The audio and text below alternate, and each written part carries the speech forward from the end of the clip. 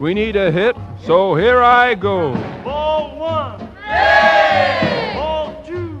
Hey! Strike one. Ooh! Strike two. Kill that umpire. Yeah! A case of Wheaties.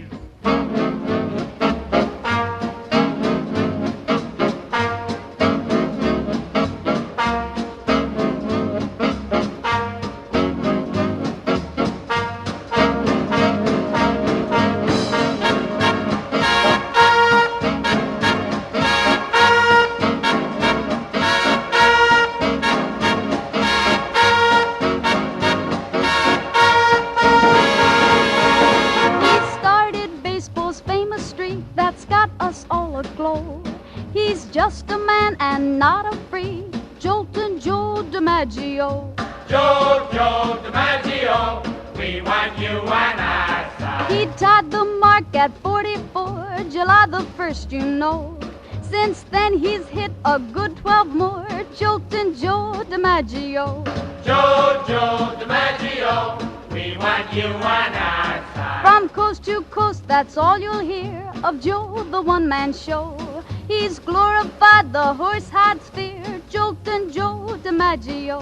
Joe DiMaggio, we want you on our side. He'll live in baseball's Hall of Fame, he got there blow by blow.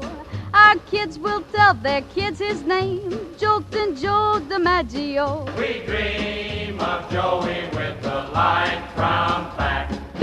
Joe DiMaggio, we want you on our side.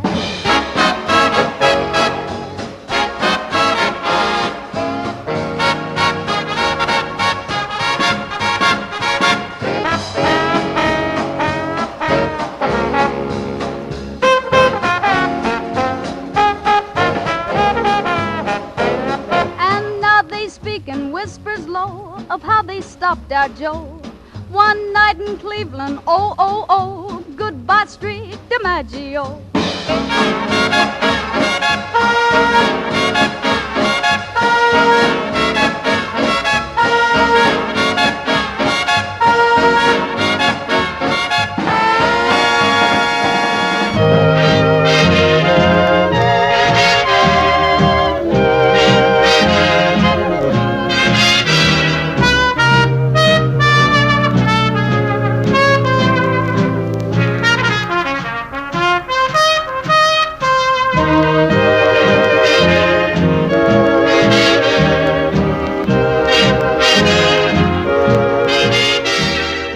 War situation. German drive into Russia lags behind speed of other campaigns. London. British expect U.S. will patrol seas to Iceland. Przemysl. Prison camp for Russians set up in Meadow. Moscow. German-Finnish thrusts at Leningrad beaten back. Berlin. Germans hammer at Stalin line to widen breach. Hango. Reds and Finns duel with American big guns. London. Bombers reported clearing invasion path. Chongqing, China looks for victory, war in fifth year. Washington, Roosevelt announces United States naval occupation of Iceland. Navy plane on Atlantic patrol missing with 7 aboard. Navy asks additional $585 million for shipbuilding program. Robert H. Jackson wins Senate confirmation for High Court. Domestic, troops whistle at girls in shorts, flush an irate general.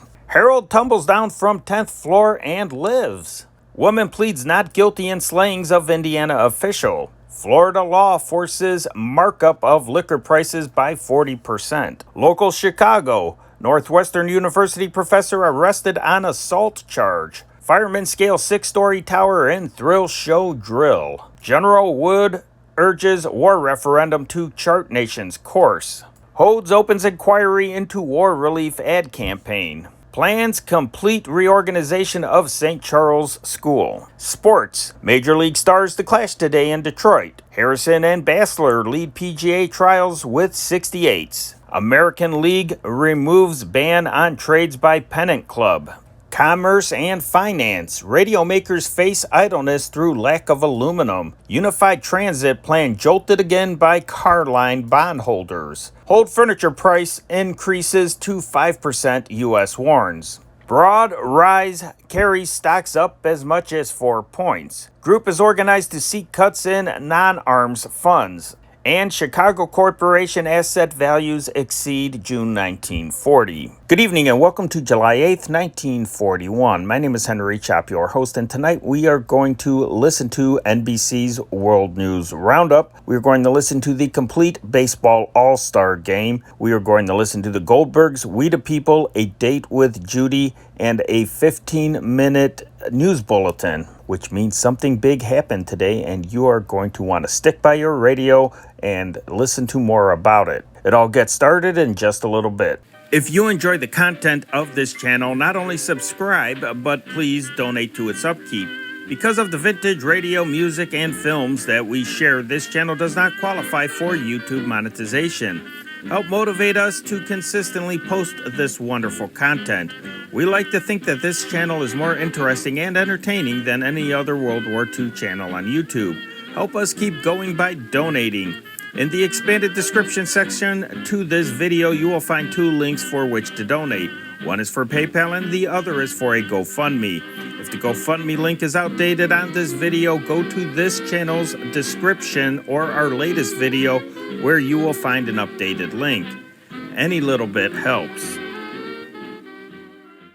If you love old-time radio, film, and music, don't forget to subscribe to this channel and click on the bell icon to get notifications as to when a new upload will premiere.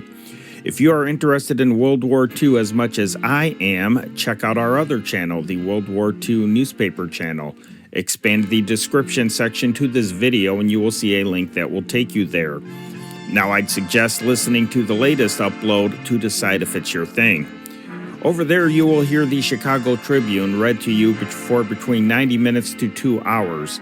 You will get a much more detailed look about what it was like to actually live through World War II than I can give you just by sharing radio broadcasts. You will not only hear detailed news of the big battles and historical events, you will hear trivial facts about the war.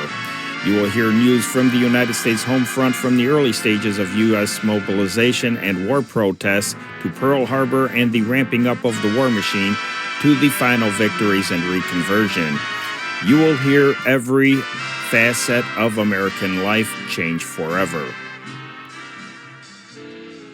Tonight we're going to start things off with NBC's morning newscast. It aired over NBC Blue at 7 in the morning. And then following that at 1:15 in the afternoon. Now I will tell you what a big deal this baseball game was. In Chicago it aired on WBBM, WGN, and WJJD. And that was the network coverage. In Detroit, where the All-Star Game was being played, the broadcast that we feature was the local Detroit broadcast, WWJ.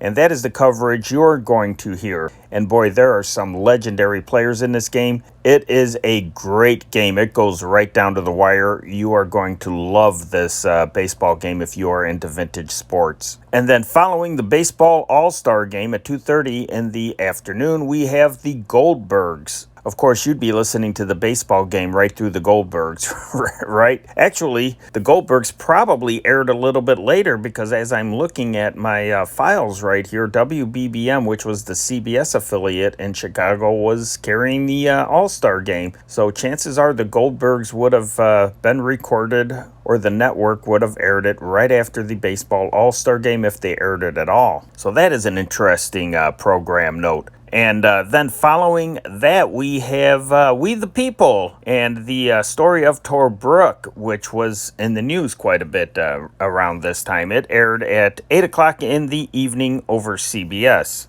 At 9 o'clock in the evening over NBC Red, we have A Date with Judy, that summer replacement for the Bob Hope Show. And then following A Date with Judy, and I don't know an exact airtime for this, so I'm just going to throw it right at the end, we have another newscast, well, not really a newscast, it's a news bulletin because it interrupted whatever program was on the air at the time.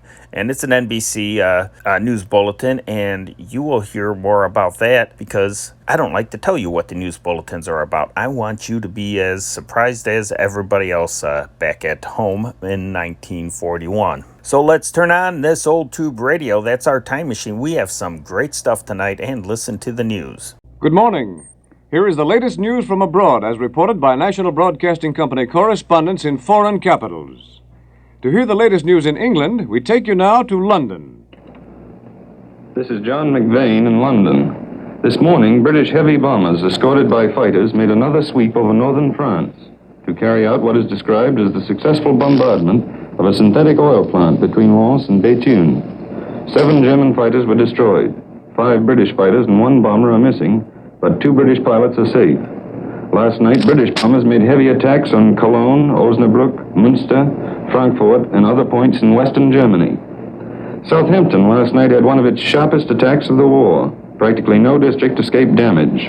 Casualties are believed to have been light, but at least a dozen people are known to have been killed and others are missing. 5 German planes were shot down. It was announced today that a Soviet Army, Navy, and Air Force mission has arrived in London and has already been in close contact with the British service ministries. The mission is headed by Major General Golikov and includes Rear Admiral Karlanov. It was stated in London today that a certain number of British troops are remaining in Iceland for the present, but they will be withdrawn as the situation dictates. The British troops will be under the command of the American Army Commander. The British Navy will continue to use Iceland as a base when necessary, and will be under the command of the American Admiral on the spot. In the opinion of British commentators, America's occupation of Iceland has put Hitler in a difficult position. These commentators believe that America's decision may have swift and far-reaching consequences. It's explained here that Germany's attack on Russia was calculated to divide American opinion with the old Bolshevik bogey. If the plan had been successful, British observers say, Hitler could, after conquering Russia, have returned to seize Britain, Iceland, and Dakar as bases for an attack on the United States. Now they think President Roosevelt's announcement has proved that America has not been tricked by Hitler's latest maneuver. One paper headlines its editorial with the words, "The eagle has wings."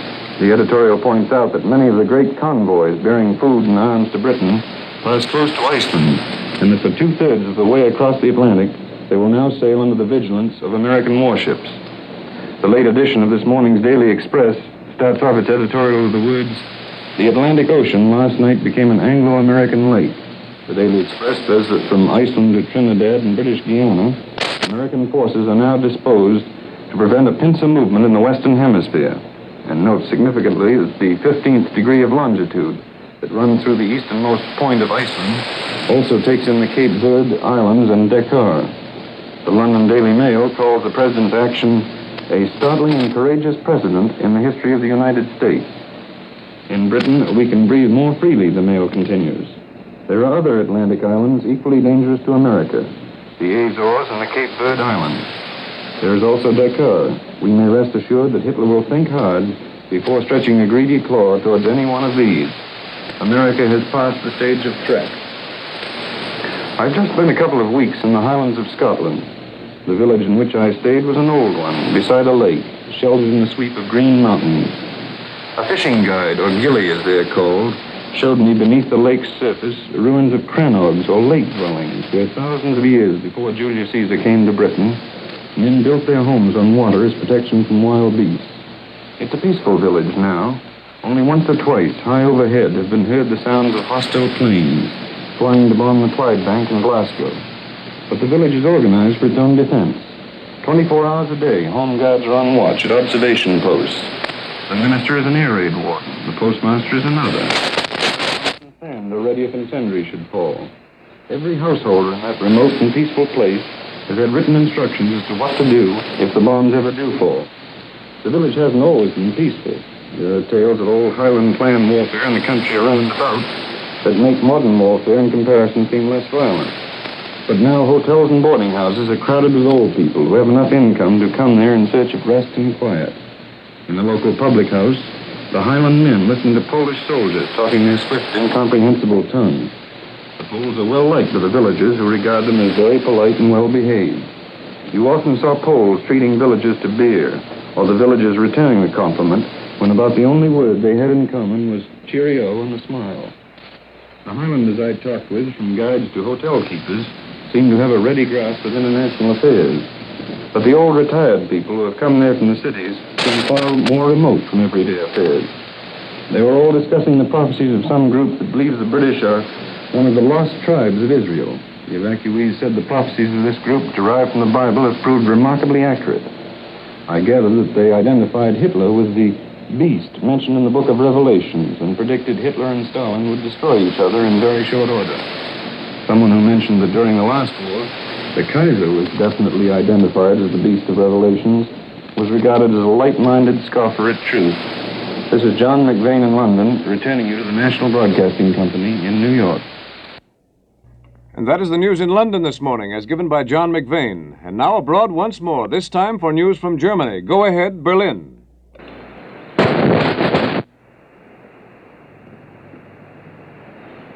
Hello, NBC. This is Charles Lanius in Berlin.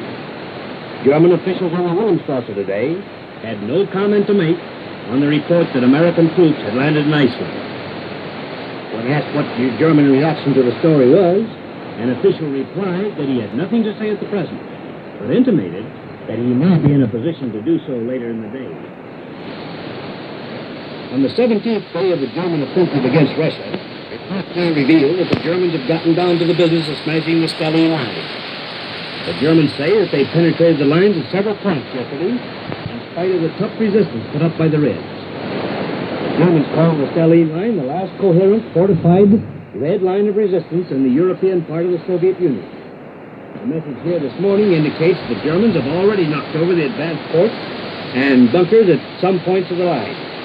One report tells how in one section, German stormtroops took 20 modernly equipped bunkers after what is described as fierce and violent fighting. The Germans announced that in this same sector, they captured 154 Soviet tanks and 100 guns of heavy and medium caliber. Another report says that assault units took a strong fort, which is mentioned as part of the Stalin line, after several hours of fighting in the subterranean passages. The Russian affairs locked the defenders in the garrison and forced them to sacrifice their lives. There were only 20 survivors, 8 of them reported to be women. On the northern front, the Germans announced they had broken through Russian pillbox defense lines after a 15-hour battle with picked Asiatic troops. Some of the pillboxes were so cleverly concealed that they were almost invisible, and the Germans say that they were only taken after fierce hand-to-hand fighting. In the middle front, the Russians, defeated in battles between the Bereskin and Pripyat rivers, are said to be making desperate efforts to get back to the Stalin line. The Germans state that only a small percentage of these troops can reach their rear defenses because the Germans are coming in too fast for them to organize a retreat. At the same time, according to the Germans, the Luftwaffe is continually battling the Soviet lines of march and troop concentration. The impression here is that the situation is this constant hopeless. Today, the Germans state that practically all of the territory which Russia grabbed after the war started in 1939 has been taken by the Germans and their Balkan allies. German and Hungarian troops have passed the captured town of Cernovich in the south, and the German states the Russians are retreating in Galicia along a broad front. German figures released today show that between the 2nd and 5th of July, their advance columns took a total of 142,216 prisoners, 594 tanks, and 550 pieces of modern artillery. Early this morning, a British squadron of 4 mortared bombers, accompanied by pursuit planes, flew across the channel to attack Calais. The Germans report that one of the big 4 mortar jobs and 4 of the fighter machines were shot down.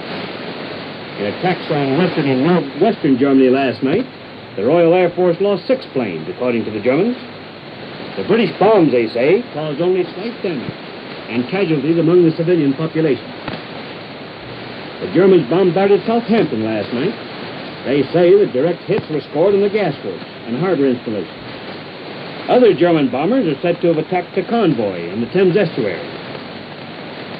Today, the Germans announced the bombing of the city and canal of Suez yesterday morning. The full moon aided the attacks, and the Germans say the attack was successful in spite of strong anti-air fire from British ground battles.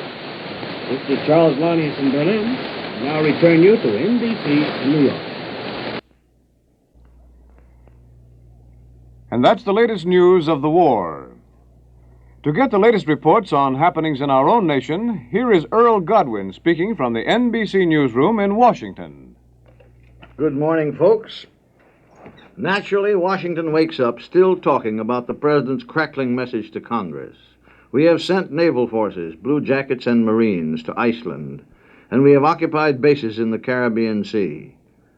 We divide here along classic lines, the classic lines, traditional lines. The senators and representatives acclaim or oppose in conformity with their well-known, now fairly well crystallized views for and against the government's foreign policies, and the feeling is getting bitter and bitter.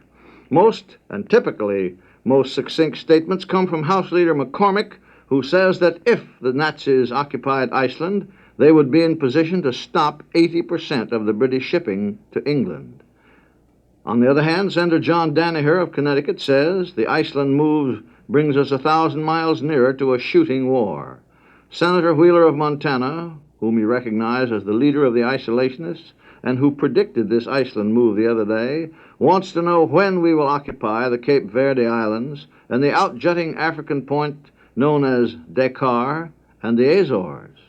The president's supporters take the move as a necessary defensive move, based on presumably authentic knowledge that the Germans plan to occupy Iceland, which this government would view as a hostile and dangerous threat toward this Western Hemisphere, that would be a violation of the Monroe Doctrine, which has been restated time and time again, and which Congress itself has endorsed and revived by 2 votes in the past few months. Incidentally, of course, to many people geographically, it's a long stretch to include Iceland in the provisions of the Monroe Doctrine, and senators are already arguing whether or not that island is within or without the Western Hemisphere. I merely report it to you. From a defense standpoint, experts say that if the Nazis intended to step into Iceland and then into Greenland, which is clearly within the Western Hemisphere, they would be but an afternoon's plane ride to the state of Maine. That's the viewpoint of the administration. What the Germans have to say about it, you heard this morning, a few minutes ago, from Charles Lanius in Berlin. If what they will say so far is problematical, but Washington expects a blast of ill-concealed hostility, but you never can tell. In the absence of anything from Germany, here's an idea. Some of our officials believe that the Germans are less likely to attack an American force in and about Iceland than the British, because the Germans are at war with the British, not the United States of America, and the Germans are not anxious to bring this country formally into the war. But you may recall that not so long ago, the President said the next Bunker Hill might be 2,000 miles from Boston. Today, the House starts debate on the bill to defer draftees at age 28. I think it's a foregone conclusion that bill will inevitably be passed. Both houses have already acted on it, but there are differences between the 2 bills. It's a foregone conclusion that the bill will be passed and the President will sign it. However, the bill also carries anti-strike provisions, which are poison to labor. The House is ready to debate this thing rather reluctantly. CIO leaders have been encamped here in Washington for 3 days, bearing down heavily on Congress to defeat the Connolly-May bill, which empowers the President to take over struck plants in defense industries, and which makes strikes illegal under certain circumstances and makes strikers and some picketers criminal under certain conditions, and labor leaders simply will not stand for it. They may be defeated, but they're going down fighting. Meantime, Congress has not yet received any formal recommendations covering General Marshall's recent suggestions that there should be more time for the citizen soldiers who have been selected to go to camp, and that there should be no limits on where the Army can serve in any hemisphere. Incidentally, General Marshall is receiving letters from the general public which indicate many people believe they think this is Marshall's personal army. They seem to forget that the Army's size and makeup and its general policy, where it goes and so forth, are all in the hands of Congress and the President. And that's all the news from Washington at this time. And that's the up-to-the-minute news of the world. This morning you have heard NBC reporters in London, Berlin, and Washington. This is the National Broadcasting Company.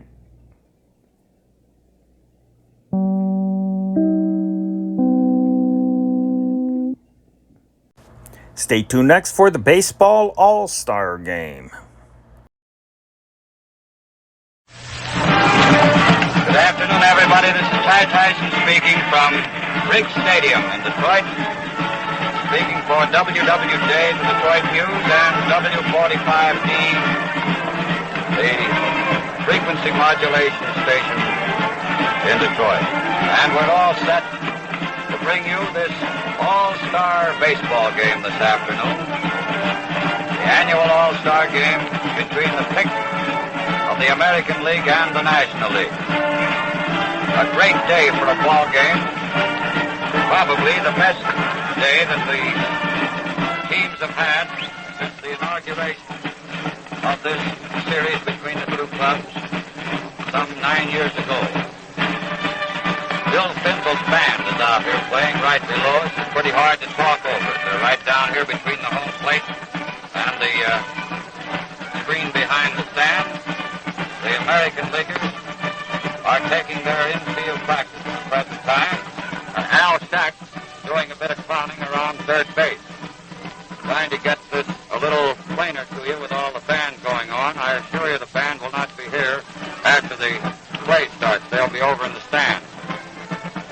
Big Stadium is all decked out in the national colors. There are very few vacant seats at the present time, and the reserve seats for the game were sold long before noon. They're still coming in to take up positions in what few vacant seats are available now. They're sold, however. The only seats that I can see that are vacant, I know, are in the reserve section, so those tickets have been sold, and these latecomers will be here probably before the game starts or shortly after it gets underway. The actual play will start at 1:30. Right now, with the American Leaguers taking infield practice, Bertie Tebbetts is doing the catching here with Artie Fletcher batting them out. Jimmy Fox is at first base, and Al Shack down there clowning at third. He just let a ball go right through the center of a straw hat, getting quite a laugh from the crowd. Al will do some other stunts here a little later, but at the present time he's doing that old stunt of his of playing third base, which we've watched for years. Now the lineups. I'm going to give you the tentative lineups right now. We'll check later on, but I know that a lot of you like to get these written down when you have plenty of time and long before the game gets started. And I think it'll be the official starting lineup. I got the American Leaguers from Del Baker, who was managing this club, and Bill McKechnie, managing the National Leaguers, gave it to me. And, of course, there may be a change before the game actually starts, but I doubt it very much. Inasmuch as this is played in an American League park, the American Leaguers are the home club, and the Nationals will go to bat first. And here's their batting order. Stan Hack, H-A-C-K, third base. He's from the Chicago Cubs. Terry Moore, M-O-O-R-E, the St. Louis Cardinals, left field. Pete Reeser, R-E-I-S-E-R, Reeser, of the Brooklyn Dodgers, center field. Johnny Mize, M-I-Z-E, St. Louis Cards, first base. Bill Nicholson, N-I-C-H-O-L-S-O-N, of the Chicago Cubs, right field. Marky Vaughn, V-A-U-G-H-A-N, of the Pittsburgh Pirates, shortstop. Linus Fry, F-R-E-Y, Cincinnati Reds, second base. Mickey Owen, O-W-E-N, the Brooklyn Dodgers, catcher. And Whitlow Wyatt, W-Y-A-T-T, of the Brooklyn Dodgers, pitcher. Now, let's see. That gives two of the Chicago Cubs.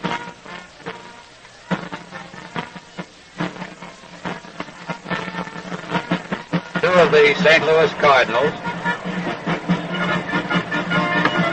Three of the Brooklyn Dodgers. One Pittsburgh Pirate. And one Cincinnati Red. The starting lineup for the National League. For the Americans, it's Bobby Doerr, D-O-E-R-R, the Boston Red Sox, second base. Cecil Buck Travis, T-R-A-V-I-S, Washington, third base. Joe DiMaggio, New York Yankees, center field. Ted Williams of the Boston Red Sox, left field.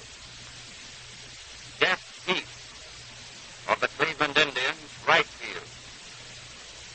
Joe Cronin of the Boston Red Sox, shortstop. Rudy York of the Detroit Tigers, first base.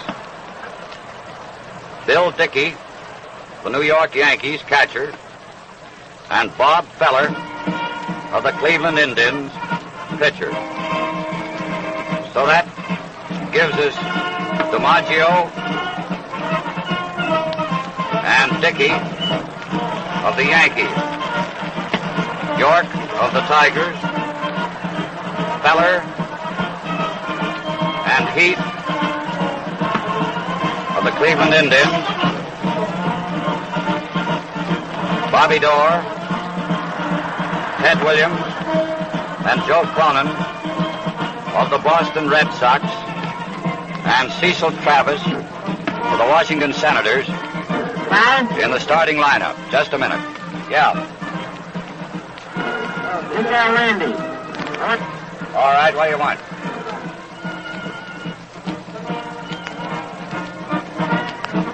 Al Schacht has now gone out on the pitcher's mound.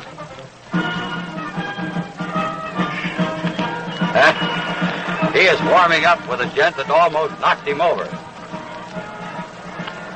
I think it's Johnny Radulovich. He's really socking it back to Al. Al is taking his glove off the hand, and now one of the boys are bringing him out a glove that is just about as big as the ordinary catcher's chest protector. Not quite as big as the ones that the umpires use, but maybe Al will do a little better later on. Winding up, you can't even see from, a little below his shoulders. He's entirely covered from there up by this mitt. He's lost out there. He's facing the center field as he starts winding again. Now he turns around. He heaves this one in. It's a ball. Catcher shakes his head and throws it back awfully hard. Backs Al back 3 or 4 feet. Tears that glove off. And he has a telephone there. He's picking it up and calling. And here comes the same lad out from the Tigers bench, which will be the American League bench this time, over the third base side, wheeling out a glove that just fills a wheelbarrow. And it's a good-sized wheelbarrow, not a toy barrow, the kind that Neil Conway uses out here to keep the field in good shape. He's got this glove up on his shoulder and partly on his head. He's staggering around out there. He's really putting on a good show for the folks. He starts to swing, and the weight of the glove pulls him back about 10 feet behind the pitcher's mound. There's the wind-up, and the glove knocks him flat on his back. He puts it up, down on his head, and it drives him flat to the ground. In the meantime, Bob Feller is warming up in all seriousness down here for the American Leaguers, and Whitlow Wyatt for the Nationals. Both right-handers. Schacht is down on the ground. This catcher threw the ball back just over his head, clear out into center field. They're getting ready to raise the flag. And the band is all set here to play the national anthem. The umpires have just come out. And here's the way the umpiring will be handled during the first 4.5 innings. Bill Summers of the American League. We're getting the lineup over the PA system. And I'll give you the umpires before this starts. Bill Summers of the American League at behind the plate. Hugh Jorda, the National League at first. Bill Grieve of the American League at second, and Babe Pinelli of the National League at third. And incidentally, Babe Pinelli played third base here in Detroit, 1920. So he's starting this all-star game as umpiring at the same spot. I will check up on this official batting order. We're all right so far. Pack, third base. Moore, left field. Reeser center field, Myers first base, Nicholson right field, Vaughn shortstop, Fry second base, Owen catcher, and Wyatt pitcher. Now that National League lineup, which I gave you a while ago, is correct. Here comes the American League batting order. Dorr, second base. Travis, third base. Joe DiMaggio, center field. Williams, left field.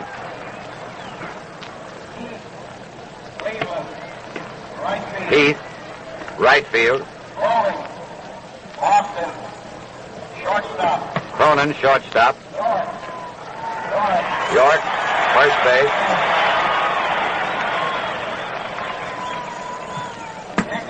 Dickey, New York, catcher. Feller, Cleveland, pitcher. The umpires are coming out. And it won't be long until this all-star game is actually on the way. In the 8 previous games, 10 home runs were made in these all-star contests, 5 by each league, so they're all even as far as that's concerned. Only Frankie Frisch of the Cardinals and Lou Gehrig of the Yankees produced more than one. Frisch hit for the circuit in the inaugural game in 1933 and repeated in 1934. Gehrig made a home run in 1936 and another in 37. Now, others that may get a home run today are Joe DiMaggio, who hit one in 1939, Jimmy Fox, when playing with the Athletics, hit one in 1935, Joe Medwick, who was representing the Dodgers this time while with the Cardinals, hit one in 1934. The umpires, the managers, and the coaches have come out to the plate, getting all set. And as I say, it will not be long until here we go. In 1933, the American League won 4-2. In 34, American League repeated again 9-7. And again in 35, they won 4-1. Everybody up, national anthem.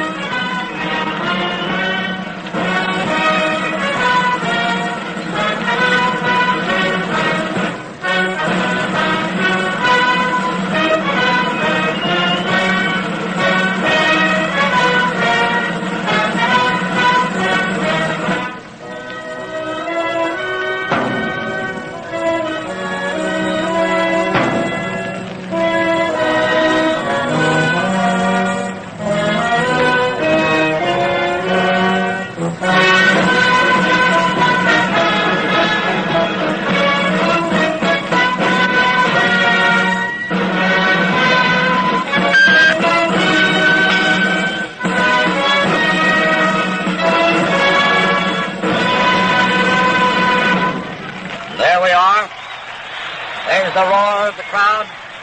The band gets away from here. And it won't be long, continuing with this record of the All-Star Games. After the Americans had won again 8-3 in 1937 for 5 straight victories, the Nationals have won the last 3, or have won 2. In 1938, Nationals won 4-1. In 39, the Americans won 3-1. And in 40, the Nationals won 4-1. The Nationals also won in 36. Pardon that error there. 4-3 in 1936. So the American League has the edge of 5-3 so far. Umpire Bill Summers, the plate umpire, first half of this game is yelling, "Come on, boys, get the field clear to photographers and paraphernalia. Bring the lads out. It's just about 1:30. And Commissioner Landis, Presidents Harridge and Frick of the 2 leagues want to get this thing started right on time. A lot of old ball players here today in this crowd of over 50,000. I'm probably the oldest one at least the oldest one that I have any recollection of, any knowledge of being here, is Bobby Lowe. Bobby's over 70, and he was a great hitter in his time. He's out here, he lives in Detroit, he's enjoying it. There go the American Leaguers out on the field. York at first base of the Detroit Tigers. Bobby Dorr, the Boston Red Sox at second. Joe Cronin of the Red Sox at third. Cecil Buck Travis, Cronin. Cecil Buck Travis of the Senators at third. Ted Williams of the Boston Red Sox in left field. Joe DiMaggio of the Yankees in center field. And Jeff Heath of the Cleveland Indians in right field. And out there pouring in the ball to Bill Dickey behind the plate is Bob Feller, Cleveland Indians ace right-hander with 16 victories as against 4 defeats. Now, the rules of the game, the All-Star game, is that a pitcher works 3 innings. He can't work any more than 3 unless he happens to be the 3rd pitcher in the game, and the game goes into extra innings. Then he dare stay in as long as the manager so desires. Umpire-in-chief Bill Summers is yelling something to Neil Conway, groundkeeper, to be sure and get a couple of these photographers out of the way that are down beyond the American League dugout opposite third base. Stan Hack, left-handed batter, third baseman of the Chicago Cubs, is first man up in this ball game. The National Leaguers are wearing their road uniforms, so they're quite colorful, different ones. Feller's first pitch, a fastball on the inside corner around his knees for a called strike. The Cubs have a sort of a silky-looking uniform, light blue pants with a white stripe down the seam, same color shirt, sort of a jersey effect with dark blue sleeves, white shoulder pads, and a red stripe around the sleeve just above the elbow, and a blue cap, rather colorful. Feller just broke another fast one in there for the second called strike on Hack. Hack is hitting in the neighborhood of .310 for the season. The count is 2 strikes and nothing. Feller starts that wind-up. Here's the pitch. And it's a low breaking curve inside, close to the batter's feet for ball 1. 2 strikes, 1 ball. First man up in the All-Star game, Stan Hack of the Chicago Cubs, third baseman on the National League team. We have a strong breeze blowing from the outfield right into the plate. There's the wind-up for the next one, and Hack swings on a curveball that dropped down in the dirt. Dickey's digging that out of the dirt. Feller not relying on the fastball to blow by that time, but a beautiful curve. 1 out.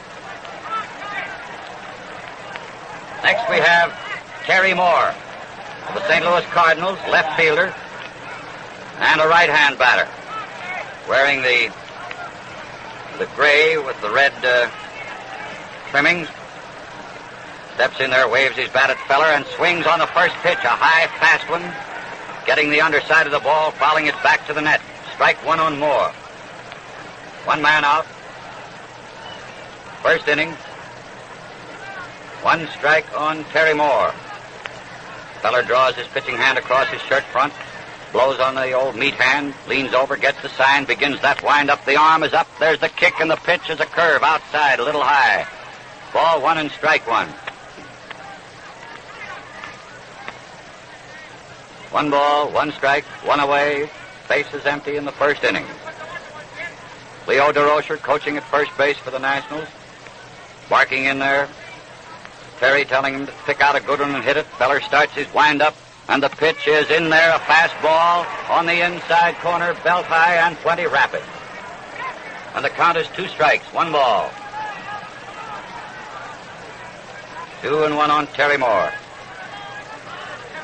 Feller pulls his cap down a little more firmly, kicks around at the pitcher slab, leans over to get the sign from Dickey. Bill comes out of that crouch. The wind-up starts, and the pitch is a hit, a fly ball rather, in short center field. Shortstop Cronin backing up for it and takes it for the out.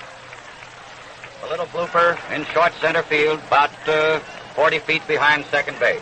Cronin, the shortstop, making the put out. So there's 2 away. And Pete Reeser sensational hitting outfielder of the Brooklyn Dodgers, hitting .360 and a long ball hitter. This kid is a pip. I've seen him in spring training, and he really can hit. Left-handed batter.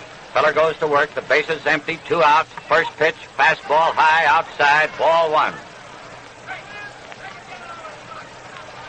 He works for DeRocher, and DeRocher hollered, "Hey," and he looked around. He says, "Make him get it over and then sock it." 1 ball to count. 2 men out. Bases empty. Dickey comes out of that crouch. Feller starts his windup, then begins all over again. There's the motion. The pitch is a fastball around the batter's knees for a called strike. The count is 1-1 on Reeser. Brooklyn Dodgers road uniforms are gray, blue stockings and blue caps, blue letters. The count is 1-1. Feller has the sign. There's the motion for the windup. They're playing Reeser straight ahead. Reeser bunts. Foul down the third baseline. And the count is 2 strikes and 1 ball. 2-1.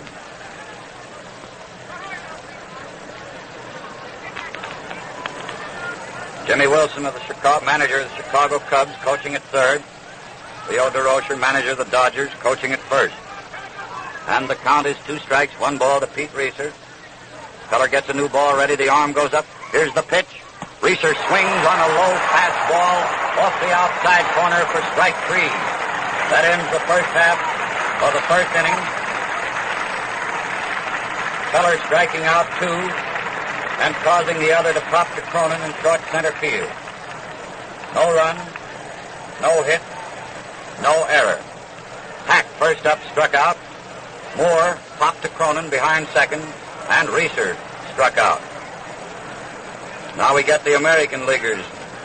See what they can do against the right-hand pitching of Whitlow Wyatt. Mickey Owen, who is doing the catching at least as long as his battery mate Whitlow Wyatt is on the hill, first 3 innings at least, wasn't expected to catch at all in this game, although he'd been chosen.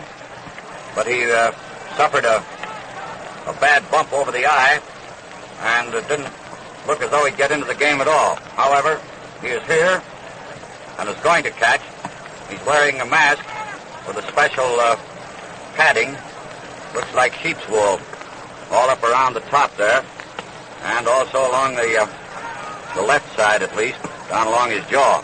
First man up will be Bobby Dorr, the Boston Red Sox, playing second base for the American Leaguers this afternoon. Right-handed batter. Bob was out of the game, out of the lineup for some time due to a very bad Charlie horse. He's telling me he's all right now, and he's in there ready to go. He's been playing recently. The last time the Red Sox were here, he was out of commission. Now here's Whitlow Wyatt, the record of 13 victories and 4 defeats. Big right-hander used to be with the Tigers. The first pitch, Dorr hits a high fly, a rainmaker right up at second base, and Fry takes it for the putout. 1 away on the first pitch.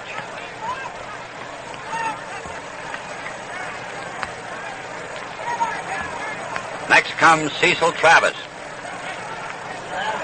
third baseman, Washington Senators, left-handed batter.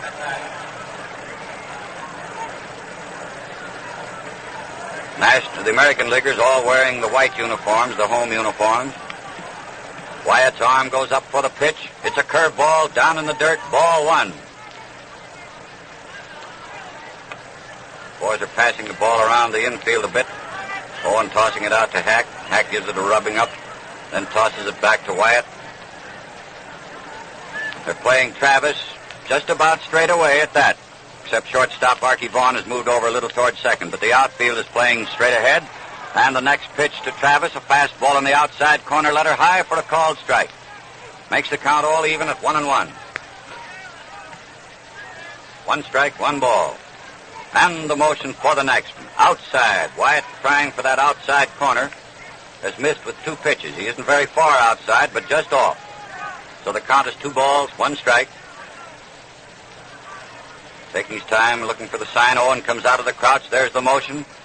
And it's fouled into the upper deck, opposite third base. Souvenir ball. Strike two, and the count is 2-2 on Travis. He hit a fastball, a high, fast pitch. A little late getting around that time. 2 strikes, 2 balls. 1 man out, bases empty in the first, no score. Here's the pitch. Travis turns one around back here in the screen, right behind the plate. Foul ball. I can't see very many open spaces in Briggs Stadium right now. I would say right now there are over 50,000 in here. Wyatt gets a new ball, rubs it up a bit. Chews his gum, waiting for the sign. He already has it. Owen comes up. Here's the pitch. And there goes a drive to center field, coming in fast for it, and takes it for the putout is center fielder Pete Reiser, or Reeser. 2 men out, and a big hand being afforded Joe DiMaggio.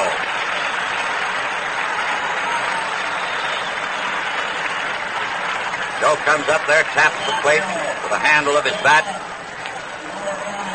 This game doesn't count on that consecutive record of hitting. He's already hit in 48 straight games. See whether he makes it 49, but this will not count. Thursday's when Joe wants to get number 49. First pitch of Wyatt's right over the outside corner, belt high, a nice curve for a called strike.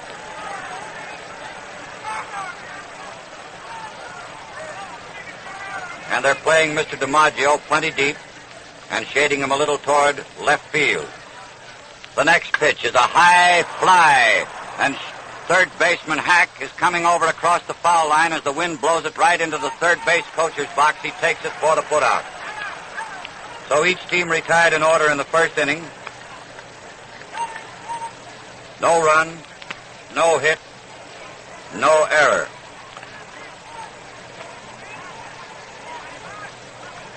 Dorr popped to second baseman Fry. Travis flied to Reeser in left center, and DiMaggio fouled out to third baseman Hack.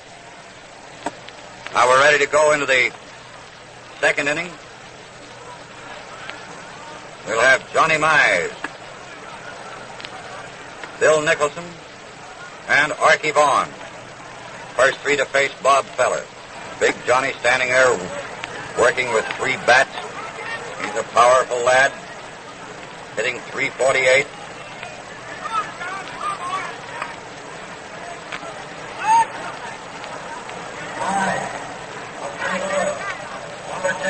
Johnny Mize, Cardinal first baseman, left-handed batter. First man to face Feller in the second inning. No score, no hits. The windup. Feller's first pitch to Mize is a fastball outside for ball 1.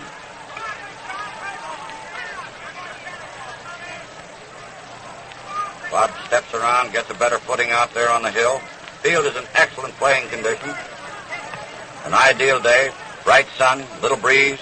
Next pitch, Mize hits a high fly to center field. DiMaggio playing perfect position, fades a couple of steps and takes it for an easy out. 1 down, and Bill Nicholson of the Chicago Cubs. Left hand hitting right fielder. Moving up in the spot just vacated by Mize.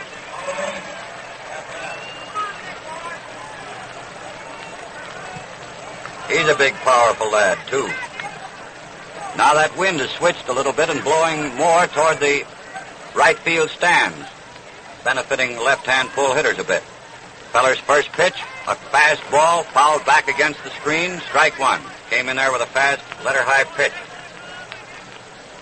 1 strike on Nicholson. 1 man out, bases empty. Second inning, the All-Star game. No hits and no runs. Feller working on this new ball. He's satisfied with it now. Leans over and gets the sign from Dickey. Bill comes out of the crouch. The arm goes up. Here's the pitch. A curveball breaks over, starts outside, and comes over belt high for a called strike on Nicholson. Feller throwing a nice hook. 1 ball, 1 strike. Now Bob is crouching over. He's all set, straightens up. The arm goes up twice. There's the kick. The pitch is a fast one outside, a little high for ball 2. 2 balls, 1 strike.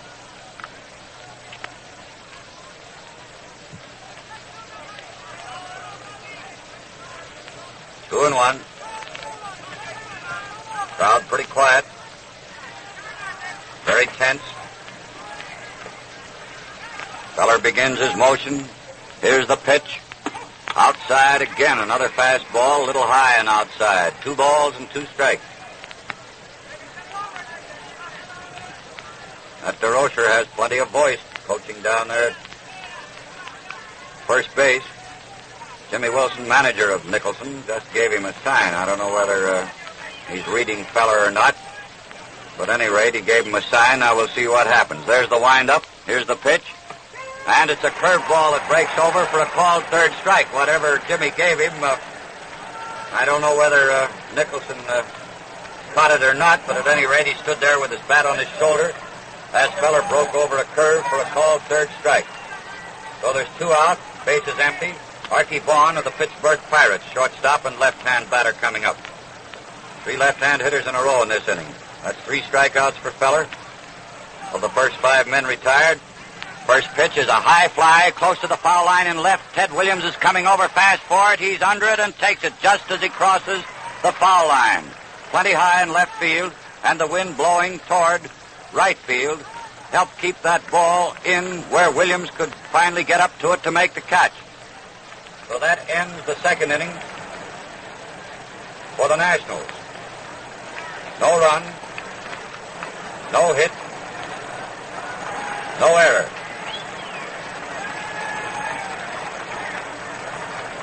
Myers flied deep to DiMaggio in center field. Nicholson took a called third strike, and Vaughn fouled to Williams in left. Coming up for the second time at bat, the American League presents Ted Williams, hitting .405. Jeff Heath, .371. And Joe Cronin, .338.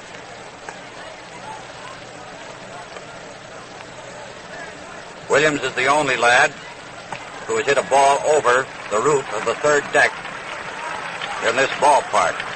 It is quite a clout. There's Owens' toss to Fry at second. Fry whips it to Vaughn. Vaughn over to Hack. Hack gives it a going over before returning it to the pitcher's mound. Now Wyatt has it, and we're ready to go. And this is WWJ and W45D, Detroit, bringing you the All-Star Classic from Briggs Stadium. Williams up there at the plate. Wyatt looks him over. Now he has the sign. Owen comes out of that crouch. The arm goes up for the pitch, and it's a fastball outside about chin high for ball 1. And when chin high on Williams, it's up there pretty close to 6 feet.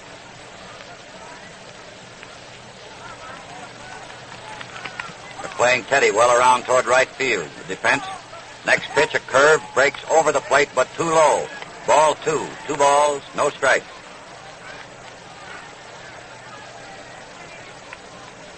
2-0 on Williams, leading off.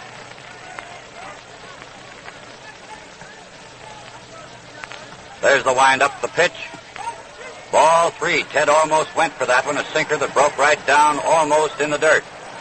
Owen had the back of his glove on the ground when he received that pitch. 3-0. Fastball through the middle, the automatic strike. Williams taking it. Never moved his bat off his shoulder. He looks down toward first base where Merv Shea is doing the coaching. Artie Fletcher coaching at third for the Americans. Count is 3-1. Wyatt winds. He pitches low for ball 4. The first man to get on base in this 9th All-Star clash, Ted Williams, getting there by the base on ball group. Jeff Heath, another left-handed batter, hits a long ball coming up there.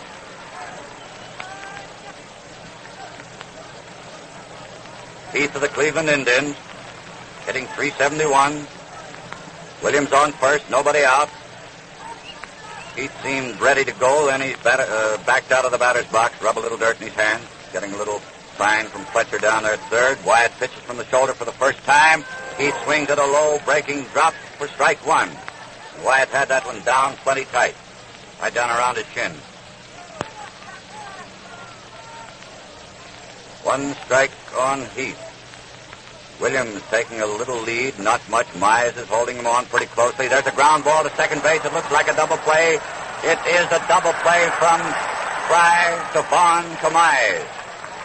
Looked like a cinch tailor-made double play when that ball left Heath's bat. Not very hard hit ball, and down toward second, which gave Fry a chance to come into the ball while running in toward second base. Vaughn coming across, taking the easy toss, then rifling it to Mize to complete the double play, and here comes Joe Cronin of the Boston Red Sox, right-hand batter, 2 out, and the bases empty in the second. Joe up there with his bat poised high in the air, waiting for that first pitch. And here it comes, and it's in there, too. A fastball, plenty fast, on the inside corner, about belt high. Called strike on Cronin.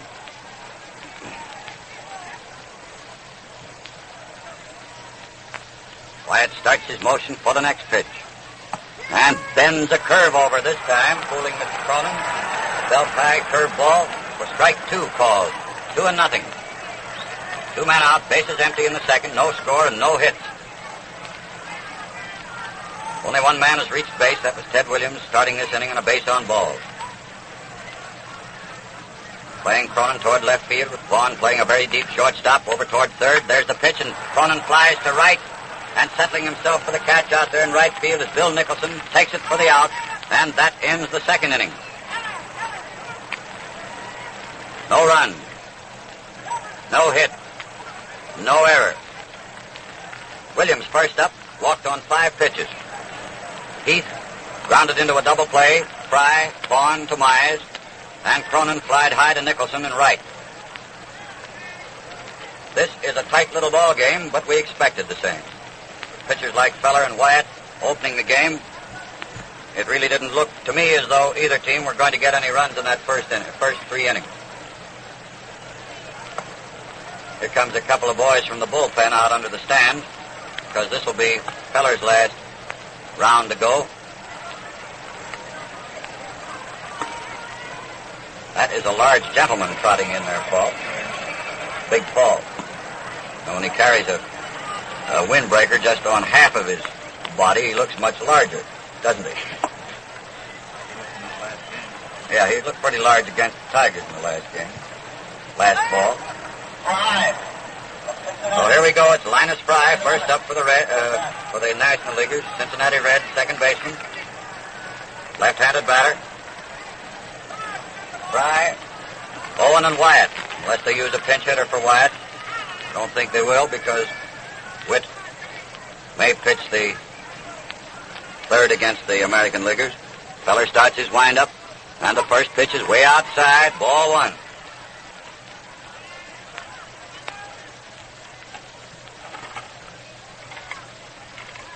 One ball to count. Linus Fry, first up.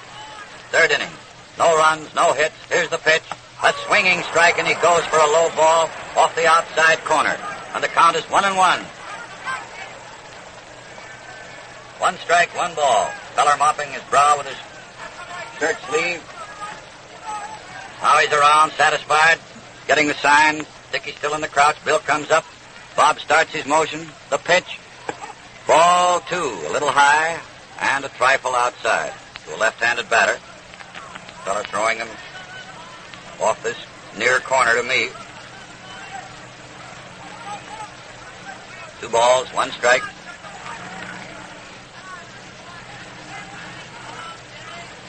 And the motion for the next pitch.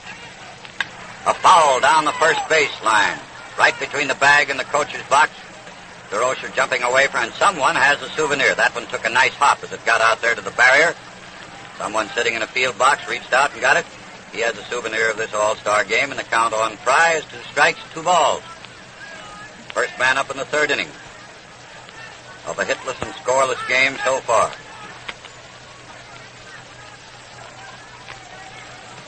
Feller steps around out there on the mound, smoothing the dirt a little bit where he comes down after delivering the pitch, get a better footing. Now he's in the hole ready to go. His arm goes up and down and up again. Here's the pitch. Fry lines A single to right field for the first hit of the ball game. Line drive, about 10 feet high, as it went through the infield, midway between first and second base. The first hit of the ball game, Linus Fry of the Cincinnati Reds. And here comes Mickey Owen, Brooklyn catcher. One man on, nobody out. The American Leaguers put the first man on in the second inning, but he was erased with a double play for the next batter. Now here's the National Leaguers have their first chance. Owen is a right-hand batter. Dickey comes up out of that crouch calling for the pitch. Feller pitching for the first time without a full wind-up. Lays the first one over, let her high for a called strike. One strike on Owen. Fry edges off first a bit. York is standing right on the bag. There he's caught between first and second. Throw to York and then to Cronin. And he's out. Feller, York to Cronin. Fry made his break too soon before Feller delivered the pitch and was an easy out. Feller, York to Cronin. One away. Now Feller can go back to that full windup. And that's a bad break for the Nationals. Time called. Owen starts to wander out of the batter's box as an airplane passed not over the field. He was off the beam this time, didn't fly right across the field.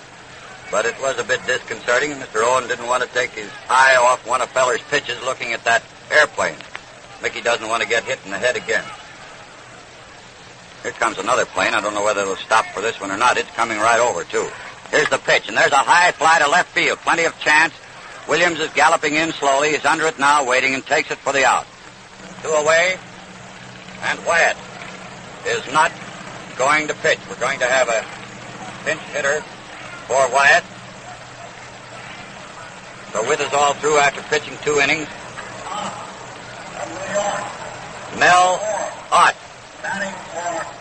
Mel Ott is batting for Wyatt. Ott is a left-handed batter that cocks his foot, lifts it off the ground before he swings. That front foot comes up, and the pitch is low, ball 1. Ott batting for Wyatt.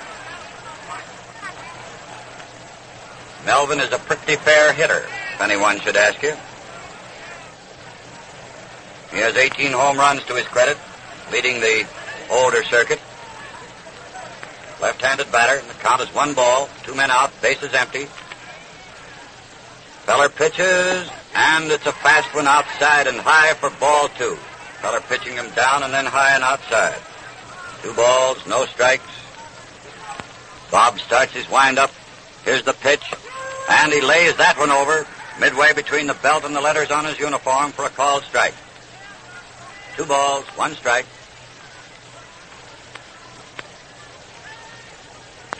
Lots of chatter out there in that American League club, talking it up to Feller. Bob Pierre's in there for the sign. Dickey's out of the crouch. The arm goes up, and the pitch is fouled. Back in the netting behind the plate for strike 2, making the count all even at 2-2. 2 strikes, 2 balls. 2 men out, bases empty, no score in this ball game. Feller getting a new ball in shape, has his glove tucked under his arm. Now he pulls it on, dries his pitching hand on his shirt front, leans over, comes up straight, begins his wind-up. Here's the pitch, and the pitch is outside for ball 3. So Ott will have a chance to look over a 3-2 pitch and make up his mind. I'm glad it's Ott, not me. 3-2. 1 hit has been made off Feller. He has fanned 3 and he's walked none. Now there's the windup. This is the pitch. Here she comes. And Ott strikes out, the bat slipping out of his hand, going clear up to first base. Dickey dropping the pitch, which was in the dirt, picked it up through to York, and that ends the 3rd inning for the National Leaguers. And Feller is all through after pitching his 3-inning score, allowing 1 single, no runs, struck out 4, and walked none.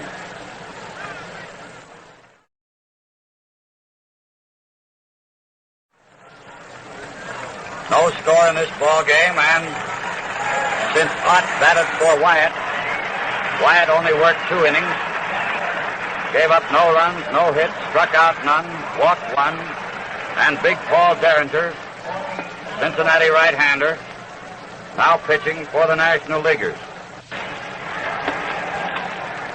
He'll pitch first to Rudolph Preston York, and both boys are familiar with each other as far as playing against each other. Who's that catcher? We also have a new catcher in there. Al Lopez of the Pittsburgh Pirates catching. Rudy York first up, Derringer pitching. And Rudy gets quite a hand. Local boy, the only one on this club today. Hits the first pitch, an extremely high fly. An easy chance for center fielder Reiser, and he takes it for the putout. 1 away.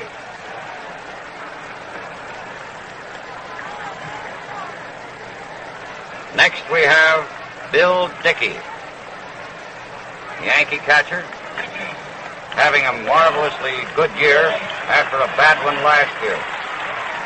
Bill has come back a long way this year, which is a big help to putting the Yanks up where they are. He's hitting .330, and last year Bill could hardly buy a base hit at this time of the season.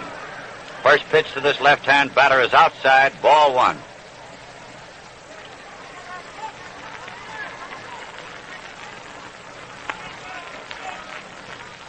Derringer winds, pitches a sidearm pitch, which is hit on the ground to second baseman Fry. There's the toss to first, and Dickey is out. Fry to Myers.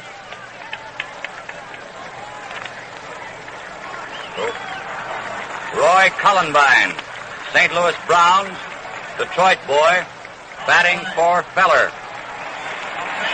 Roy Cullenbine, he's getting quite a hand.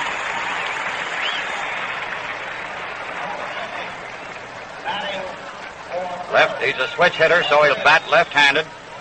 2 men are out, bases empty, no score.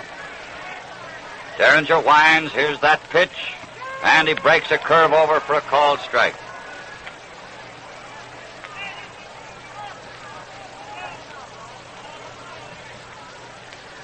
And the motion for the next one. A swinging strike. Fastball. He was a little late getting around on that. 2 strikes and nothing.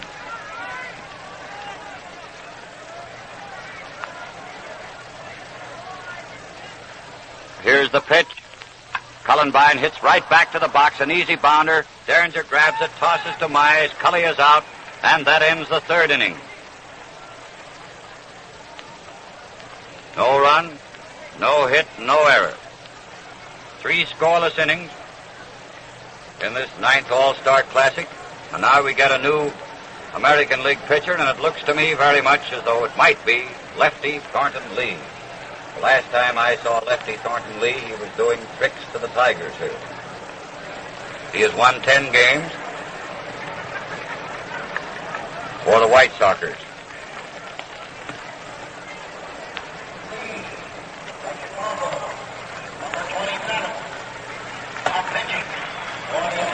Lefty Lee, Thornton Lee,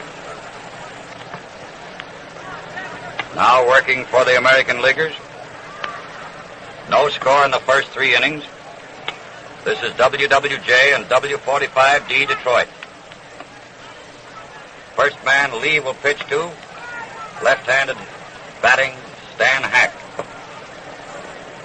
First time around, Feller fanned Hack.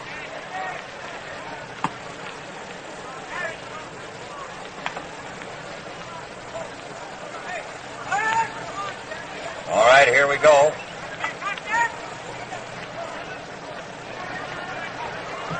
Hack is in there, leading off in the 4th inning. Lee's arm goes up for the first pitch, a sidearm curve for a called strike. Hack was going to swing, decided not to, but the ball bent over the outside corner around his knees for a called strike. And the motion for the next one. Inside, ball one, 1-1. Throws a sidearm half crossfire pitch. Big, tall, rangy lad, 6 feet. Arm goes up and he pitches low, ball 2. Tried for that outside corner with a knee-high pitch, but the ball was too low, and it's 2 balls and 1 strike.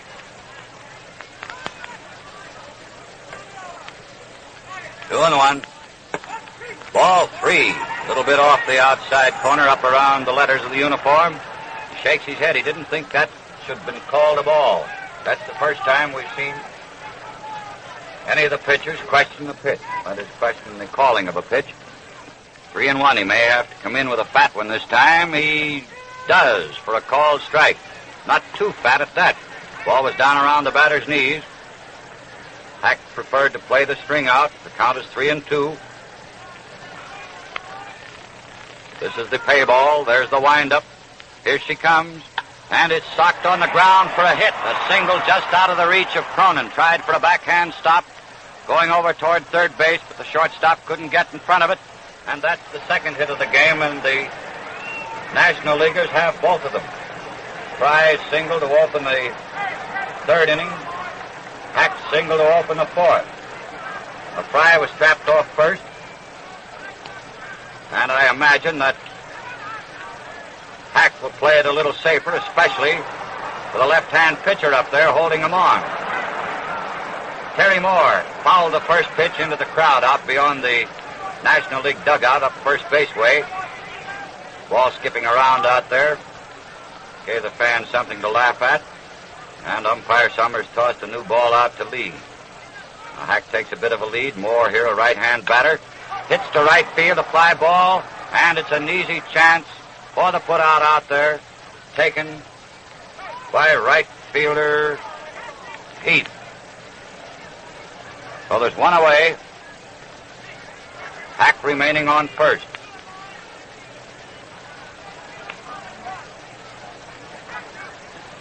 Pete Reeser is up. Left-handed batter whom Feller struck out on his first appearance at the plate. He hits a bounding ball to York, grabs it, steps on the bag. He's throwing down to Cronin, and Cronin tags Hack sliding into second for a backhand double play. An easy bounder to York, right at the bag. Rudy grabbed it, stepped on the bag, and whipped it to Cronin, putting it on to Hack as he slid for the bag, and that ends the fourth for the National Leaguers. They had to play that double play in reverse, and the runner at second had to be tagged.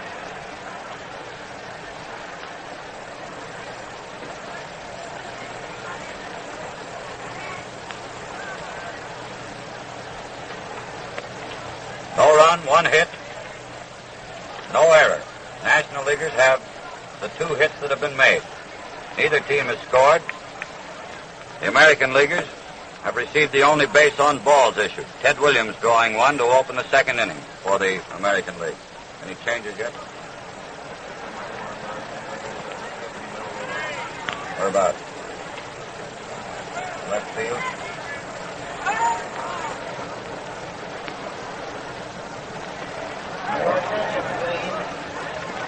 Elliott of Pittsburgh, number 8, now playing right field. Elliott, Bob Elliott of Pittsburgh, is playing right field for the National Leaguers now.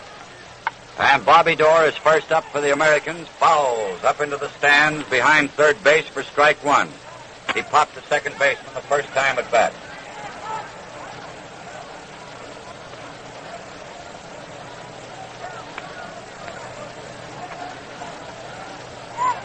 Derringer all set with a new ball. Pitches. Dorr fouls into the dirt. Strike 2.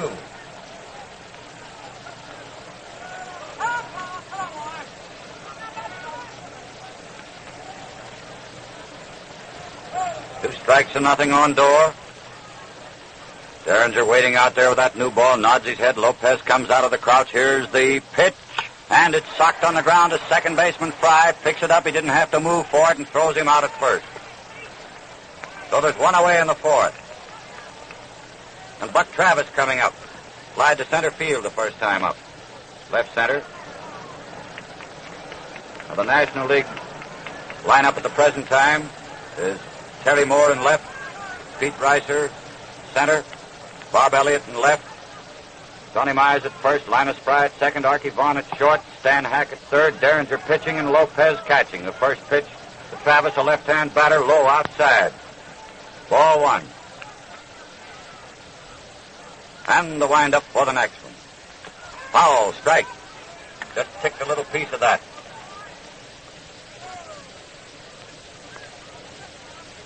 The white padding on the mask used by the National Leaguers. The catcher turns around. He looks sort of like one of these white-faced monkeys. There's a drive to left center field, and it looks as though it's in there for a hit. It is. It's going between Moore and Reiser for a two-base hit to the barrier in left field. 365 feet away, the first American League hit. And the first extra base hit. Buck Travis of Washington getting that one. With one out. Travis on second in the fourth inning, no score.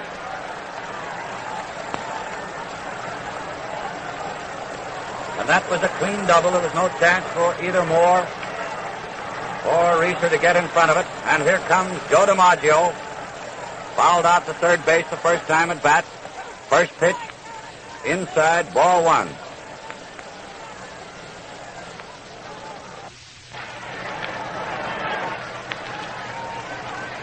This is the first time anyone has got beyond first base.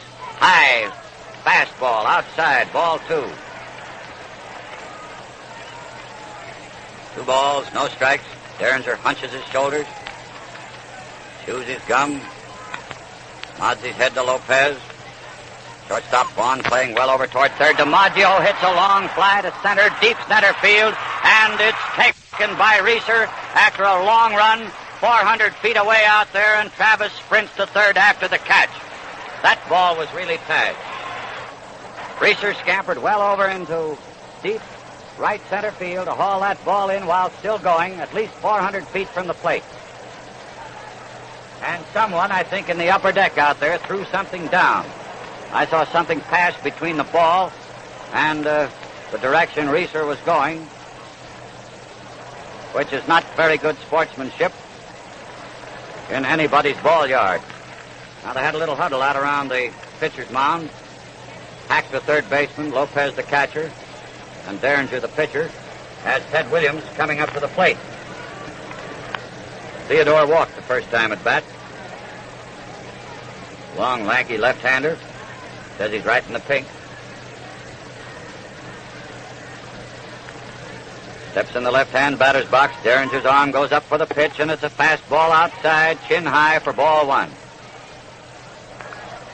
Wind has shifted around again and is gently blowing in from right field. Just a gentle zephyr. And the motion for the next. Strike called. Big Paul found that outside corner with a letter-high fastball. 1 ball, 1 strike. Travis on third, 2 out in the fourth. No score in this ball game.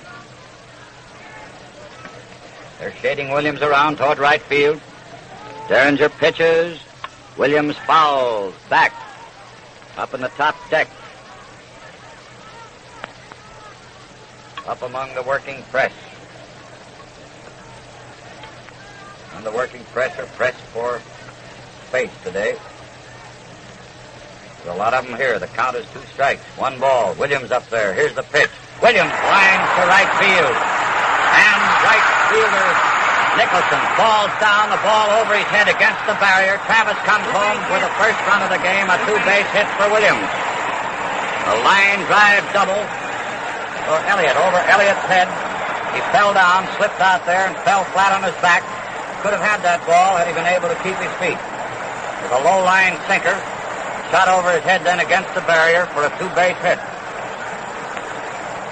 And the first run of this ball game is in. The American Leaguers leading 1-0. A cheap way to get a run, but the runs count. Jeff Heath is up there, left-hand batter's box. First pitch, a called strike. As a tough break for Derringer and the National Leaguers when Elliott lost his footing and sat down in the grass. Strike swinging. He'd have caught that ball about chest high. Right where he was. 2 strikes and nothing on Heath. Jeff steps out of the batter's box. He's in again. Stearns are waiting for him. Now Paul pitches. Heath fouls back in the net. And the count is still 2 strikes and nothing. Crowd is murmuring about that drive out there and the fact that Elliott fell down. Just feet shot right out from under him. Sat down gently. Strike 3 called on Heath. Stearns are laying that one right in the middle. And that ends the 4th inning. And the American Leaguers take the field with a 1-run advantage. 1 run, 2 hits, no error, and 1 left on base. Bobby Dorr first up, grounded out on an easy chance, second to first. Fry to Mize.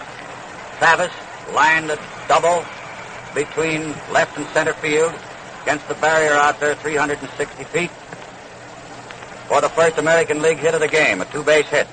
DiMaggio flied very deep to Reeser in right center. Williams lined to right field, a sinking line drive. Right fielder Elliott slipped in the grass, sat down, and the ball just over his head against the barrier for a 2-base hit, scoring Travis for the first run of the game. Heath then took a called 3rd strike.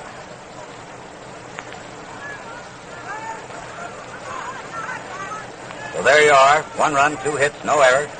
Each team has made 2 hits, and the American Leaguers have the 1 run that's been scored. Mize, first up, starting the 4th, 5th inning, rolls to York for an unassisted putout.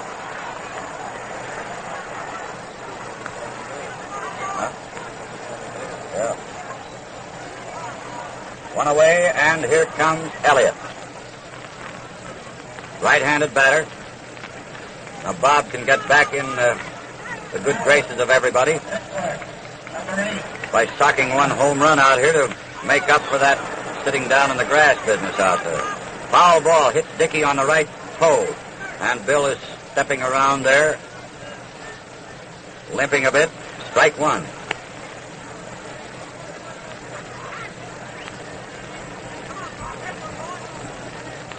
One strike on Elliott. Lee's arm goes up, he pitches. A fastball down toward third. Travis comes up with a nice stop and throws him out at first. 2 away. Bases empty. Archie Vaughn, the Pittsburgh Pirates, shortstop in this game for the National Leaguers, tried to left field the first time up. Moves in there in the left-hand batter's box. Lee starts his wind-up motion. Here's the pitch. And a wide sweeping curve outside. Ball 1.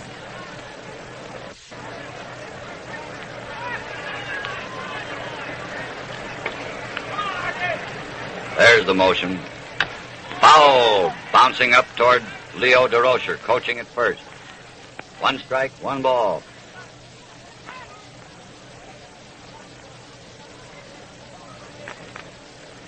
One strike, 1 ball.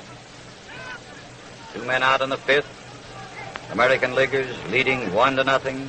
Lee pitches a curveball outside for ball 2.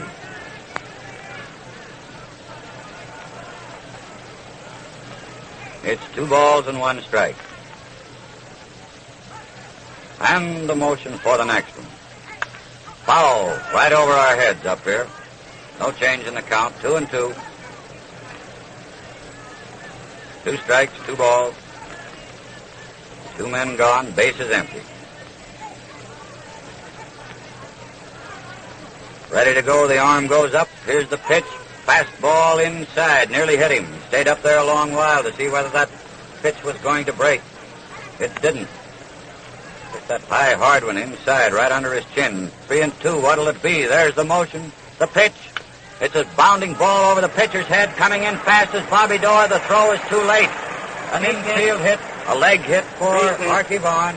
Slow, high bounder over Lee's head. Dorr rushed in from second base, had to take it near the edge of the grass, coming in, and the runner beat the throw by 10 feet. That's the 3rd National League hit We're getting a pinch hitter, I believe, for Linus Fry. Brooklyn Dodgers, apparently by the uniform, Herman. Bill Herman batting for Fry. Right-handed batter. 2 out, 1 on. Curve on the outside corner. Called strike.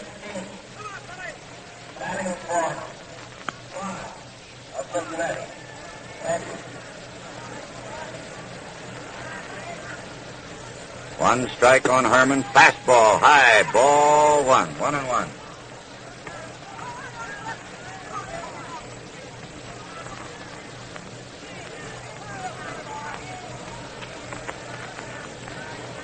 Billy Herman, former Cub, now with the Dodgers. Lee pitches way outside. Dickey had to leap out in the left-hand batter's box for that one. The ball apparently slipped out of lefty's hand. Bill is carrying it back to him, now tosses it to him with a word of encouragement. Comes back behind the plate. The count is 2 balls and 1 strike. Tying runners on first. Marky Vaughn, 2 men out. Billy Herman batting for Linus Fry. Lee pitches. Herman swings and misses. Strike 2. Missed a fastball that was outside. I think he was looking for a curve. Thought that would bend into him. But it didn't. 2 strikes, 2 balls. There's the stretch, the pitch. And there goes a drive safely into center field. DiMaggio takes it on the first hop. A single for Herman. Advancing Vaughn to second. The tying runners on second. Al Lopez, the catcher, coming up. That's the 4th National League hit.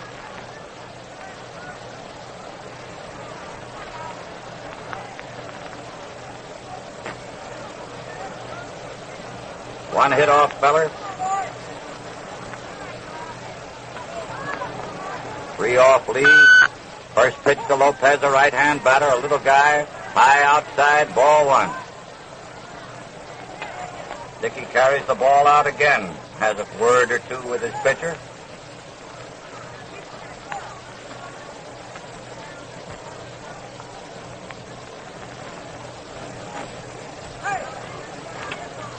Runners on second and first, 1 away.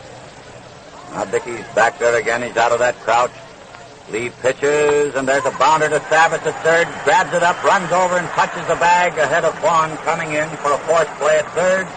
Ending the first half of the 5th inning with no runs, 2 hits, no error, 2 left on base.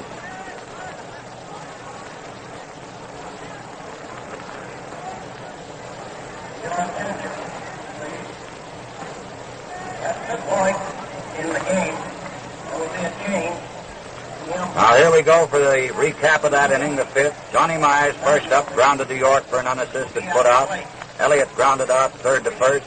Vaughn singled to Dorr. Herman batted for Fry and singled to center. Vaughn stopping at second. Lopez forced. Vaughn at third. Travis unassisted. No run, 2 hits, no error, 2 left. Now we have a change in the umpires. Probably a change in some of the lineup, too. I don't know. Herman, who batted for Fry, is now playing second base for the National League. And Bucky Walters pitching for the National League. The score is 1-0 in favor of the American League, with the American All-Stars coming up for their turn at bat in the 5th. Number 41.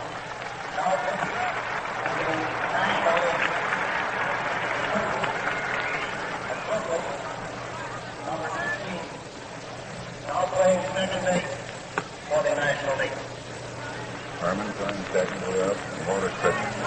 Herman playing second, Walters pitching. And we'll get a change in these umpires. They'll move around. Finelli, I believe, is coming in behind the plate. Finelli of the National League. He's exchanging with, the way it looks now, with Bill Summers, who did the first 4.5 innings behind the plate. Bill is going out to third, take up his position along that foul line behind third. Finelli coming in behind the plate. Jorda taking care of the second base assignment, and Bill Grieve of the American League the first base assignment. So there's National League umpires behind the plate and at second, American League umpires at third and first. Joe Cronin first up, faced Bucky Walters, swings and misses the first pitch for strike one.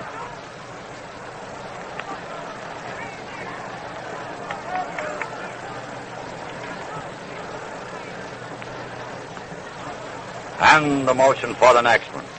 Fastball inside. One strike, one ball. Cronin fouls up in the third deck. Strike two. 2 strikes, 1 ball. Pinelli stands off with a right-hand batter up there. Stands a bit as we're facing the diamond. Stands a bit to the left of the catcher and crouches right down with him. He really can see those pitches come in there. Another foul back upstairs. In other words, with a right-hand batter up, Pinelli, the plate umpire, is virtually between the catcher and the batter. Not out in front of the catcher, understand, but he really gets a good look at that plate, and he's right down there with him, and Cronin fouls another one high up on the roof behind the stand.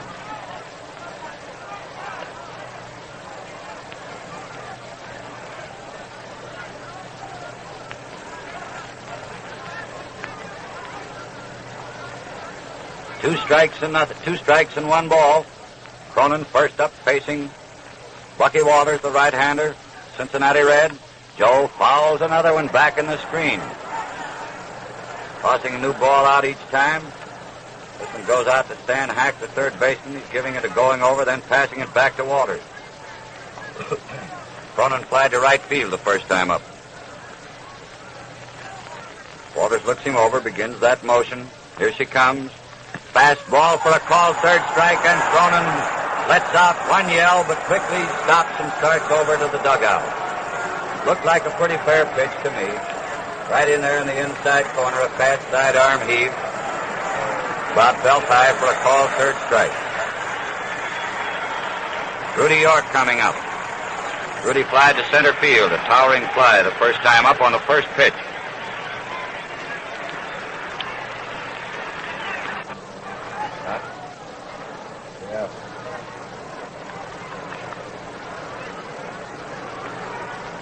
All right, one away. York up there. Strike. He says he swung. Umpire Pinelli says he swung. Rudy says he didn't. He's out barking at Babe. But Babe says it's a strike, Rudolph. It was a nice curved ball. It did miss the outside corner and a bit low. It was breaking off. A nice jug. 1 strike. And the next pitch. Ball low. 1 strike, 1 ball. Seems like an American League crowd out here. The way they're yelling. It's a good ball game. Whoever you're for. Ball 2. Low and inside.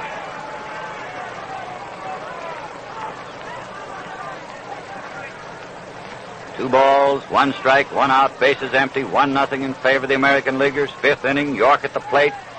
Hits the next pitch, a single into left field. Low line drive into left. Here comes the throw. The shortstop, and York is on first.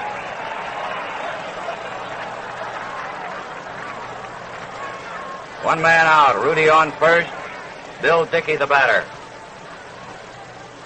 That's the 3rd American League hit. Cecil Travis, Ted Williams have doubles, York a single. Derringer worked 2 innings, gave up 1 run, 2 hits, struck out 1 and walked none. 1 gone, York on first. Dickey up there in the left-hand batter's box. First pitch is a spin going down the left field line. York is stopping at second. Dickey rounds first, and now he comes back when he sees that York pulled up at second. Pretty fast fielding out there by Terry Moore, and they know that Terry has a good arm also. And Artie Fletcher coaching at third, knowing Moore's arm and York's rather lack of speed.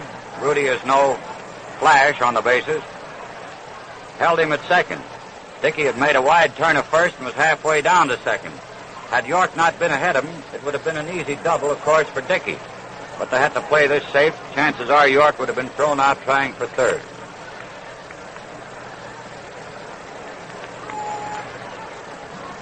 Lee is batting for himself. Lefty Lee, the American League pitcher, bats him as he throws him, fouls the first pitch, strike one. One man out. Score is 1-0 in favor of the American Leaguers, fifth inning. York is on second, Dickey on first. Each team has now made 4 hits.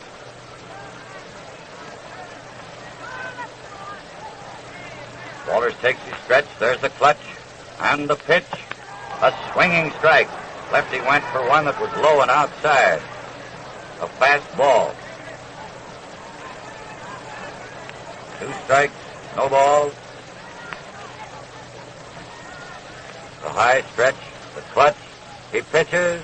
Lee fouls right over our heads. New ball tossed in the game. Count 2 strikes, no balls. Finelli moving over now with the left-hand batter up there.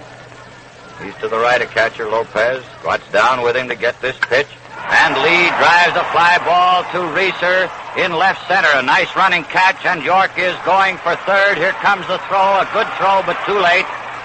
And York takes third after the catch. Dickey remaining on first.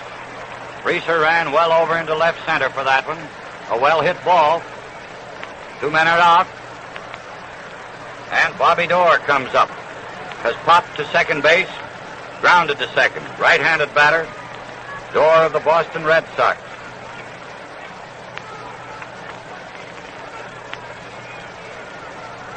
Two gone.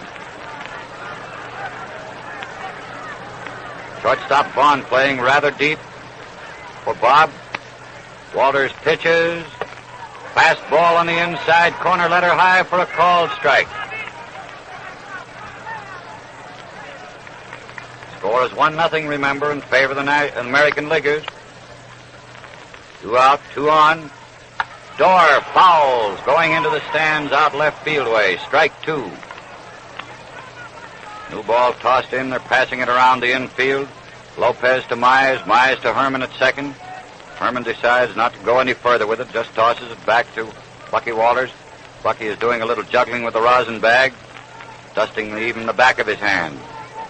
Standing there calmly, getting the sign. Lopez down in the crouch. Now Al comes up. There's the clutch. Here's the pitch to Dorr. A swinging strike, and thus ends the 5th. No run. 2 hits, no error, 2 left.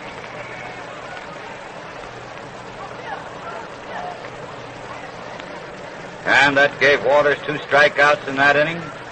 The American Leaguers also made 2 hits. Cronin, first up, was called out on strikes. York single to left. Dickey also single to left. York stopping at second. Lee hit a long fly to center fielder Reeser, who made the catch over in left center. And then York took third after the catch. And Dorr struck out to end the 5th. The score still 1-0 in favor of the American Leaguers. Each team has made 4 hits. The American Leaguers have had 3 left on base, the Nationals 2.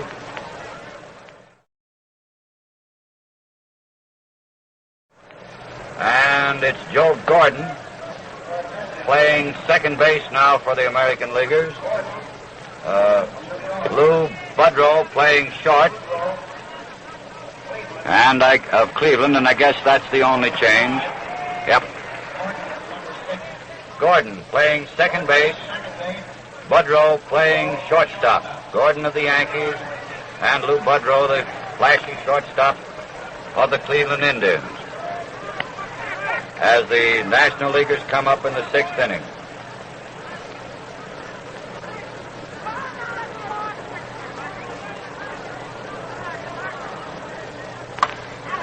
First man up, sucks that first one down the line in the 3rd, along the left field line, and he's going for 2 bases on that pitch. 2 bases. It's Bucky Walters, the pitcher.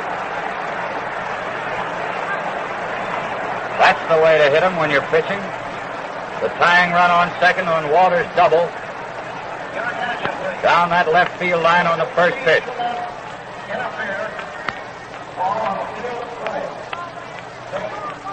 That's the third double in this ball game. Walters on second with a tying run. Stan Hack coming up. Left-handed batter. Lee toes the rubber. There's the stretch, the clutch, and the pitch. It's bunted toward third. Lee fields the ball, whips it to York. A sacrifice, advancing Walters to third. One man out and the tying run on third.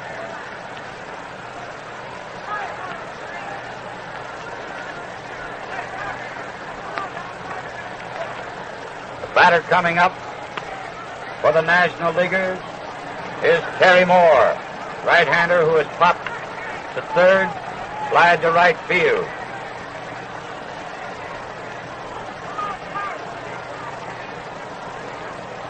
Lee goes into a full windup.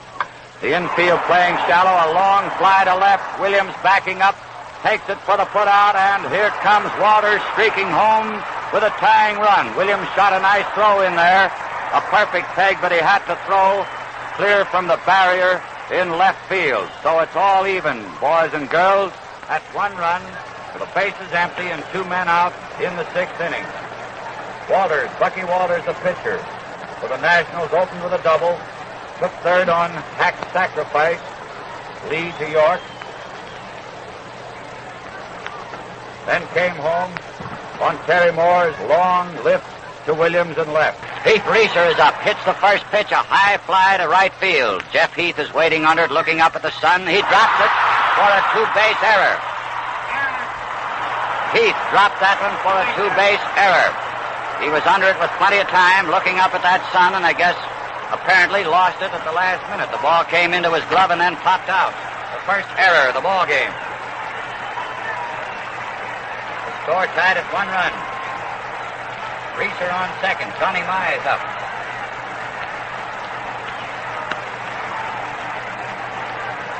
Big left hand hitting first baseman was flied to center field and grounded to York. Johnny's in there swinging. Lee pitches a curve, clips the outside corner across his knees for a called strike.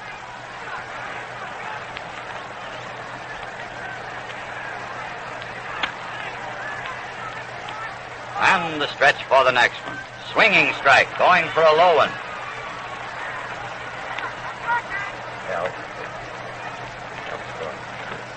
Two strikes, no balls. Johnny Mize at the plate. Pete Reeser on second. The score tied at one run. Sixth inning of this all-star game. Lefty Lee pitches a fastball a little low over the plate, but a little low, and Lee was on his way to the bench, and so was Dickey. Thought he had him on that one. Umpire Pinelli says, no, it's a ball, boys. Get back there and go to work. Two strikes, one ball. There's the clutch. The pitch. Mize hits a funny roller to third baseman Travis. Comes up with the ball, whips it over to York. Johnny is out. And that ends the first half of the sixth inning. And the score is tied at one run on Bucky Walters' double. Opening the inning on the first pitch. Sacrificed to third by Hack. Lee to York was the play. And then came home on Terry Moore's long high fly to Williams in deep left. Reeser then ran two bases. When Heath dropped his fly in right field, Mize ended the National League half of the inning, grounding out third to first, Travis to York. One run, one hit, one error, one left on base. Score all square at one run. The American Leaguers coming up in the sixth inning. This is WWJ and W45D. Playing right field for the National League. That? Give me a 9 in right field. Enos Slaughter playing right field for the National Leaguers. Buck Travis first up for the American Leaguers. First pitch. A line drive, an easy line drive to second baseman Billy Harmon. One out.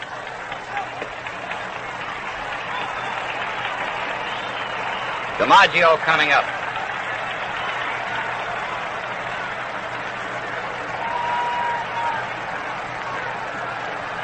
Joe hit a long drive, center field, second time at bat. First time fouled out to third baseman Hack. leans away from a fast inside. Walters pitch for ball one.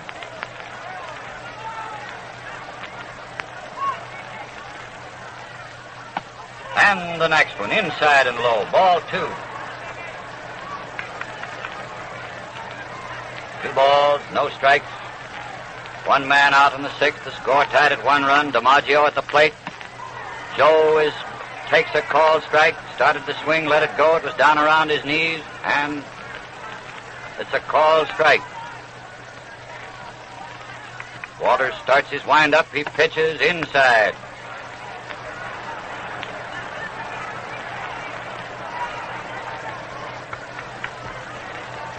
Bucky turns around with his back to the plate, rubbing that ball a bit. Satisfied with it now, his arm goes up. Here's the pitch. Ball 4, almost a wild pitch. Nearly got past Lopez, and DiMaggio walks. First base on balls off Walters, and the second base on balls issued in this game. Whitlow Wyatt walked 1. Derringer walked none. Feller and Lee have walked none. Williams coming up. DiMaggio on first. Williams doubled the second time at bat, drove in Travis with a lone American League run. Ball 1 outside to this left-hander.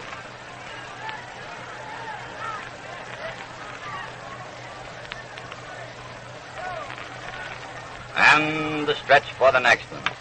Williams fouls to Mervyn Shea, coaching at first. Took it on the first hop. Strike 1, ball 1.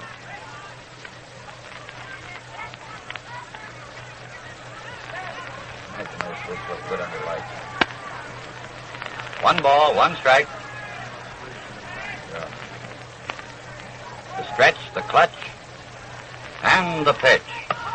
Ball 2, it was fast and outside. About belt high. Lopez all set, cocking his arm for a throw should DiMaggio break for second. Joe is on first, 1 out. The score tied at 1 run. This is the 6th inning. Walters is set, he pitches. Williams flies to center fielder Reeser. Pete takes it for the putout, and DiMaggio hustles back from down around second. 2 away. Jeff Heath coming up. Grounded to third and struck out.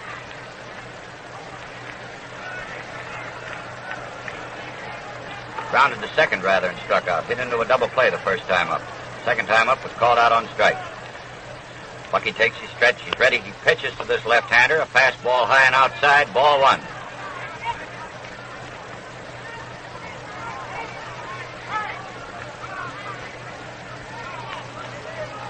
And the next pitch. In the dirt. Nice picking by Al Lopez, the catcher, digging that one right out of the dirt, causing the dust to blow all over Pinelli's nice blue uniform.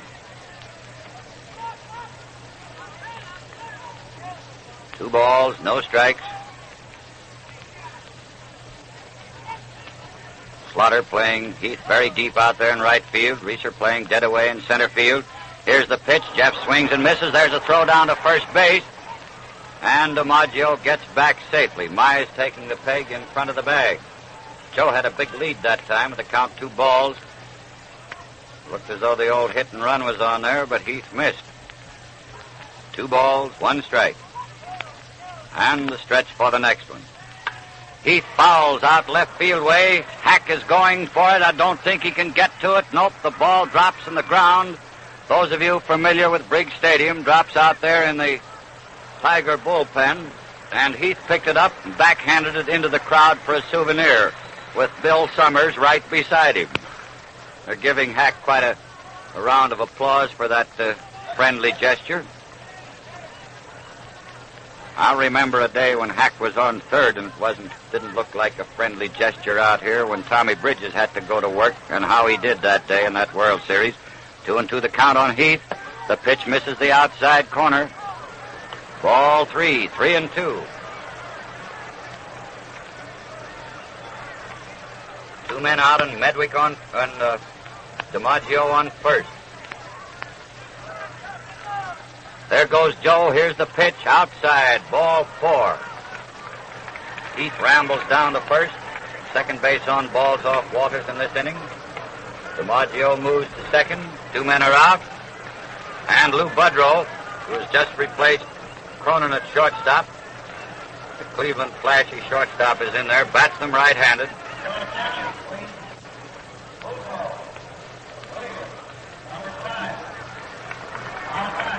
Lou very popular around here, I guess all over the circuit, a grand kid and a great ball player. First pitch, low, ball one.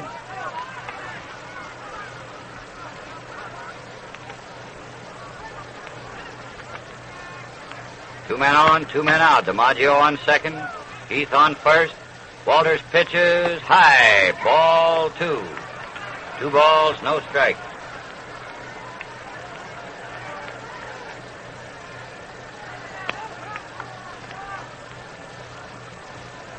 Lopez carries the ball halfway out to Walters.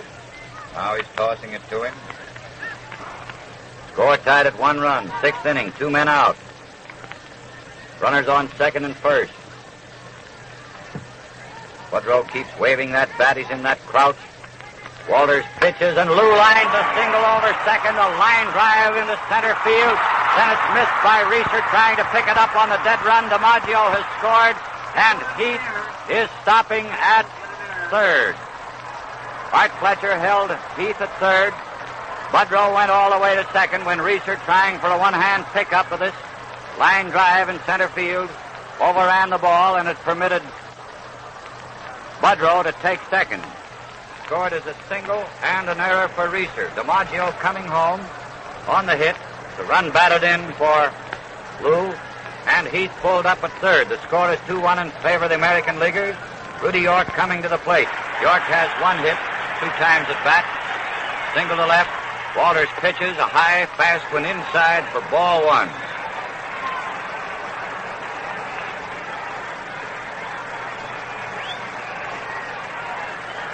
And the next one.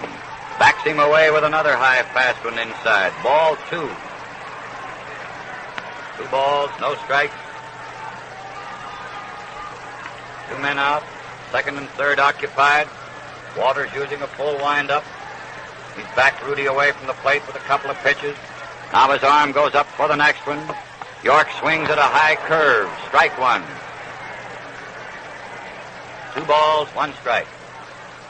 Bucky shakes himself out there on the slab, glances over toward third, begins his windup, the pitch, and Rudy hits a long high fly to left field.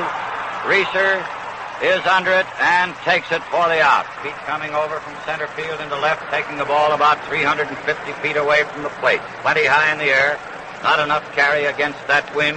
That ends the 6th inning with 1 run, 1 hit, 1 error, and 2 left on base.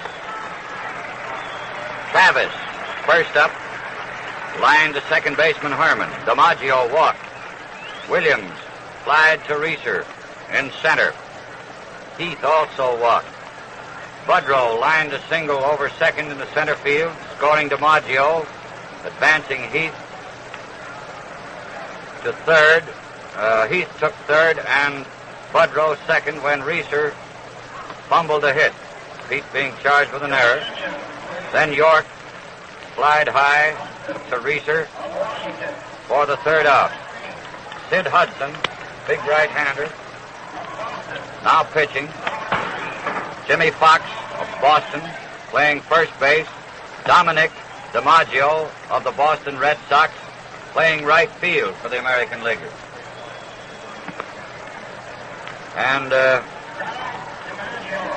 this is the first time the 2 DiMaggios have played together since they came up in organized ball. We hope they don't quarrel out there, right in center field. Going into the 7th inning, the score now 2-1 in favor of the American Leaguers. Now we get these changes.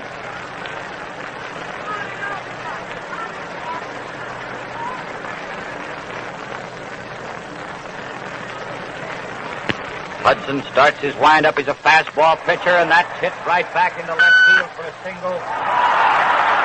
Fumbled by Williams. He falls down, comes up again, and he goes an extra base. 1 and 1. Single and an error. Artie Vaughn. Single and an error. Enos Slaughter, first man up for the National Leaguers. Tickled that first pitch of Sid Hudson of the Washington Senators, a single in the left, and when Williams slipped out there and fell down, Slaughter took an extra base on the error. Tying runners again on second, nobody out. Archie Vaughan coming up, left-handed batter. Budrow keeping the runner close to second. And just as Hudson was ready to pitch, Vaughan playing a little deep baseball there, backed out of the batter's box. Bill Dickey has gone out with the ball to talk to Sid. This is the kid's big moment.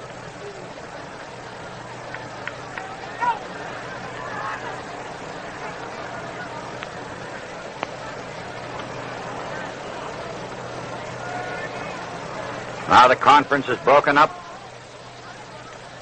It's set to go. There's the stretch. And the pitch. Curveball inside, low, ball one.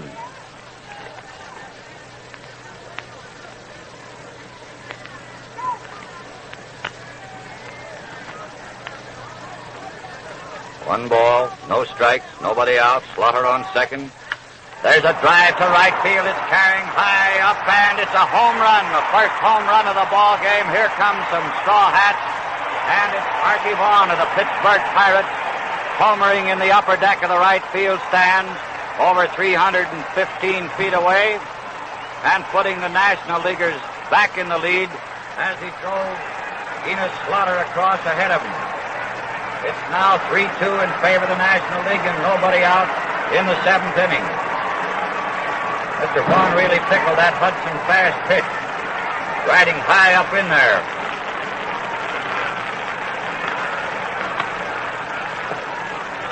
This brings up Billy Harmon. He batted for Fry in the fifth and singled, then replaced Fry at second. Socks a fast one down the third base line, rolling out into the left field corner. There's an extra base hit being grabbed by one of the fans reaching out of the stands out there. A two-base hit. And these National Leaguers seem to care very kindly for the pitching slipped in here by Sid Hudson. A single, a home run, and double. The first three men to face him. Nobody out in the seventh.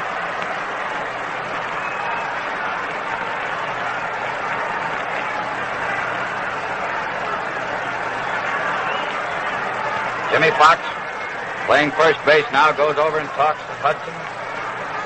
Coming into the batter's box, right-hand hitting catcher Al Lopez. Sid pitches from the shoulder. Al bunts out in front of the plate. Dickey grabs it up and throws to Gordon, covering first for the put-out, a sacrifice hit.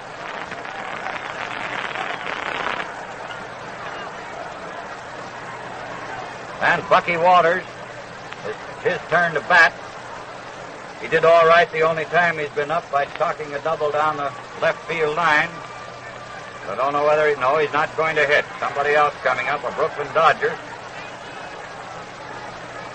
Leo DeRocher has a little confab with him.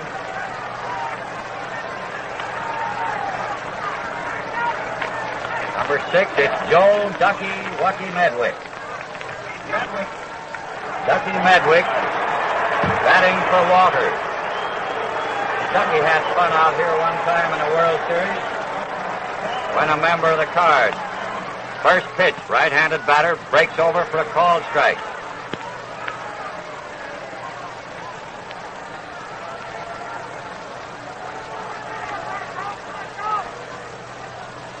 And the next one. The sock on the ground to shortstop. Budrow bluffs the runner back to third, then rifles the ball over to Fox. Retiring Medwick. A swell play by Lou Budrow at Cleveland shortstop. He held Herman on third and then whipped the ball over to Fox ahead of the runner for the second out.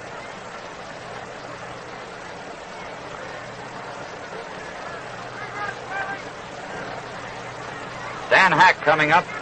Left-handed batter with one hit and two official times at bat. Herman on third. The score 3-2 in favor of the National Leaguers. Seventh inning.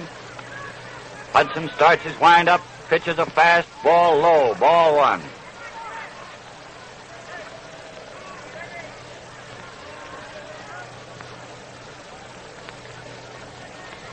Dickey down there in the crouch, calls for the pitch. Now he's straightening up.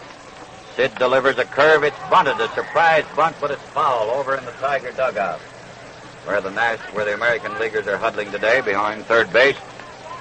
And the count on Hack is 1-1. The score is 3-2 in favor of the National League, seventh inning.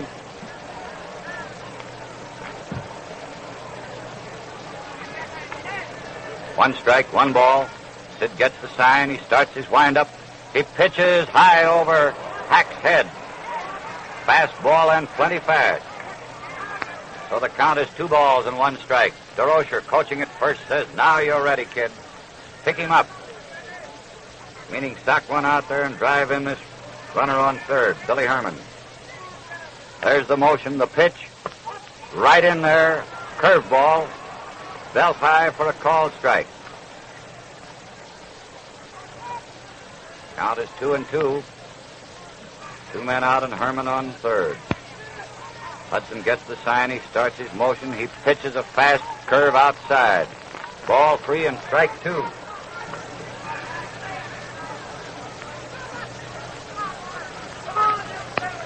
Three balls, 2 strikes. The motion, and the pitch is inside, a little high for ball 4. Hack walks, trots down to first, and this brings Terry Moore to the plate. Terry has popped to shortstop, slide to right, and a long fly to left field drove in the first National League run in that 6th inning. Right-handed batter, runners on first and third. Moore swings and misses the first pitch. Hudson dropping a curve in there pretty low.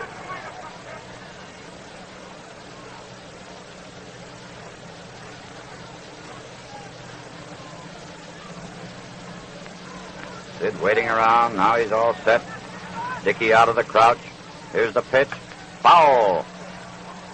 Top deck. Out first base way. Rolling around on the roof. Strike 2. 2 strikes. No balls.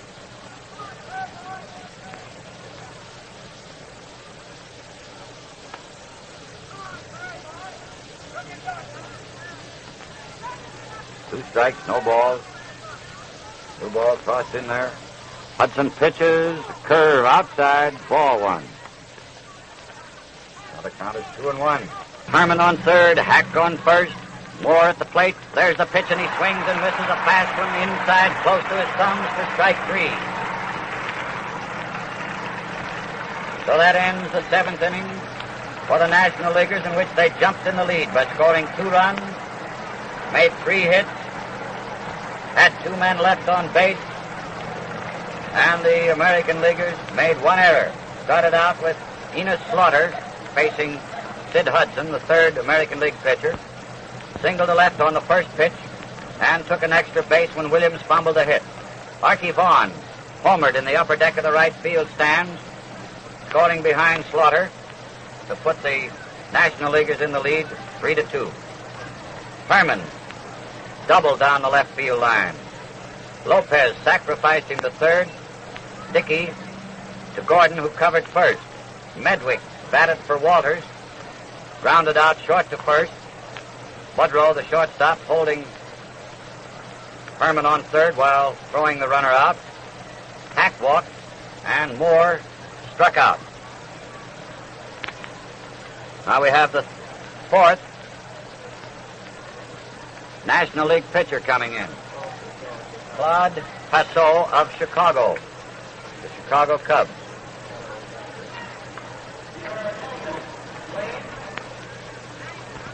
Walters worked 2 innings, gave up 3 hits, 1 run, struck out 2, walked 2.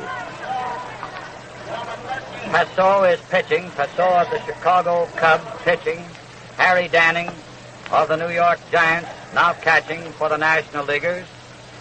And Charlie Keller of the New York Yankees will undoubtedly bat after Bill Dickey. Bat for the pitcher, Hudson. Dickey is first up. Bill has 1 hit and 2 times at bat, and Keller is waiting here in the batter's ring.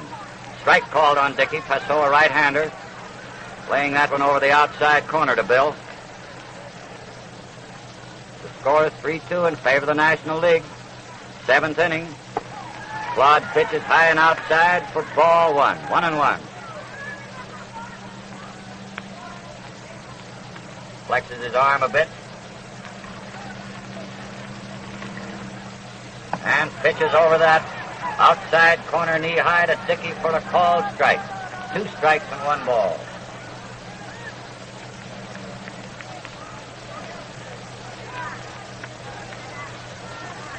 Two and 1. There's the windup. The pitch. Outside. Ball 2. 2-2. Harry the horse behind the plate. Big Harry Danning. Good catcher, good hitter. 2-2 the count on Dickey. A couple of pretty good catchers right there at the plate now. Dickey fouls into the dirt. Right on top of that pitch. And I think it hit Bill on the toe as it bounced up. He's leaning on the bat out there. That's the second time he's been hit on that right foot. He's limping around as he comes slowly back to the left-hand batter's box.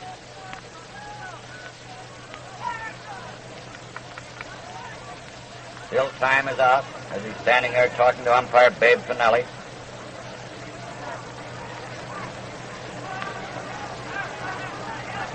All right, I guess we're set. He's back in there. The count 2-2. Herman is playing very deep for Dickey, way out on the grass, second base position. Passot starts his windup. He pitches. Dickey lines to third baseman Hack. Stan going in the air and spearing that ball as he was riding over behind third base, robbing Dickey of a 2-base hit, and Charlie Keller will bat for Hudson. Charlie Keller of the New York Yankees, left-handed batter, now batting for Sid Hudson.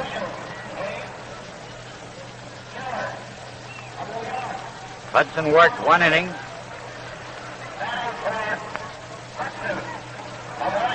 Gave up 2 runs, 3 hits, walked none, walked 1, struck out 1. Keller, a left-hand hitter and a powerful hitter, swings and misses, strike 1. Nearly fell down as he went around on that pitch.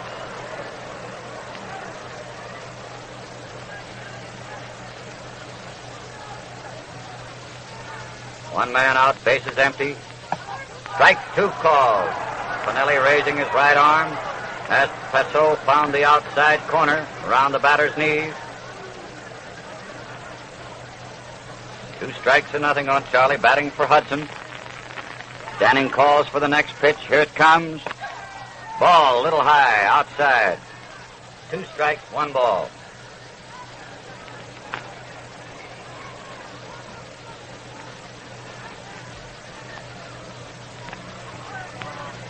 And the windup. Here's the pitch. Keller fouls back. Passot getting a new ball, gives it a going over. Pulls his cap down a little more firmly. Wipes his pitching hand on his trousers. Those pretty light blue trousers that the White Sox wear, that road uniform. Now he's in motion. Here's the pitch. Outside, fastball. Up around the batter's eyes. Ball 2, 2-2. And the score is 3-2 in favor of the National Leaguers. 7th inning with 1 man out. Bases empty.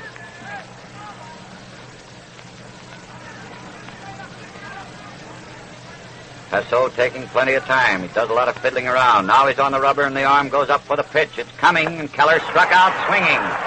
Going for a fastball on the outside corner down around his knees. Joe Gordon. New York Yankees now playing second base and coming to bat for the first time in this game.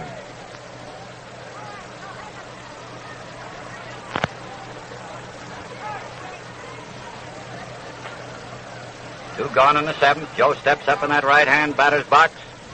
He swings and misses a high, fast pitch for strike 1.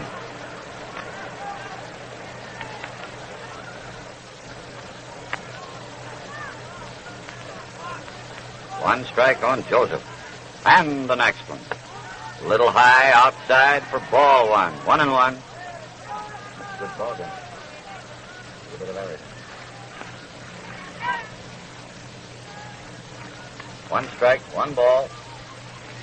Presso taking his time. There's 2 out. He's got a 1-run lead to protect. He pitches low and inside to Gordon. Ball 2. 2 balls and 1 strike. Clear out against the screen in left field. Nearly against the screen is Terry Moore, left fielder. He knows Gordon hits him out that way when he hits him. And he fouled that pitch off for strike 2, and the count is 2-2. 2 strikes, 2 balls, 2 out, bases empty, 3-2 in favor of the National Leaguers. National Leaguers have made 8 hits. They're supposed to be the club without the power, while the American Leaguers have made 5, and there's a grounder to shortstop. Archie Vaughn comes up with it, pegs it to Mize at first, and Gordon is out, and that ends the 7th. No run, no hit, no error. 3 up and 3 away. Dickey lined to Hack, third baseman, for a leaping one-hand catch. Keller batted for Hudson and struck out. And Gordon grounded out short to first. And now we get the 4th American League pitcher, and it looks like lefty Edgar Smith of the White Sox. Frankie Hayes of the Philadelphia Athletics going behind the plate.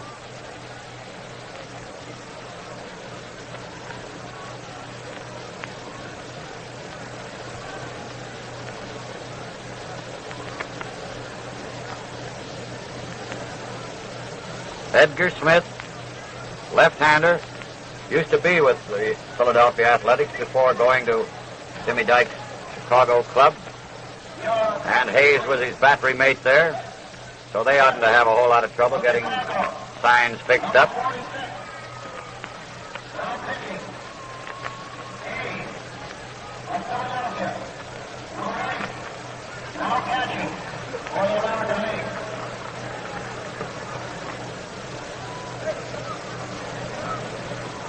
The score is 3-2 in favor of the National Leaguers.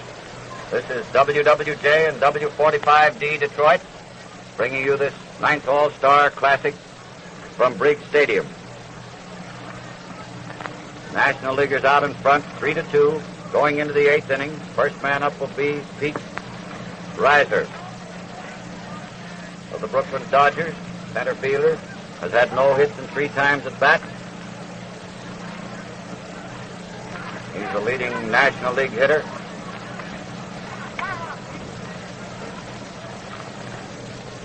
Smitty, a left-hander, Reiser, a right-hand batter. Ed's first pitch is popped up into short left field. Budrow going out for it, falls down, and the ball drops foul. There's been a good deal of skidding around in this field today on account of the rain yesterday, the couple of heavy showers we had. The infield is in excellent shape, but apparently the outfield is a little bit skiddy because earlier in the game, if you've been in all the day, you'll remember that right fielder Bill Nicholson of the National Leaguers fell down and right out there, causing a line drive at Ted Williams to skid over his head for a 2-base knock. Ted Williams has also fallen in left field, and Budrow would have made a catch of this foul ball had he not slipped and fallen. Count is 1-1 on Reiser. Hayes comes out of the crouch. Smith pitches. Reiser swings at a ball that hit the dirt in front of the plate. That's how much drop Smitty had on that one. Strike 2. 2 strikes, 1 ball. 3-2 in favor of the National League. 8th inning.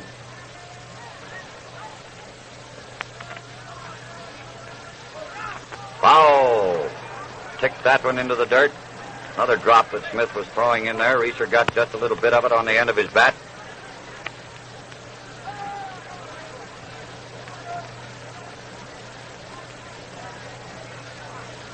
First man up in the 8th. Left-handed batter. Strike called on Reiser. Smith finding the outside corner with a fast pitch between the knees and the belt.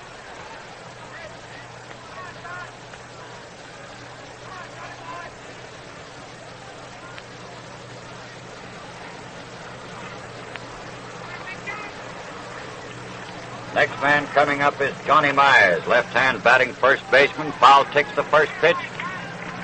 Strike one. Fouled it right into Hayes' mitt. And the arm goes up for the next one. Slow curve, failed to come over. Hung a little bit inside, ball one. 1-1. One strike, one ball. There's the motion. Mize lines to right field. It's going safely against the barrier, bouncing away, being chased out there, but Dominic DiMaggio having trouble picking it up, and it goes for a two-base hit. Dominic broke toward center field as Mize swung, but Johnny pulled the ball up toward the foul line on the opposite way from which he was going. By the time he could get back, the ball was past him against the barrier. Playing it on the rebound, he had trouble picking it up. It's a two-base hit for Johnny. One man out. Mize on second. Enos Slaughter, who opened against Hudson in the last inning and singled, took an extra base when Williams fumbled. Moves into the left-hand batter's box. Smith pitches a curve low and outside, down in the dirt, out in the right-hand batter's box for ball one.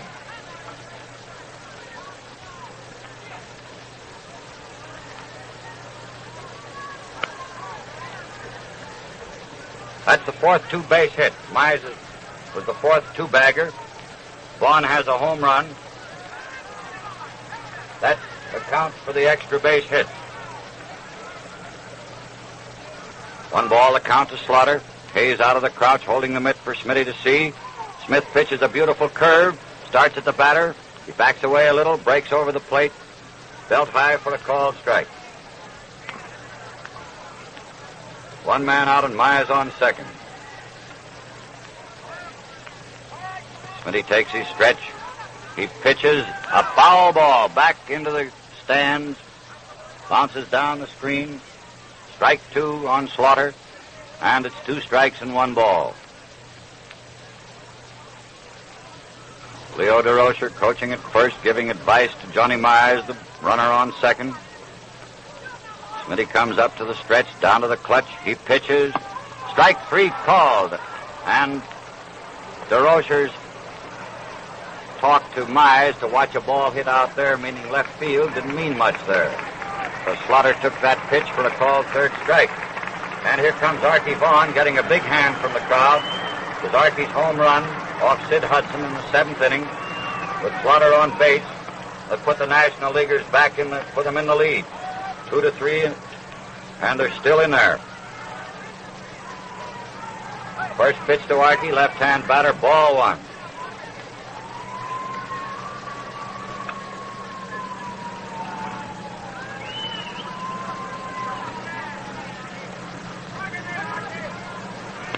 One ball the count.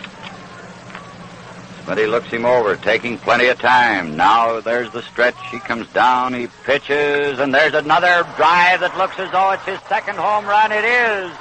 It's up in the upper deck again, tickling that one in the upper deck of the right field stands. 2 home runs for Archie Vaughn in this ball game, and that puts the National Leaguers out in front by 2 more runs to make it 5-2 in favor of the older circuit. That ball was hit harder than the first one. Hit further down towards center field. But up in the stands, I would say about 350 feet away, the upper deck of the right field stand. 2 home runs in succession for Archie Vaughn, each with a man on base. And that's the time to get them. 2 out. Base is empty now. Billy Herman up. Has had 2 hits, a single and double, and as many times at bat. First pitch, ball 1, a right-handed batter. Crowd is still murmuring over Vaughn's second homer. A smash on the ground that Jimmy Fox gives it the chest, then tosses to Smith. Smith misses the bag, and umpire Grieve at first base rules the runner safe. There's Smith. Smith is charged with the boot. A bounding ball down towards second. Jimmy Fox, the first baseman, went down and gave it the chest. In other words, blocked it with his chest. He picked it up, tossed to Smith, covering the bag.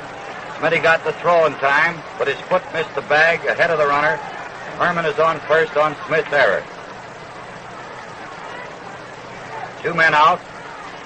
Harry Danning, the catcher, making his first appearance at the plate. Right-handed batter. Takes the first pitch, a fast one on the outside corner. Knee high for a called strike.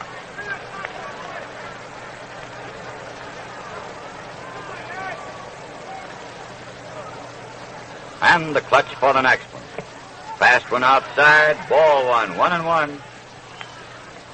Score is 5-2 in favor of the National League. 8th inning, 2 men out. Herman on first.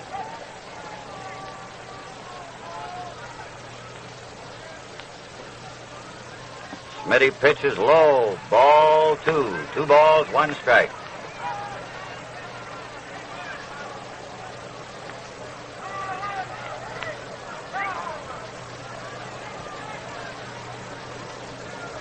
Two and 1.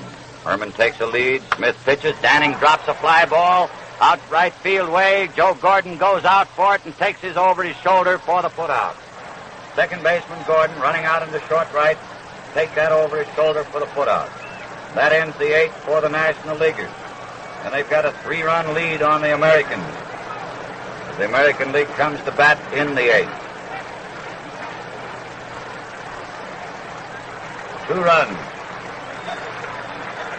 2 hits, 1 error, 1 left. With Edgar Smith, left-hander, pitching for the American League, Reeser was called out on strikes. Mize doubled to right. Slaughter was called out on strikes. Vaughn duplicated his hit of the previous inning by hitting a home run up in the right field pavilion, scoring behind Mize. Herman was safe at first when Smith missed the toss from Fox for a play, and Danning popped to Gordon for the 3rd out.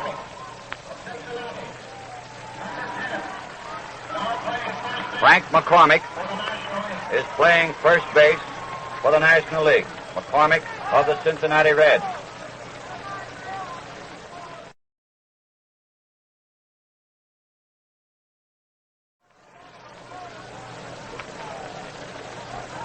Archie Vaughan's 2 home runs in this All-Star game goes just a little bit better than any of his predecessors. Lou Gehrig and Frankie Frisch were the only ones to hit more than 1 home run in the All-Star games in which they participated. Frisch getting 1 in 33 and 34, Gehrig making 1 in 36 and 37. Vaughn got his in the same game.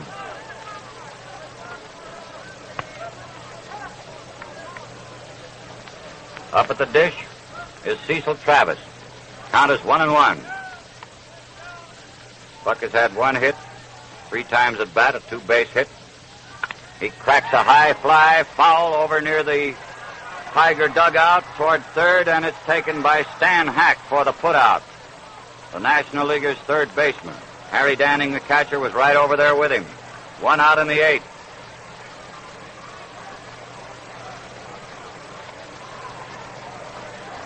Joe DiMaggio coming up. Joe has gone hitless. He's walked once, flied deep to right center field, and fouled out to third base.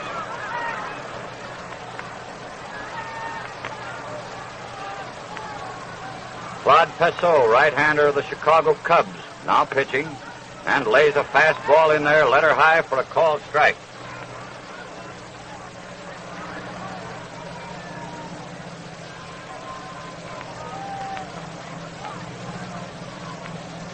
One strike on DeMott. The score is 5-2 in favor of the National Leaguers. Joe fouls a pitch that goes through a runway in the second deck. Coming up there looked like a souvenir ball, but went right down through one of the runways. And the ball was traveling pretty fast. Maybe it's a good thing it did. Might have hurt someone. 2 strikes and nothing. Pessot getting a new ball from umpire Pinelli. Dries his hand, blows on the meat hand now, rubs it dry. Boys are out there barking it up. That National League team feels pretty cocky right now. 3-run lead in the 8th inning. Pessot starts his windup. Here's the pitch. DiMaggio drives to left center field. It's dropping safely and skidding past Reeser against the barrier to the 400-foot mark. And DiMaggio pulls up at second. A double between center fielder Reeser and left fielder Terry Moore. 2 base hits for DiMaggio. This game doesn't count, however, in the consecutive game record. Paid attendance, 54,674. 5-4-6-7-4. Ted Williams up there. 5-4. Left-handed batter. Teddy's had 1 hit in 2 official times at bat. First pitch is outside, a fastball, little low, ball 1. The official attendance just came in. I don't know whether you heard it or not, but it's 54,674. A nice crowd, but not the largest crowd that's been in this ballpark. Vaughn pitches a curved ball that fails to find the plate for ball 2. Broke a little inside to Williams. DiMaggio on second. 1 man out in the 8th. 5-2 in favor of the National Leaguers. There's the clutch. Foul into the dirt. Right at the batter's feet. Ted going for a low breaking pitch. Just got on top of it. And the count is 2 balls, 1 strike. Wind freshening up a bit and blowing from the left field corner toward the right field corner. Coming more in, just right in toward the plate from left field. Beautiful day for this ball game. Very high sky now, no clouds up there. Tough on the outfielders. Passot pitches. Williams fouls another one back. Strike 2 and the count is 2-2.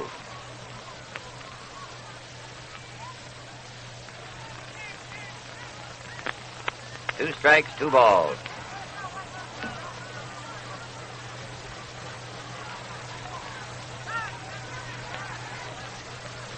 Passot taking plenty of time out there. He knows he has a kid up there that wants to whale the tar out of this pitch. Now he's set. There's the clutch. He pitches. And Williams is called out on strikes on a knee-high pitch. 2 men out. Dominic DiMaggio coming up. Now here's brother and brother. Joe on second, Dom at the plate. Both of them right-hand batters. Joe a whole lot bigger than his brother. Both of them take about the same wide stance at the plate.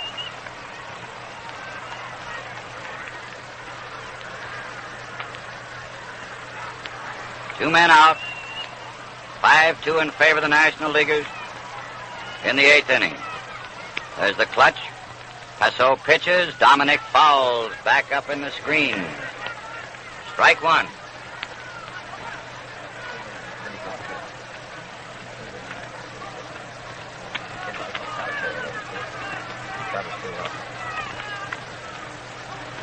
One strike on Dominic. Passot looking at this new ball, examining it very carefully. Now he seems satisfied with it. He's a cagey pitcher out there. He takes his time and goes through a lot of motions. Now he's ready. And Dominic drives a hit into right field. Here comes Joe coming home. Joe DiMaggio scoring from second on brother Dominic's line single to right center.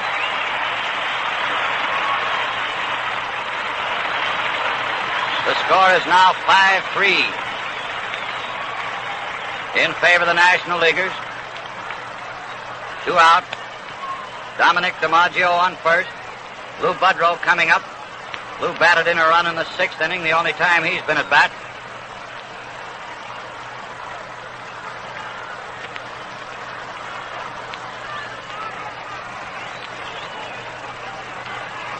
Passot takes his stance.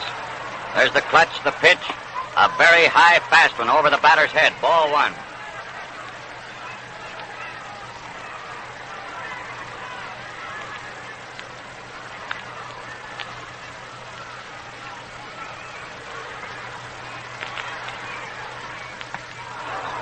Throw to first, trying to nip the runner off. Nothing doing as Budrow took a cut at that pitch. The count is 1-1. Danning snapped the ball down to McCormick at first, but Dominic DiMaggio got back safely. Budrow at the plate with a count 1-1. 2 out in the 8th. Passot pitches, and Budrow singles through the box and over second. Little Dom is going to third as Reeser fumbles, and Budrow takes second. Reeser has looked bad on a couple of ground hits. Had Dominic DiMaggio foresight that Reeser would have fumbled that one. He'd have come all the way home. He had already stopped at second when Pete fumbled a bit. Then he headed for third, and Budrow went on to second. Jimmy Fox is at the plate. The tying runs are on second and third. 2 men are out in the 8th inning, and this is Fox's first time to bat. Budrow has done very nicely with 2 hits and 2 times at bat. Drove in a run the first time. Fox swings at a high, fast inside pitch for strike 1. And the crowd is a bit noisy right now. I hope I'm getting this into the microphone. All right, Frank? 1 strike on Fox. Claude winds. Jimmy swings. Strike 2. And Fox is really trying to belt that ball out of the lot. It's 2 strikes and nothing.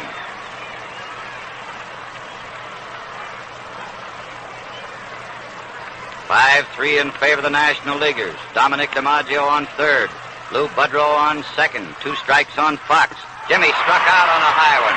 Passot getting him on 3 pitches.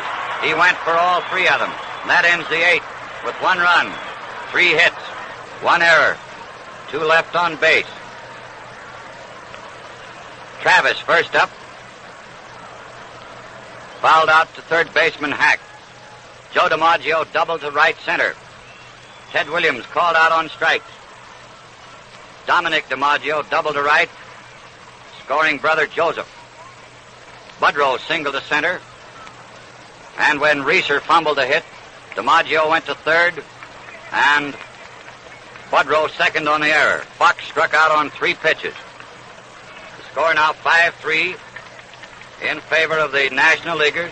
Passot first up in the 9th, getting a fine hand from the crowd. He took care of a tough batter there when he had to.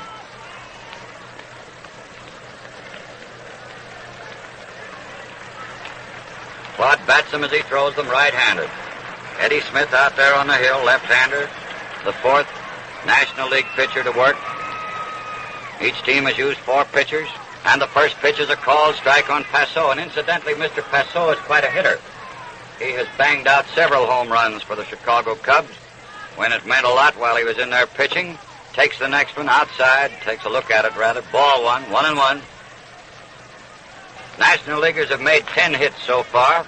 The American League, 8. The National League is leading by the same margin of runs, 2 runs. It's 5-3. Passot hits a drive to right field. Dominic DiMaggio is waiting for it and takes it for the putout. 1 away. Stan Hack is next. 1 hit, 3 times at bat. But Cookie Lavagetto is going to bat for Hack. Cookie Lavagetto of the Brooklyn Dodgers batting for Hack. He's a right-handed batter. Right name Harry, but they all call him Cookie. He's a third baseman. First pitch, fouls behind. Coming back for it is Hayes, but the ball is in the stands. Bouncing right around down there where Virginia is. She almost got hit on the head. Been bad for the ball. Smitty gets a new ball from umpire Pinelli. He's in there looking for the sign. Hayes still in the crouch. Here's the pitch. Cookie socks a fast one to Jimmy Fox. A swell stop. He's tossing to Smith, and this time Smith gets his hoof on the bag out there to retire the runner. A nice play by Jimmy Fox, the first baseman. A hard hit smash, curving foul. Jim had to go for it fast, made the stop. Smith hurried over, took the toss, and there's 2 away. Next, Terry Moore, left fielder who has gone hitless and 4 times at bat. Right-handed batter. First pitch, fastball in there, belt high for a called strike.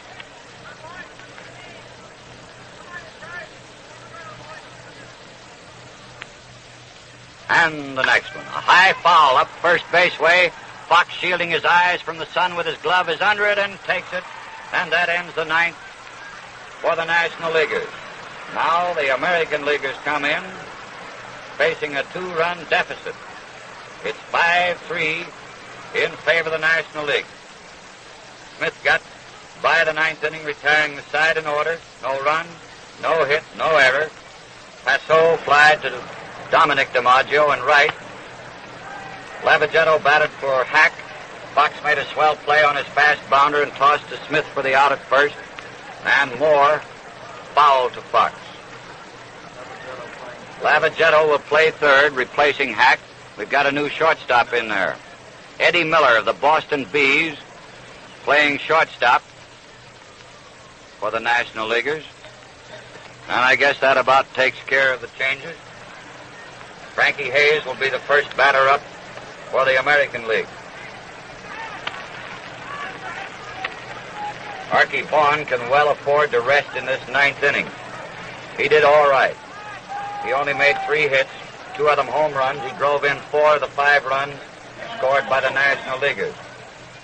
Miller of Boston, number 7, playing shortstop.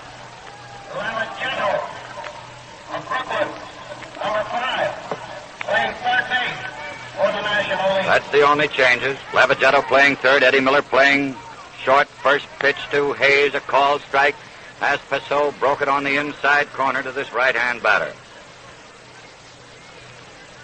This is Frank's first time at the plate. And the next one is hit a high fly in short center field. There's a gang of them out there for it. And second baseman takes it for the putout.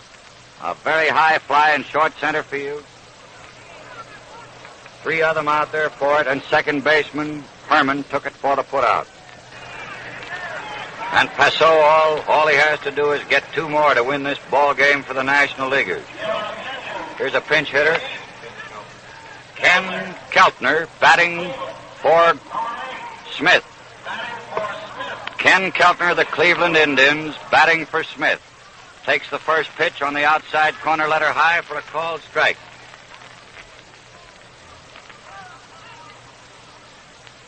Right-handed batter, 2 out, 5-3 in favor of the National League. The pitch, Keltner smashes to shortstop. Miller boots the ball. And Keltner is on first on the error. It was a tricky bounder. Came to Eddie Miller, the shortstop, on a bad bounce, and it scored, and rightly, as a base hit. That ball took a bad hop down there, hit Miller in the chest. He made a second grab at it, and it scored as a base hit for Keltner. He was batting for Smith, the pitcher. Now we have Flash Gordon up there. Joe's been at bat once, grounded to shortstop. First pitch, swinging strike. 1 man out in the ninth, 5-3 in favor of the National League.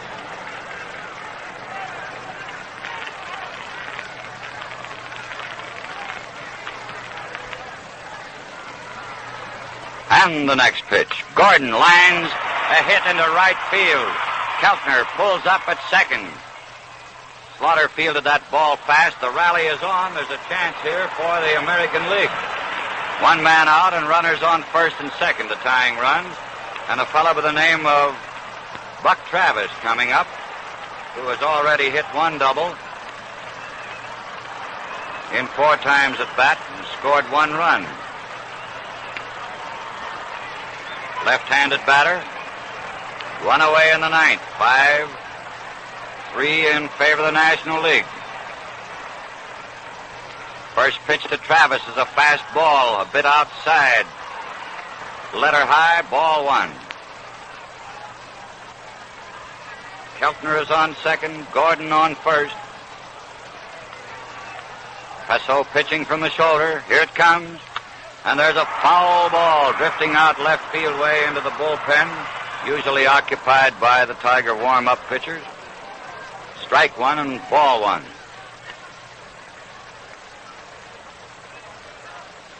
For the National League, Archie Vaughan has batted in 4 of the 5 runs.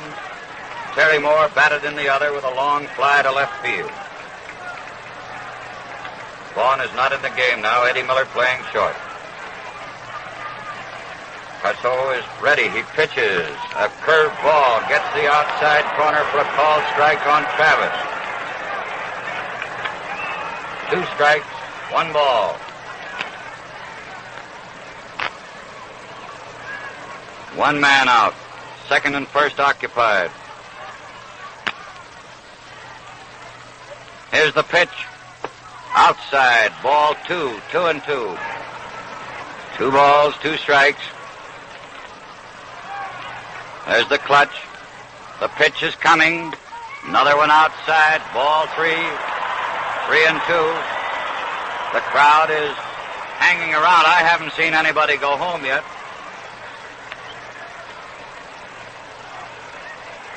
$54,674. Ted Williams has batted in 1 of the American League runs. Lou Budrow has batted in 1.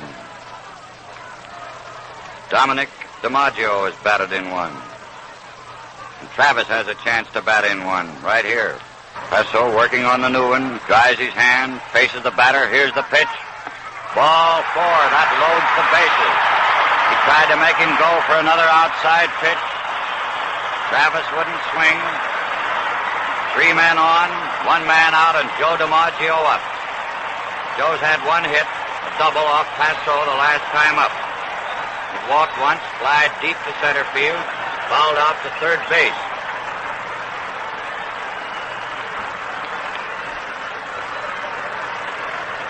That's the first base on balls issued by Pesso. Bucky Walters walked 2, Whit Wyatt walked 1. Derringer walked none. 3 on, full windup. Here's the pitch. DiMaggio fouls, tops 1, bounces it on the ground over toward the Tiger dugout behind third, where the American Leaguers are huddling today. Tying runners on second. Keltner on third. Joe Gordon on second. Buck Travis on first. 1 man out and 1 strike on DiMaggio. Joseph. Plenty of racket out here. Pesso's arm goes up for the pitch. DiMaggio swings at a fast one, and he was swinging from the heel cleats. High fast pitch. Joseph failed to meet it. He was really going for 3 or 4 that time. Huh? Yeah, but he was going for more. All right, 2 strikes, 1. A bounder to shortstop. Eddie Miller handles the ball fast. Here comes Keltner scoring. Miller's toss to Herman at second forces Travis. DiMaggio beat Herman's rather bad throw to McCormick. It pulled him off the bag. And there's only 1 out on the play instead of a double play ending the ball game. Herman's throw from second to McCormick at first to try to complete the double. Pulled the first baseman off the bag and gave Joe DiMaggio a life at first. Gordon moved over to third. The score is 5-4 in favor of the National Leaguers. A big huddle out there at the pitcher's mound with Ted Williams coming up.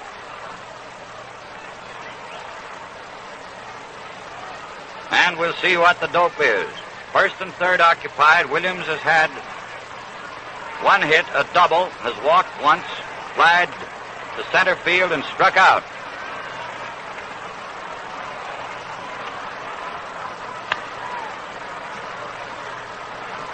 Now the tying run, the person that Joe Gordon is on third.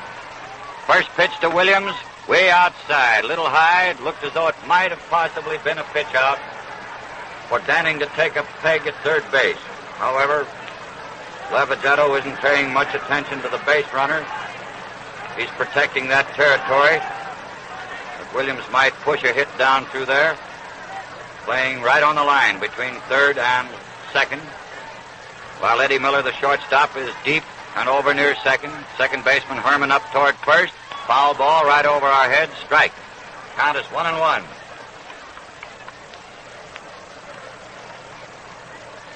Two men gone in the ninth.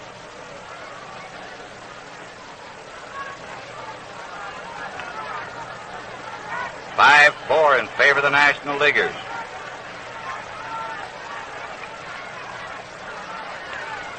One strike and 1 ball. Ted Williams, the batter. Danning out of the crouch. Pesso pitches. High, inside. Ball 2, and Pesso is asking umpire Babe Pinelli toss him a new ball. There's something wrong with that one. Babe does. Claude gives this one a going over. And this, boys and girls, is a ball game and has been one all afternoon. A real all-star affair. They've done everything, made errors, good plays, hits.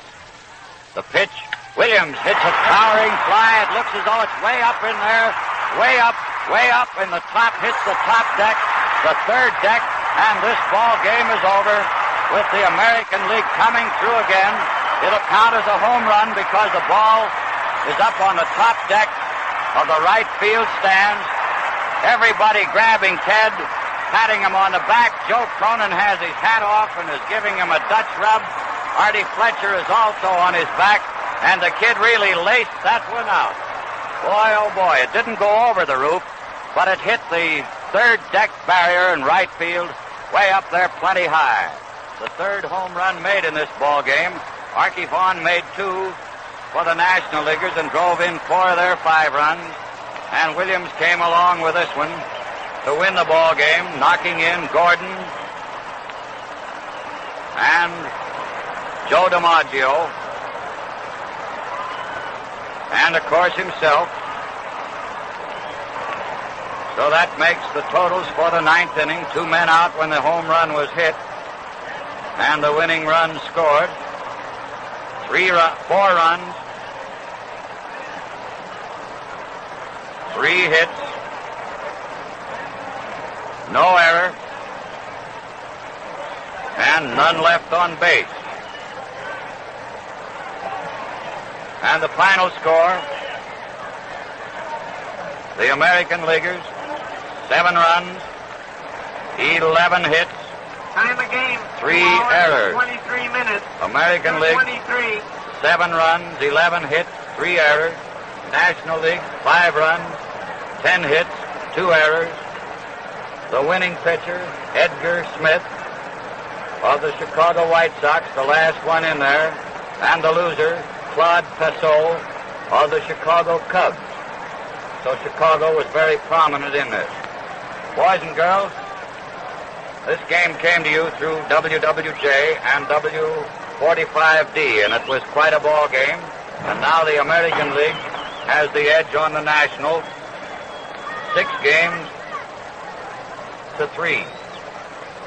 Started out today with 5-3, now it's 6-3. And it looked for quite a while as though the National League was going to sort of upset the dope bucket, because all the pre-game dope was that the American League would have the power at the plate, while the National League would have the better pitching. However, up until this 9th inning, the National League not only had made more hits, but also more runs, and looked as though they were going to come in there National League totals with a 5-2 victory. 2 errors. After Frankie Hayes, first man up, with a score of 5-3 in favor of the National League. Frankie Hayes, first up, popped a towering fly to second baseman Billy Herman. Ken Keltner, then, of Cleveland Indians, batted for Smith, the pitcher, and singled. Joe Gordon kept it going with a single. Keltner stopping at second. Then Travis walked, filling the bases. Joe DiMaggio slapped a fast bounder to shortstop, which ordinarily would have been turned into a double play and a victory for the National League. Miller gathered up the ball all right, tossed to Herman at second, forcing Travis, but Herman's throw was a bit wide to first base. It pulled McCormick off the bag. DiMaggio, going fast, hit it before McCormick could get back or tag him, and was safe, preventing a double play on which Keltner scampered home from third. Then they had a big consultation out around the mound as to what to do with Ted Williams, with runners on first and third and 2 out. Shall we pitch to the kid, or shall we walk him and take a chance on Dominic DiMaggio, who would have been the next batter up with the bases loaded? They decided to pitch to Ted, and Ted took a crack at the third pitch, hit it high against the top barrier out in right field, a home run, scoring Gordon and DiMaggio ahead of them, ending the ball game with the American Leaguers winning 7-5. The pitching summaries of this game: Whitlow Wyatt, who take the National League first. Whitlow Wyatt of the Brooklyn Dodgers started, worked 2 innings, allowed no runs, no hits, struck out none and walked 1. Paul Derringer followed him, worked for 2, gave up 1 run, 2 hits, struck out 1 and walked none. Bucky Walters, also of the Cincinnati Reds, pitched 2 innings, gave up 1 run, 3 hits, struck out 2 and walked 2. And Claude Pissot of the Chicago Cubs, the last pitcher in there, worked the last 3 and was touched for 5 runs, 6 hits, struck out 2, and walked 1. He's the losing pitcher. For the American League, Bob Feller of the Cleveland Indians worked the first 3, allowed no runs, gave up 1 hit, struck out 3, and walked none. Lefty Thornton Lee of the Chicago White Sox worked the next 3. He gave up 1 run, 4 hits, struck out none, walked none. Sid Hudson pitched 1 inning and got himself into trouble in that 7th inning. First man up singled. Then Archie Vaughan hit the first of his 2 home runs, scoring behind Slaughter, who had singled. Hudson got rid of the rest of them without any further scoring, but his record for the 1 inning was 2 runs, 3 hits, struck out 1 and walked 1. Edgar Smith of the Chicago White Sox pitched the 8th and 9th. Smitty struck out the first man to face him, Slaughter, and then Mr. Vaughn came through with his 2nd home run in succession. He struck out the first man, Pete Reeser. Johnny Myers doubled off Smitty, and Smitty fanned Slaughter. And with 2 out and Myers on second, Archie Vaughan repeated his performance of the 7th inning and homered off Smith to knock in Myers ahead of him. That ended the run scoring for the Nationals. Stay tuned next for the Goldbergs.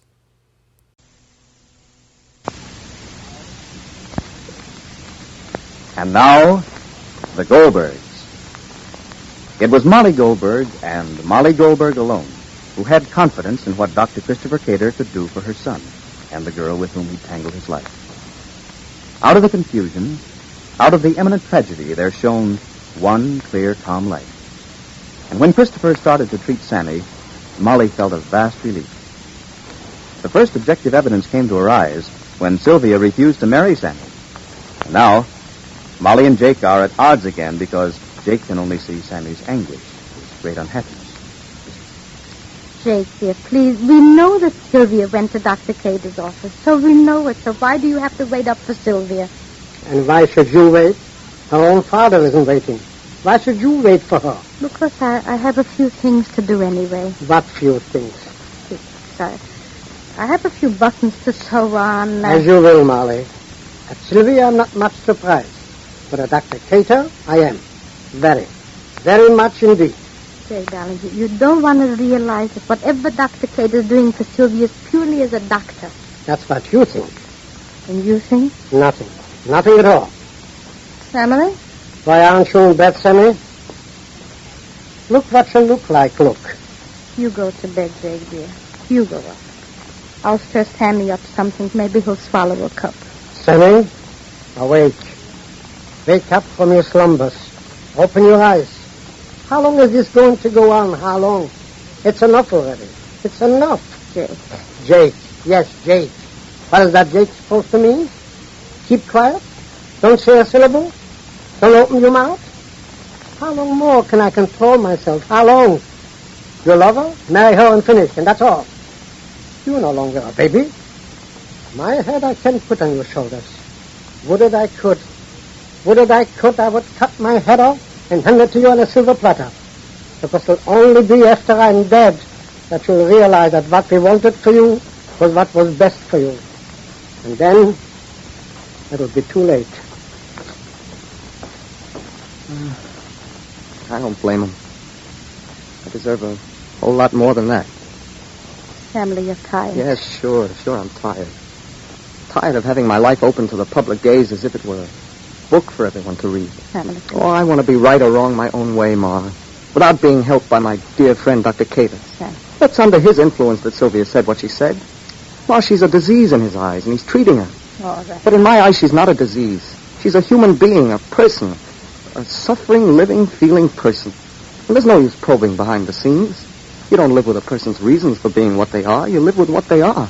All right, Sam. Go up. You're tired. No, I'm staying right here. I'm staying here till Sylvia gets back.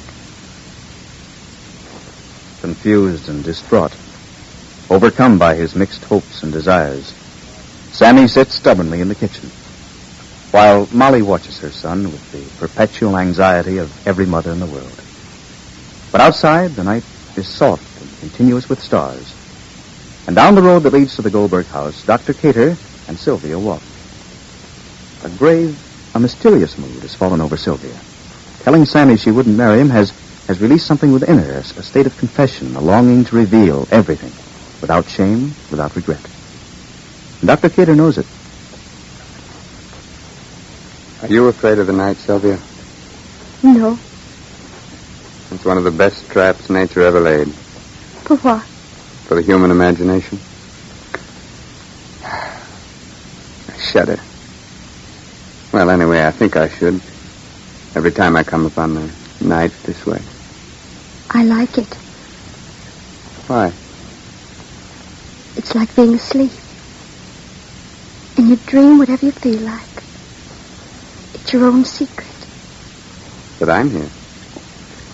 You're just part of it. You haven't asked me why I came over to see you tonight. We've walked and said nothing at all, and you haven't said a thing. You came to see me. Yes. Sammy asked me to marry him tonight. He asked me in front of his parents and my father. Do you know what I said? Yes. How do you know? Because you came to see me. You said no. I said no.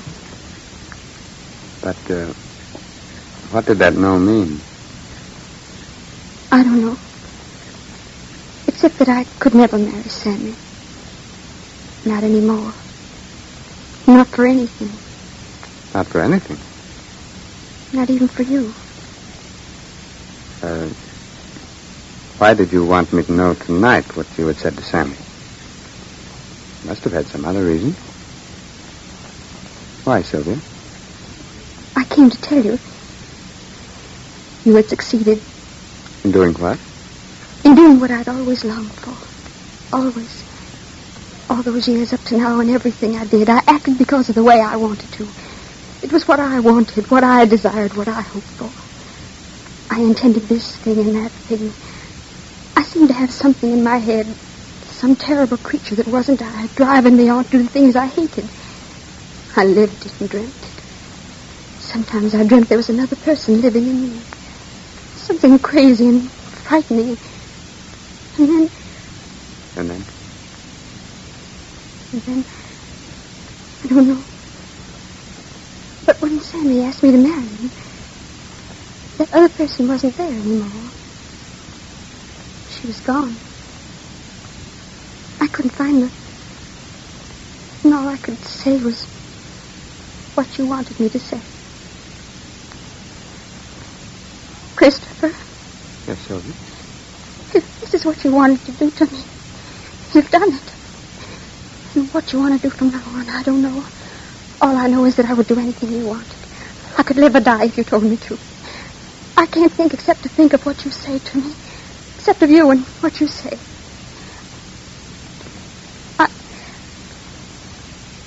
I had to tell you this tonight. Because now I can go home and go to sleep. Not care. Whatever I am, you have done. I'm going in now. Perhaps you'd better. The Goldbergs are still up? Yes. I'll come in with you. Why? Because I want to.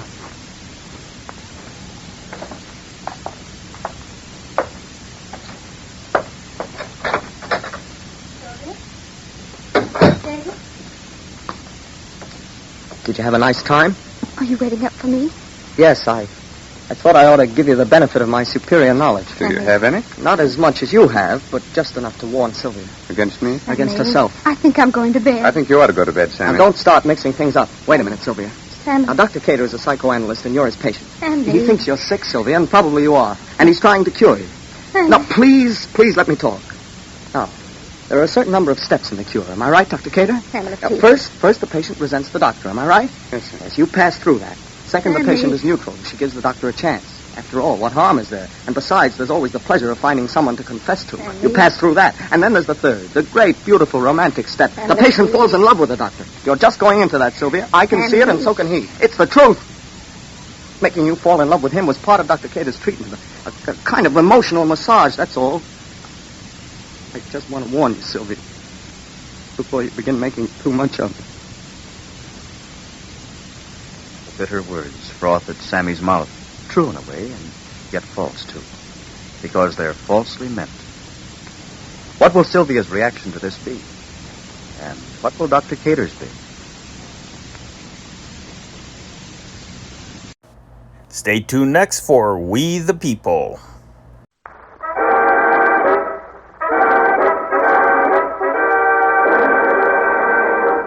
Grape Nuts and Grape Nuts Flakes present We the People.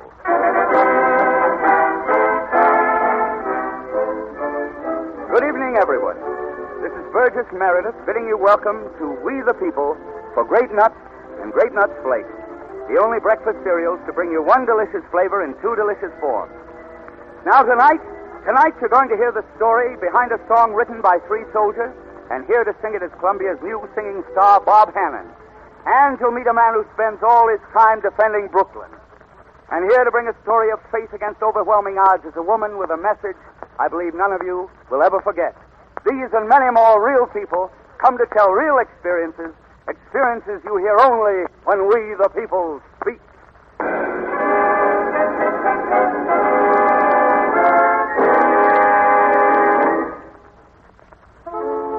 On the fringe of the Libyan desert on the north coast of Africa lies Tobruk, vital military base, an important station on the North African highway. On Good Friday of this year, the German Panzer Division sweeping east struck at Tobruk, but the British garrison wouldn't budge. For 3 months, 88 days, Tobruk has been besieged by the Germans. Every newspaper in the country has carried the story of Tobruk as front-page news. And the man who wrote these news dispatches is here beside me now. The only foreign correspondent in Tobruk during the siege.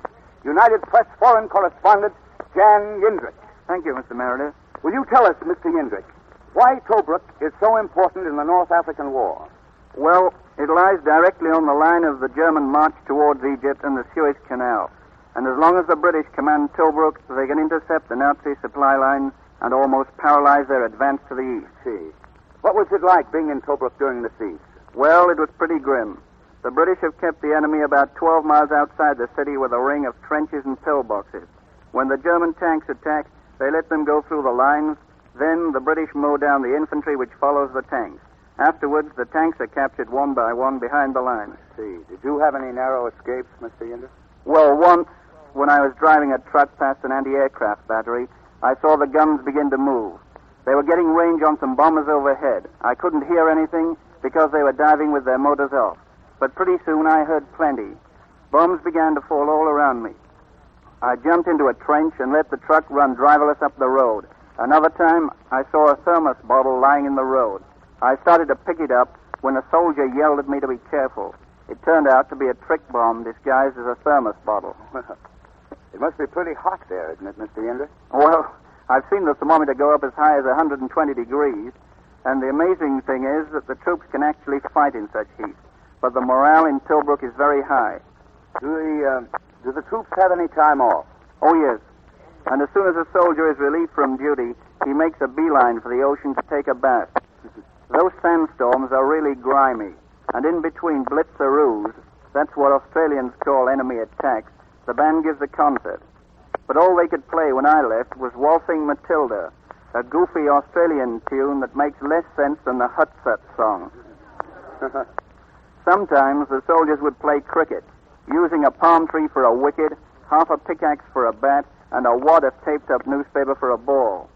Oh, yes, there were newspapers in Tobruk, 3 of them, all mimeographed and carrying the latest world news received by radio from the BBC. Some Australians even bet on the horse races back home, but they were disappointed because they never found out who won the Melbourne Cup. Mr. Yendrick, do you think that the British in Tobruk will be able to hold out indefinitely against the Nazi siege? Well, just before I left, I had a chat with a major who told me, we can hold out. We've got to. As long as the highway through Tobruk is in British hands, the Nazis cannot do much damage in Egypt. And he added, we're going to hold out. There will always be an England. Good. Thank you.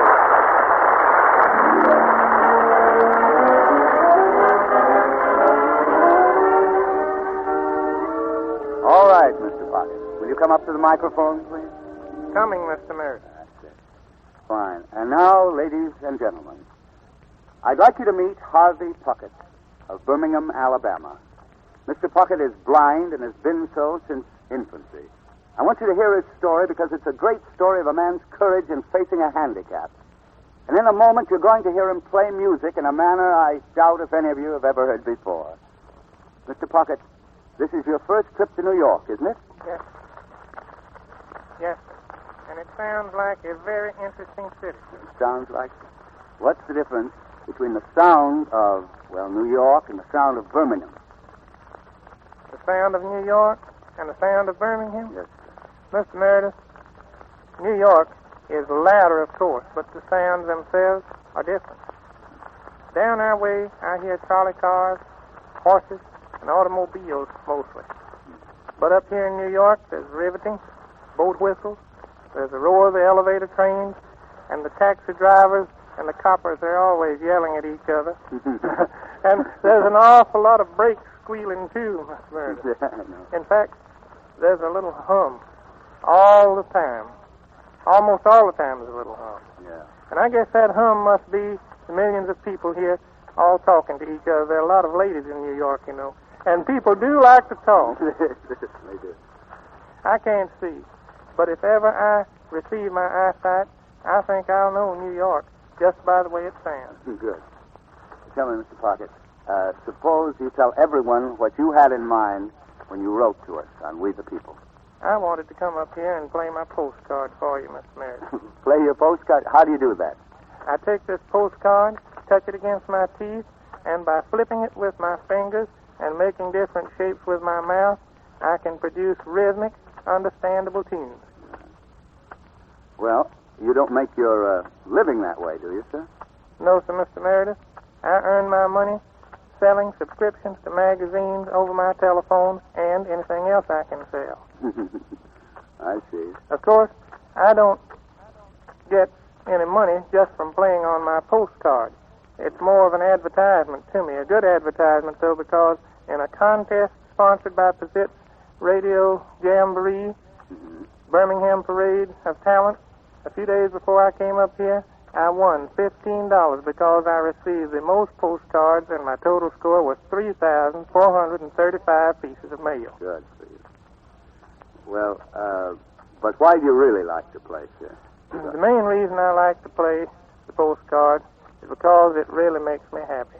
Good. In fact, it makes me so happy, Mr. Meredith, that I thought I'd like to come up here and play it for We the People. Good for you. Go right ahead, Mr. Pocket. What's it going to be, sir? It shall be Listen to the Mockingbird. Fine. Listen.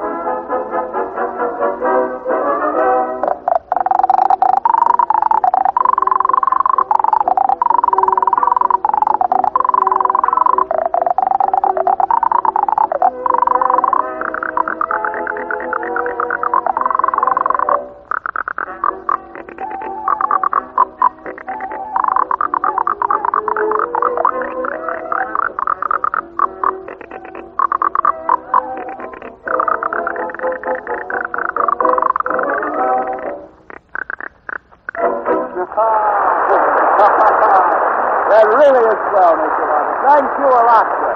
Thank you.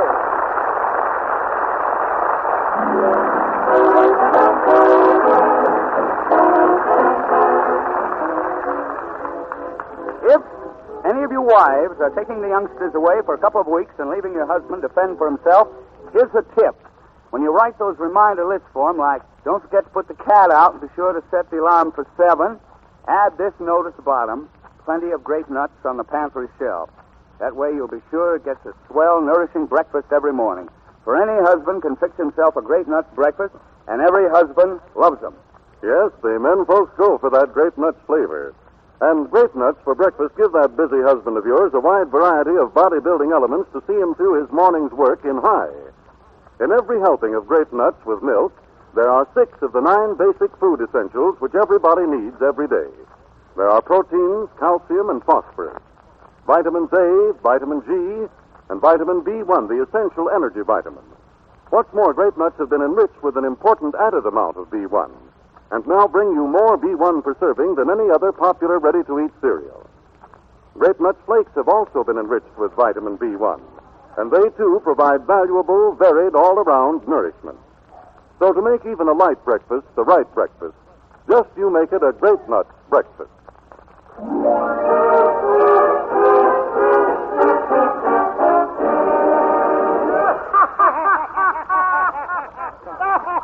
Brooklyn! Did you hear that, Bob? He says he's from Brooklyn. I'll bet he's from Greenpoint. I'll turn the island.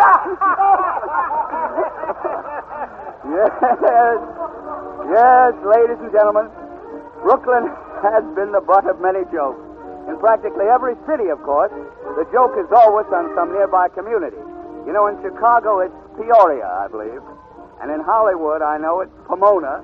And in New York, it's Brooklyn. Now, Grape Nuts next... Oh, hold it, boys. Grape Nuts' next guest has asked for time to say something about that, and his name is Sidney Asher, and strangely enough, he is from Brooklyn. Now, all right, Sidney. I'm president of the SFTPODRAB. You'll have to come again with that one. SFTPODRAB. Society for the Prevention of Disparaging Remarks About Brooklyn. I get it, yes. Now, how did your society start, and how do you operate? I started in 1938. I noticed the people everywhere were disparaging Brooklyn. So I talked to some friends of mine from Brooklyn. In no time, we had a club with 100 members. If any of us heard people say something critical about our town, we wrote them a letter telling them all about the wonderful things in Brooklyn. We told them about our wonderful Navy Yard, beautiful Prospect Park, glamorous Coney Island. In other words, I try to build up an ever-loving friendship for Brooklyn. Good for you. Now, Mr. Asher, what are some of the most common insults to a Brooklynite? The most common insult is when you say you're from Brooklyn and the person laughs right in your face. Some people are always ribbing Brooklynites about the way they talk. They claim we say burl for boil, skoit for skirt, and foist for foist. Maybe some of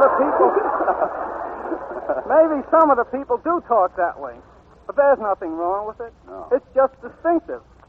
And there's another beef we have on our hands.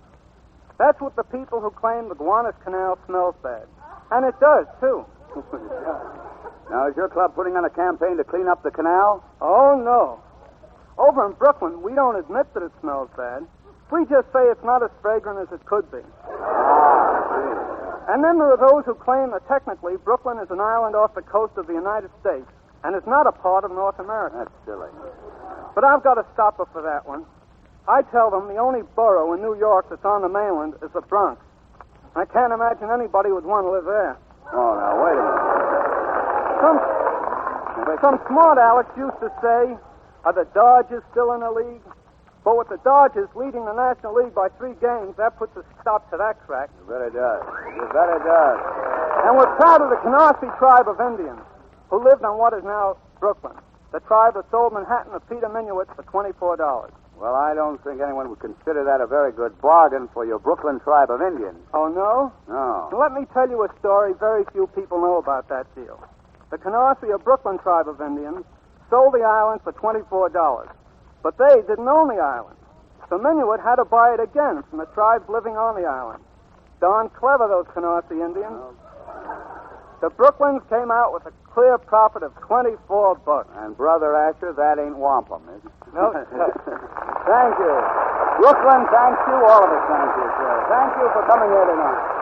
Good boy.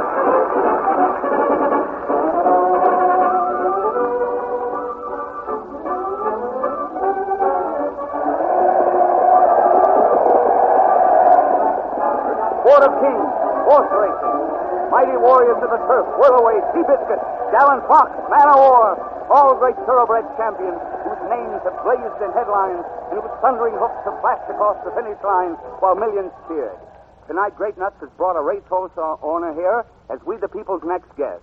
I'm sure you're going to get a great kick out of his story, and his name is Eddie Dandria of Ozone Park, Long Island. Now, go right ahead, Eddie. I'm a mechanic on the IIT subway in New York. I've always been nuts about racehorses, but there was one in particular, a beautiful big black gelding. He never won any big stakes, but he was my favorite just the same. I used to walk home from my subway job to save enough money to go to the track to see that horse. One day while I was patting him, his owner came over and told me the horse had gone lame. He was all washed up because of a bad front right hoof. He told me he had to do away with him. I said, no, you can't do that. He patted me on the back and said, Eddie, you're fond of this horse, aren't you? I replied, he's a great love in my life, and he's still a good racehorse. All he needs is some love and attention. The owner said, Eddie, give me $1, and the horse is yours. I gave him the $1, and I got the horse. Fine. That's how you became a racehorse owner, huh? That's right, Mr. Meredith.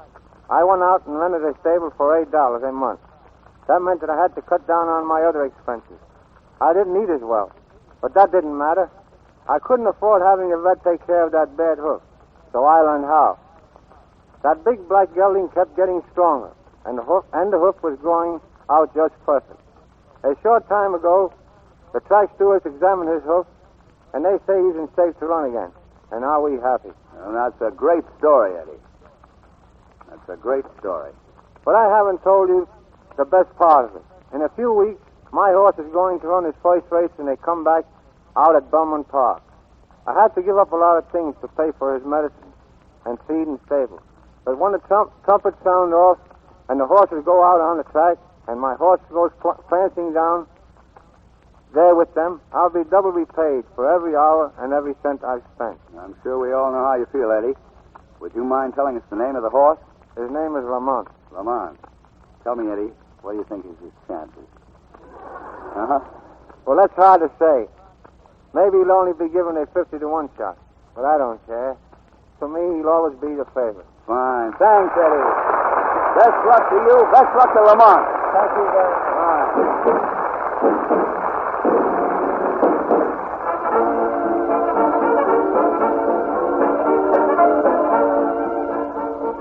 Great Nuts' next three guests got in touch with We the People through our maestro, Mark Warno.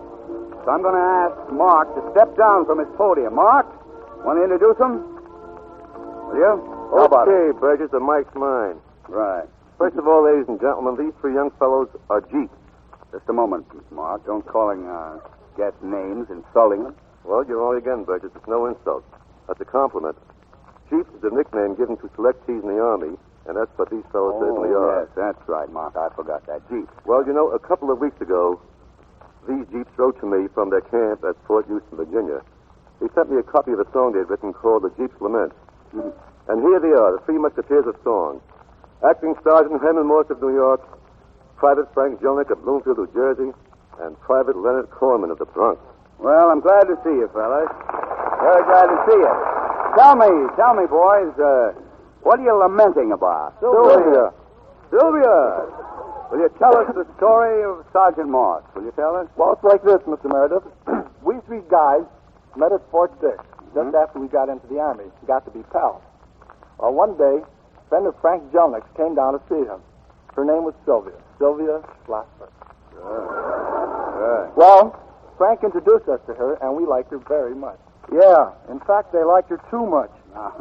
You go on. Take it over from there, Private Jelnick. Well, Mr. Meredith, we three Jeeps may be pals, but I always say there's a limit to friendship. And Sylvia was my girl, I think. You think? Does Sylvia like you best? I don't know. She'd never make up her mind. Oh, I get it. So you're just sitting around waiting, is that it? Yeah. But still, all in all, I wasn't going to fight with the boys, and I wasn't going to cut off my nose just to spite them. So when Sylvia said she'd come down to see me again sometime, I said, come ahead. I follow. Now, Private Corman, you take over, will you?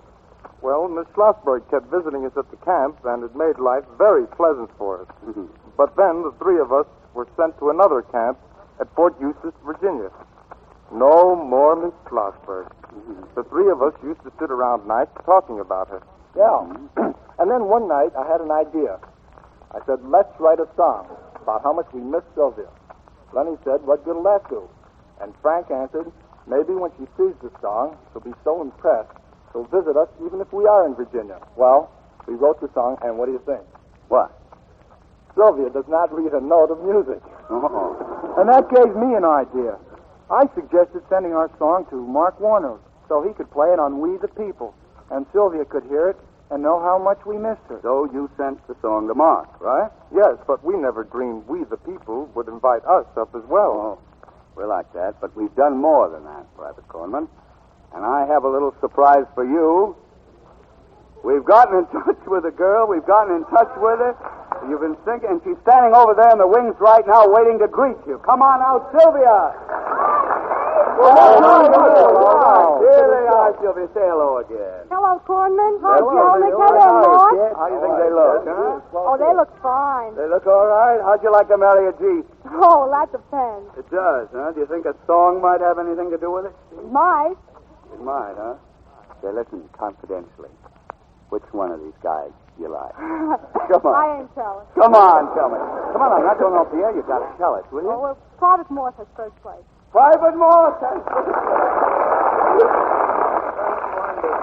Well, boys, you've heard these boys' stories, and now you've got to hear their song.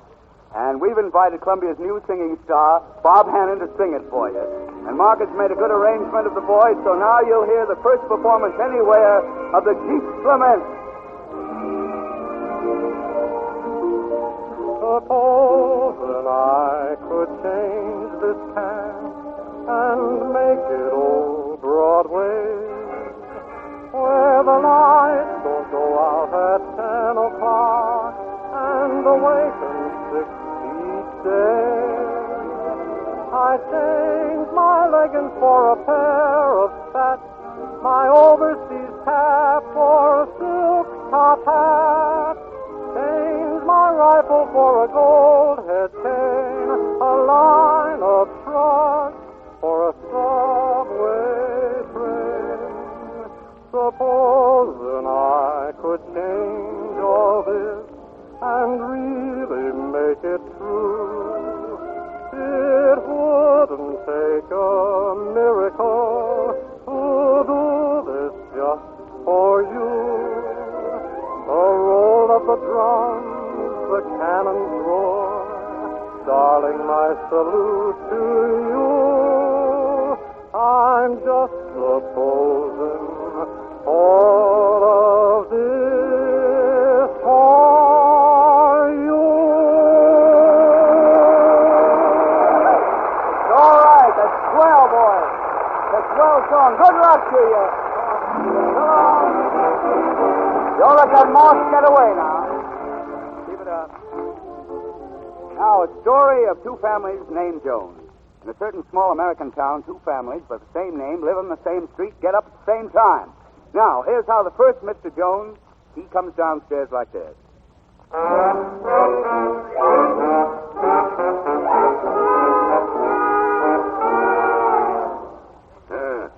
Another hot day. What's that, breakfast? Nothing around here to make a guy feel hungry. Give me a cup of coffee. Now, here's how the second Mr. Jones comes downstairs. Good morning, honey. Give me a kiss. Grape nuts for breakfast? Oh, swell. Just pour me out a good big dishful. That flavor sure does hit the spot. Just show me where it is. This same name, same street. They both get up at the same time, but what a difference in the way they start the morning, right? Yes, sir. When you start the day the Grape Nuts way, you start it with a smile. Well, there's something about the Grape Nuts flavor that sure is mighty special. It's malty rich, sweet as a nut, with a zestful, wide-awake goodness. You see, that flavor is a blend of two luscious grains instead of only one. And that's why it's different from any other cereal, a flavor that stands right out. And you can enjoy this one delicious flavor in two delicious forms. Grape Nuts, crisp, crunchy kernels, and Grape Nuts flakes, delicate, toasty brown flakes. So get your family downstairs on the run. Just holler, Grape Nuts for breakfast.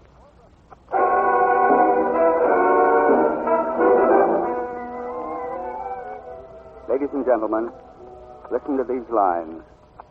There was a time when faith began to slip, when I had lost all that I had to lose, or so it seemed to me. I lost my work, my house. I had no home, no food, no shoes. Then suddenly I felt myself ashamed, for I, who talked of shoes, then chanced to meet upon the busy highway of my life a man who had no feet. That philosophy was first written by a Persian poet named Sahadi more than 700 years ago. Now just think about it a moment, will you? And then let me ask you, how many times have all of us, talked of shoes as the man in the poem did? You kicked that Sunday it rained and you couldn't go to the beach and you fretted all afternoon because the boss didn't say, swell job landing that order. I know, I've done it. Yes, I've done it. And you, madam, you worked yourself into a rage, didn't you? Beautiful rage, because the butcher didn't send your order until 7:45 and you wanted dinner at 8. That was very important, dinner at 8. Now, nobody is objecting to the good American custom of kicking at things that they don't like. That good old fighting American quality of divine discontent. But there is also value in being able to take it. And there is reason to have pride in the way, well, for instance, the way Lou Gehrig accepted the things that fate brought on him a few weeks back. Lou Gehrig, the idol of baseball, the Iron Man, never missed a game. And then you remember that piece in the paper said he died of an obscure disease with a long Latin name, a disease that science has not been able to cure. Now, Lou had plenty to kick about this last year, but he never let out a peep, and he kept his faith. Tonight we have a woman here who's also kept her faith. Her name is Mrs. D.H. Seamer, and she lives in Woodhaven, Orlando, Florida. Mrs. Seamer, will you tell us your story? I'll be glad to, Mr. Meredith. I have 3 sons, Henry, Leroy, and Herbert. Hello, boys. Henry is the eldest, and until he was 6 years old, he was perfectly healthy. Then one day I noticed his feet dragging when he walked.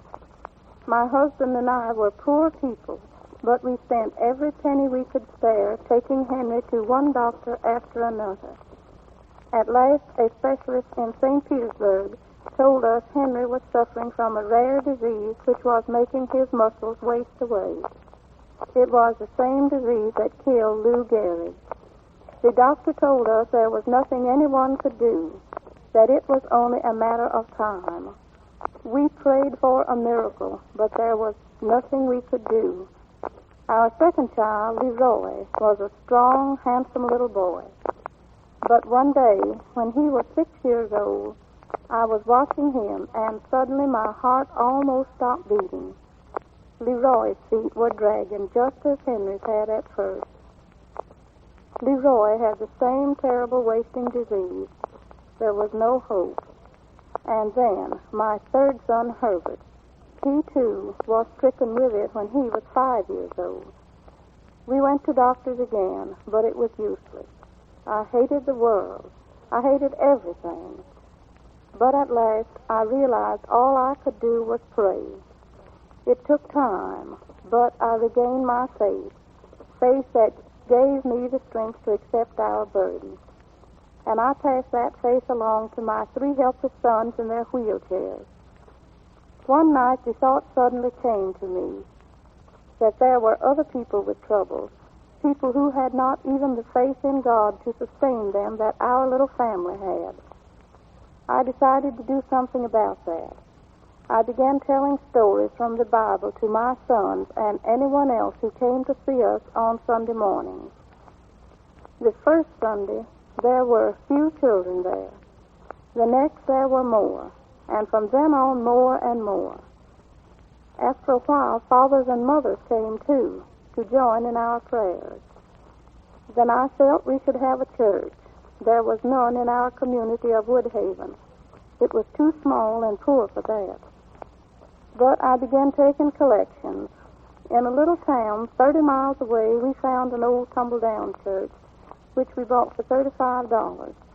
Then everyone in our community pitched in to help. We took that church apart and moved it, piece by piece, to Woodhaven. It took a year to finish our church, but we're mighty proud of it. Today, my boys and I don't think about our troubles. We've learned to think beyond ourselves, to be grateful for the blessings bestowed upon us. And above all, through the illness of my 3 sons, which inspired the building of our church, all of us have started thinking of the other fellow, and we've found new faith. You people out there, well, we little people everywhere who worry about trifles, I hope you heard that. This woman has built something real. With her hands, with her mind, and with her heart, she turned a tumble-down shack into a citadel of faith. So that the next time some trifle interrupts your day, remember, for every one of us who talks of shoes may chance to meet upon the busy highway of our lives a man who has no feet.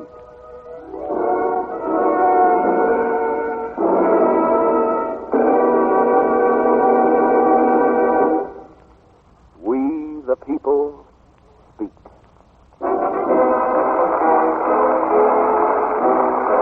Music for We the People is under the direction of Mark Warner. This is Harry Bonzell saying good night, and for a good morning, eat great nuts. This is the Columbia Broadcasting System.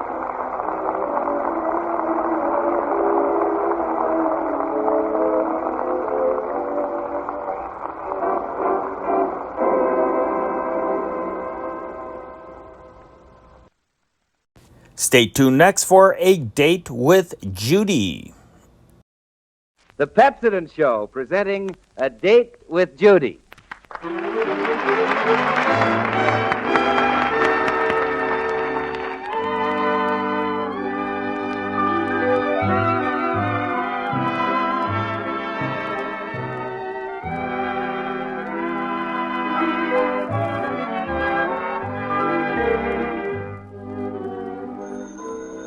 Hello?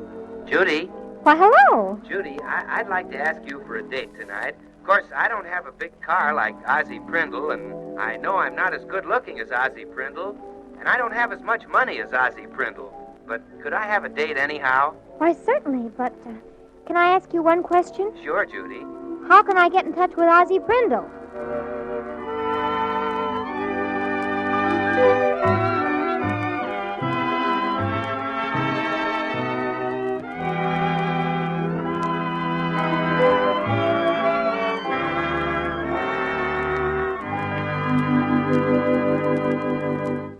You've got a date with Judy, chaperoned by Pepsodent. But first, here's a 30-second beauty hint entitled, How to Have a Gleaming, Bright Smile to Go with Your Summer Coat of Tan. Just go to work on your teeth with high-polish Pepsodent tooth powder. But be sure it's Pepsodent, for in competition with all other leading brands of tooth powder, Pepsodent was found to produce a higher shine, a more beautiful luster on teeth than any other. Twice as bright as the average of all other leading brands. So there you are, for a gleaming smile that's twice as bright. Then go to your drug counter and say, Pepsodent tooth powder, please.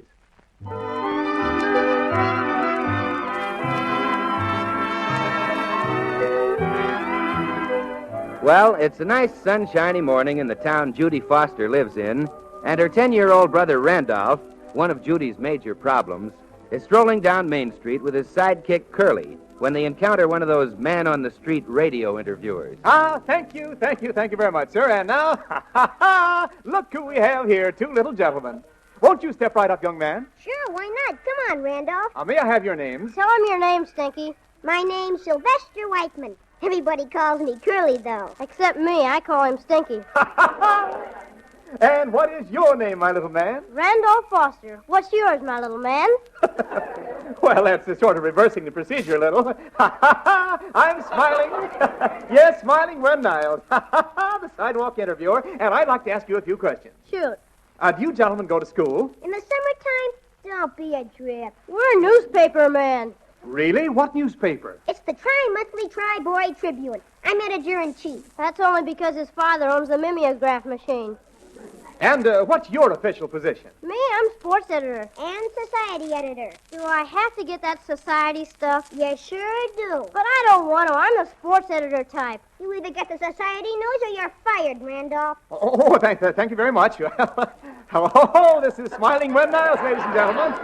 Your old sidewalk interviewer. Now, run along, boys. There isn't any justice. Muse covers the He-Man versus Superman baseball game. Me, the sports editor deluxe. Who's editor-in-chief of this outfit? Now, Randolph Stinky, please, we're on the air. Who wants to be a society editor? Just a minute, boys, just a minute. The table was tastefully decorated in green and pews. Oh, please. Festoons of stinkweed made the nuptial bower a veritable garland. Boy.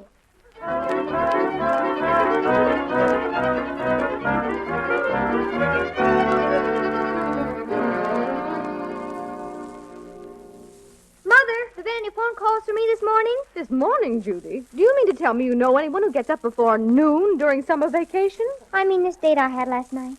He said he wouldn't sleep all night. He promised, Judy? Oh, he's utterly feverish about me. He said my eyelashes were luscious. He just said everything. Oh, he poured on the roses.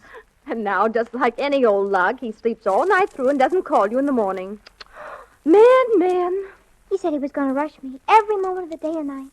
Mother, will you please stop sorting the dirty wash while I'm confiding in you? And here it is, 11:30. Don't you think he's an ick for not having phoned? He's a villain. Mother, I wish you wouldn't tear up Father's shorts into dish rags while I'm talking to you. Oh, look at that. I don't know where that man gets so many holes in his underwear. It's not from doing the rumba. This is Smiling Randolph Foster, your old society editor. Why, Randolph! Mother, have you been to any shindigs lately?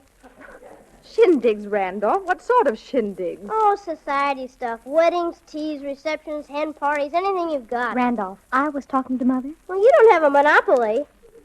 Mother, how about it?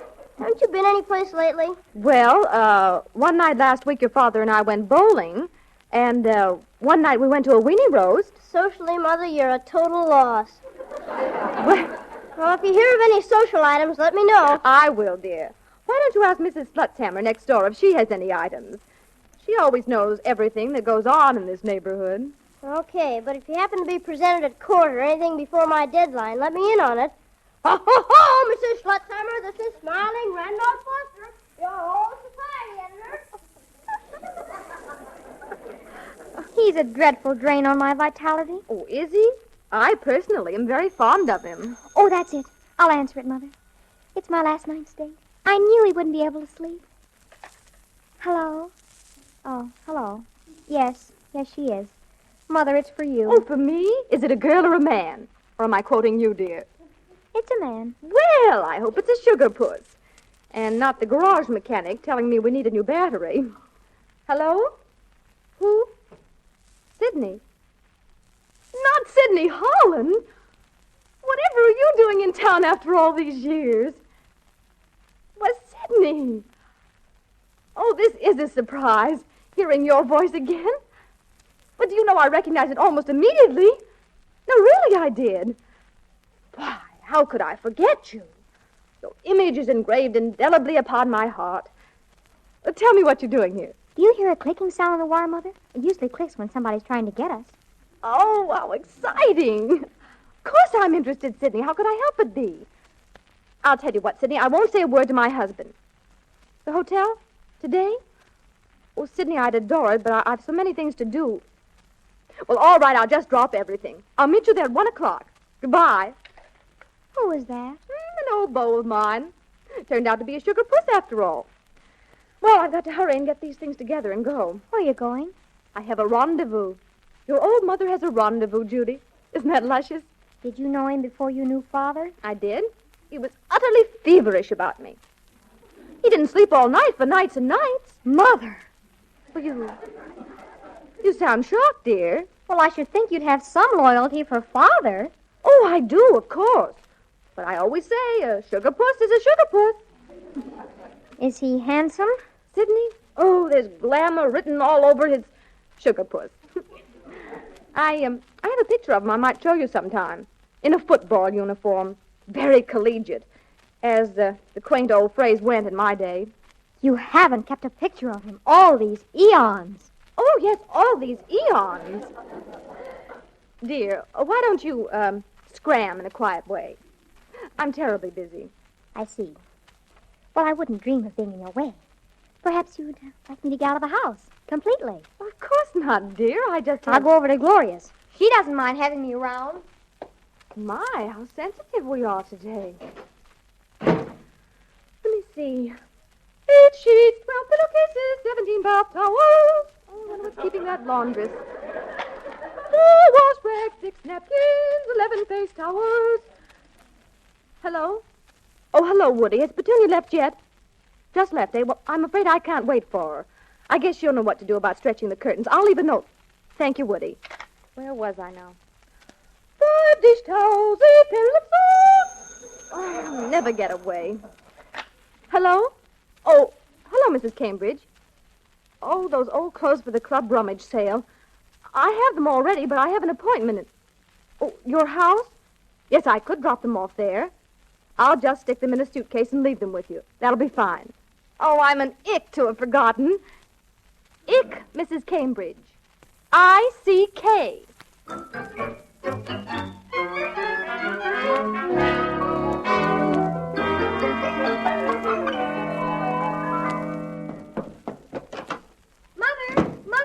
anyone home? Isn't anybody home? Ho, ho, ho! Smiling Randolph Foster's home. If you consider that anybody, and there are sometimes I think you don't. Where's Mother?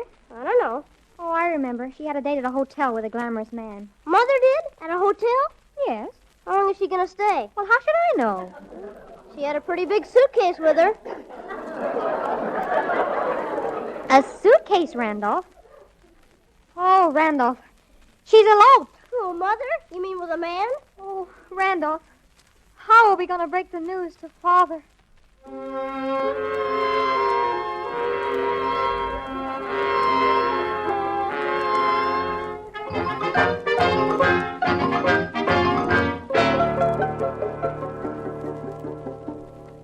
Well, imagine seeing you two here at my factory.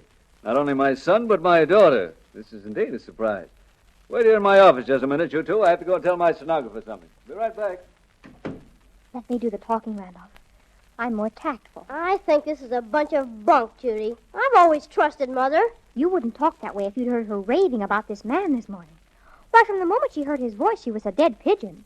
He lured her right over the telephone. I bet all he lured her into was buying a vacuum cleaner. Poor Father. He'll be utterly stricken. Oh, here he comes. Brace yourself, Randolph. I'm braced. All right, kids. I'm free now. Tell me what's on your minds and how much it's going to cost me. Father, there's something we've got to tell you. Hmm? But before we say anything, there's something you have to promise us. All right, I'm in a good humor. I want you to promise you won't shoot anybody. Shoot anybody? With a gun. At first it'll be difficult, but later on, when you become rational, you'll thank me for making you refrain from taking another's life. Hey, what is this? Father, prepare yourself for a terrific shock. I wish I could spare you, if only for a few more hours of happiness. Judy, you've spared me long enough. I haven't got a few hours to be spared. I've got a sales meeting in a little while, so stop sparing me any longer and tell me quick. It's about somebody very near and dear to you. For the love of heaven, I don't want to play guessing games. Who's sick? Come on, let me have it. Well, nobody's sick at all, Father. It isn't a question of illness. It's something else entirely. Judy, Father, if you don't... Mother eloped with another man. What? Oh, Randolph, how could you say such a thing before I prepared Father properly? Oh, Father, I feel dreadful. I meant to break it to you gradually. I wanted to... Sam Hill, are you prattling about? Did you come down here to tell me a fish story like this? Your mother would no sooner elope with another man than I would. And I couldn't see you eloping with another man. I've been telling Judy that this is true, Father. I heard her personally on the telephone saying she'd meet him at a hotel. And then she went off with a suitcase. Well, he's probably a wholesale furrier, and she's meeting him there to... Why, she was saying the other day she wished she could get a fur wholesale. The suitcase, Father. Well, she's probably carrying her knitting in it. Lord only knows what women are likely to carry their knitting in these days. I'm sorry, Father. But I personally heard her say he was glamorous. Can you stand this, darling? I heard her say she never could forget him, and that his image was engraved indelibly upon her heart. Indelibly upon her... Your mother doesn't talk that way. Not to you, Father, but she did to Sidney. Sidney? Sidney who? I can't remember his last name. I think it began with an H. Sidney Holland? Yes, Father. He's the man. So you knew about it all these eons. Knew what? That she cared. Cared my eye, that fat fool from Ashtabula, Ohio? He's got ears that stick out like... Mother thinks he's handsome. Handsome? Sidney Holland? Flat feet, couldn't even get in the Army in 1918. Well, Mother has a picture of him in a football uniform. Football. That's a good one. I'd like to see Sidney play football. Up until now, I too thought Mother had gone to see a wholesale furrier carrying her knitting in a suitcase. But in view of your remarks about Mr. Holland, Father, ugly doubts are beginning to rear their fat heads with ears that stick out like... Be quiet, Randolph. Father, I suggest you come home now and try to get some rest. I'll do the driving. Randolph and I will help you out to the car. I'll do no such thing. I'm staying right here. The whole thing's perfectly ridiculous. I don't believe a word of it. Your mother would no more look at Sidney Holland than Miss Henkel. I'm going home for the day. Break my appointment. Come on, children. We'll go home. I don't know why I'm doing this. Your mother's probably there baking a cake or something. Just lean on Randolph and me as you walk, Father.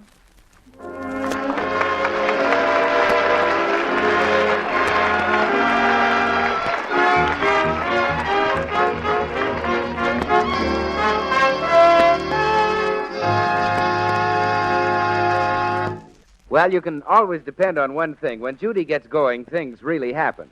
For example, that was Judy's idea of how to break a bit of news gently. We'll see the results of that gentle treatment in just a moment. But right now, here's a bit of news that doesn't need to be broken gently. It's about how to get double value in toothbrushes. You see, Pepsodent's 50 Tough toothbrush is the only toothbrush in the world that gives you double cleansing power, double brushing power, and double the number of tufts in a modern small-type head. Now, obviously, you get double value because the Pepsodent 50 Tough toothbrush means cleansing power twice that of any other brush, brushing power twice as efficient, and bristles that are springier, easier on your gums because there are twice as many tufts. Just go to your nearest drug counter tonight and ask for a Pepsodent 50 Tough toothbrush. When you get it home, break the seal at the end of the sanitary glass container. Remove the brush and throw the container away. Then you'll see why we say you get double value, because the Pepsodent 50 Tough toothbrush feels different, has a more pleasant action in your mouth than any other brush you've ever used before. Do it tonight, will you?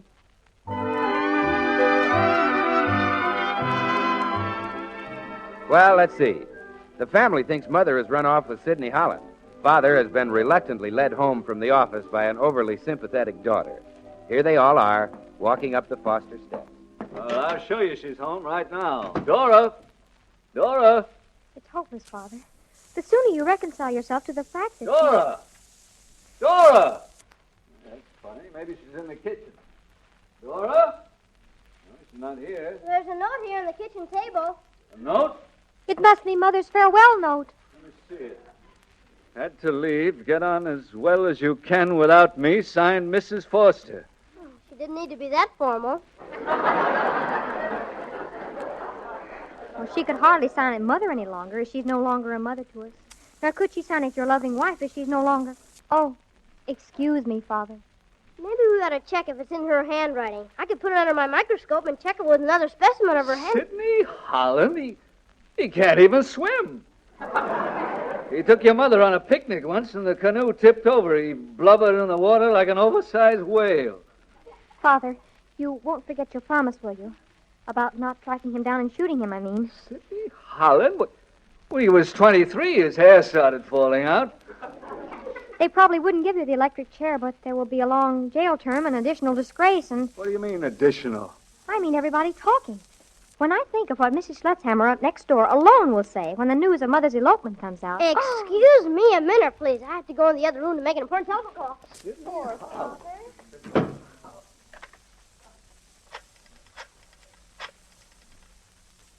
Hello, Curly. Ha, ha, ha! This is smiling Randolph Foster. Have I got some hot news for the society page? Take this down, Curly. Mr. Melvin Foster of Elm Street announces the elopement of his wife, Dora, to a Mr. Sidney Holland of Ashtabula, Ohio. That is all.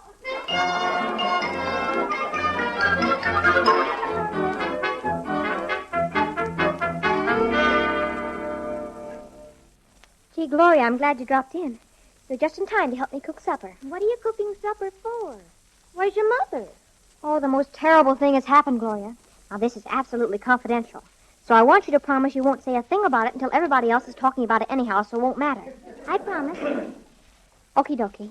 Well, Mother has run off with another man. With another? Honestly? Yes, it's dreadful. I'm too positively worried about Father. He's utterly stricken. Jeepers. Jeepers, that's grand. I know. So you see what a responsibility I have. It's up to me to try to take Mother's place. I'm going to keep house for Father and cook his meals and make him as comfortable as I can and comfort him. And well, I'm just going to do everything to bring a little comfort into his poor, broken life. Jeepers. So that's why I'm cooking dinner. Look, Gloria, this fish was in the icebox. What'll I do with it? Gee, so raw. I know. Doesn't it look awful? Is it dead? Well, I think it's dead. It hasn't moved for 5 minutes. That's good. Because I wouldn't like to have to kill it. I wouldn't either. But I think we can go on the assumption it's dead. But then what do we do? I don't know. I think it has to be cooked. When we have fish for supper at home, it comes on the table all cooked. With a slice of lemon in its mouth. A slice of lemon? That's a good tip, Gloria. That's just what I'll do. I'll put a slice of lemon in its mouth. I'd cook it, too, if I were you. Well, all right. Gee, it certainly is going to be hard to take Mother's place now that she's run off with another man. Don't ever let anybody tell you it's easy for a girl whose mother has eloped. Aren't you going to have anything else for supper but fish? Well, I was going to make spaghetti, but it's all long and stiff and it won't fit into the pan. Maybe you need a longer pan. Well, there aren't any longer pans except the dish pan. Oh, it'd fit in that. Well, then use the dish pan. I think you have to put water in it, too. Well, hot or cold water? I don't know. Well, let's not take any chances. Let's make it half hot water and half cold water. Sort of mix them up a little bit. Well, thank everything we'll have a good supper tonight. What a comfort that'll be to Father.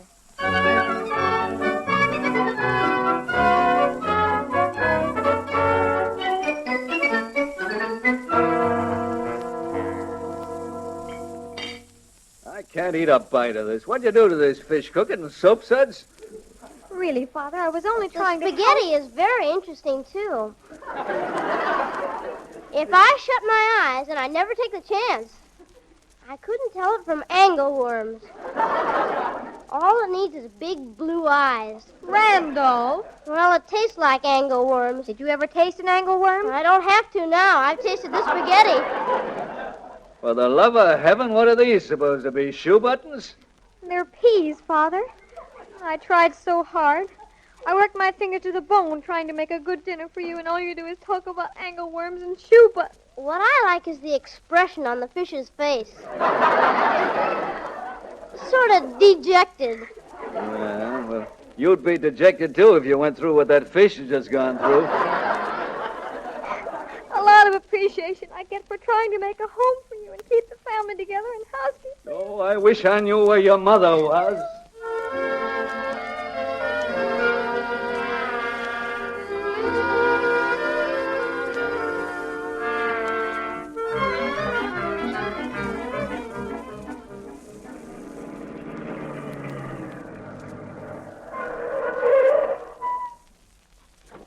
Oh, thanks ever so much, Mrs. Gray. It's so late. My family will think I've run off or something. I'm glad to do it, Mrs. Foster. Goodbye. Mrs.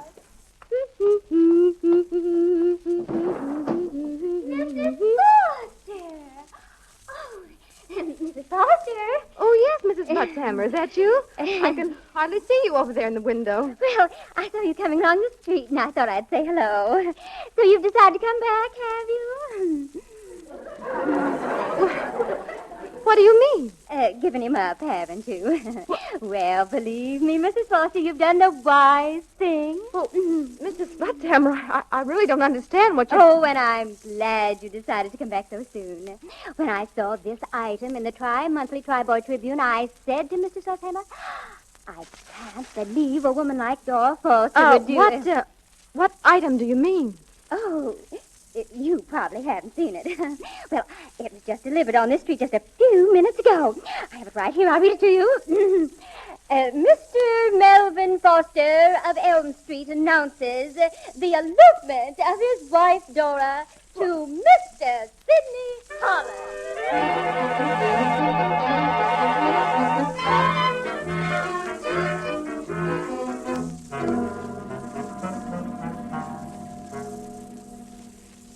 It's dessert, that's what it is. I don't know what's so mysterious about it. I got it right out of the cookbook. It's called Floating Island. It floats all right. Somebody just came in. Dora. Mother! It's Mother! Well. So, you decided to leave Mr. Holland and return to your unglamorous old husband, huh? You too, Melvin. Well, I never heard of anything like this in all my life. I just can't believe... Randolph, I have here a copy of the Tri-Monthly Tri-Boy Tribune. You have? Mrs. Slutzhammer gave it to me. Mrs. Slutzhammer, of all people, the biggest gossip in town. Look at this. Mr. Melvin Foster of Elm Street announces the elopement of his wife. What? Let me see it. For the love of heaven. How could you do a thing like this to your father and me, Randolph? Well, I guess I'm a newspaper man first and a family man second. And you, Melvin Foster. Why, when I came in, you acted as though you thought I had eloped. Well, the note and everything. The note? What note? It was on the kitchen table. Oh, I left that note for Petunia about stretching the curtains. Oh, was it for Petunia? Well, how about the suitcase? The suitcase? Oh, I was just taking some old clothes to Mrs. Cambridge's for the rummage set. What's come over this family? I never... Melvin. Huh? If you really want to know what I was doing all this time, I was getting an order for your factory. What? Sidney Holland and his father have bought out a salmon canning factory, and they're going to need thousands of cans every month. I went down and had lunch with them both, and both. I wanted to surprise you on what happens. I come up the street, and I'm told I've eloped with the... What's this on the table? Is this my fish? We had a hard time recognizing it, too. Well, I was only doing my best, trying to take your place in the home and make things comfortable for Father. Oh, you poor, dear, noble child. And you, all of you, you thought I'd run off with Sidney Holland. Sidney Holland! With Sidney Holland, that fat fool. I never believed it for a moment. Neither did Judy.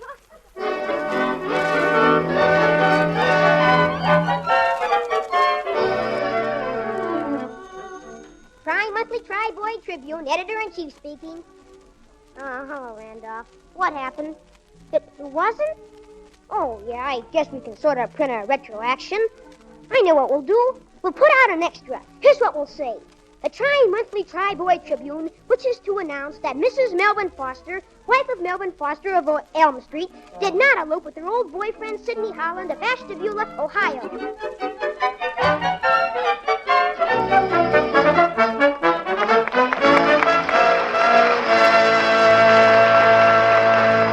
Well, that unravels another set of complications in Judy's life. As to what happens next in her exciting young life, well, your guess is as good as mine. Oh, yes? Come in. Ha, ha, ha! Mr. Goodwin! Just the man I've been looking for. I have here in my suitcase some beautiful framed mottos for your wall. Now here's the dandy. It says, ho, ho, ho, you can win success and win it by a mile if you always stretch your face and smile, smile, smile. Ha, ha! Beautiful, isn't it? Want one? Now, wait a minute. That's my department. Listen to this, my high-pressure motto merchant. One way to success is, as you say, to smile at people. But that's not going to do you any good unless your smile is attractive. And that means you've got to have better than just a halfway tooth powder that only cleans teeth. It means instead that you should choose one that not only cleans teeth, but one which actually makes teeth brighter than any other powder can. And that one is Pepsodent tooth powder. For independent laboratory tests prove beyond doubt that Pepsodent tooth powder has the power to give teeth a luster twice as bright as the average of all other brands, thanks to Pepsodent's exclusive patented ingredient, composite metaphosphate, which Pepsodent alone contains. So if you're interested in success via the smile route, don't go just halfway. Go twice as far with Pepsodent tooth powder, which does twice as much. There, my motto merchant, what do you think of that? What was that? Them, brother, was my mottos. Yes, sir, I'm going to sell Pepsodent tooth powder.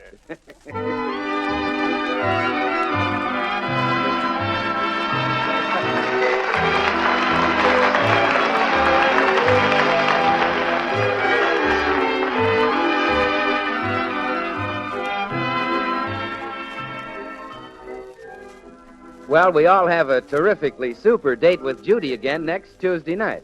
A Date with Judy with Ann Gillis, Paul McGrath, and Margaret Brayton is written by Eileen Leslie and Jerry Schwartz. The music is directed by Wilbur Hatch. See you next Tuesday. Don't be late. You have a date with Judy. This is Bill Goodwin speaking for Pepsodent. This is the National Broadcasting Company.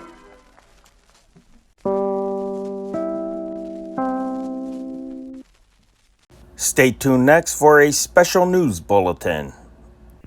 Replacing the announced program, NBC takes you now to Reykjavik, Iceland. Today added the Republic of Iceland to the long list of stations where they have had occasion to plant Old Glory in foreign lands. At the same time, they added another chapter to the famous sagas of this island, which are known throughout the Western world for their description of the picturesque struggle of Viking days. American Marines are the traditional expeditionary force, and they have been to most of the countries in the world.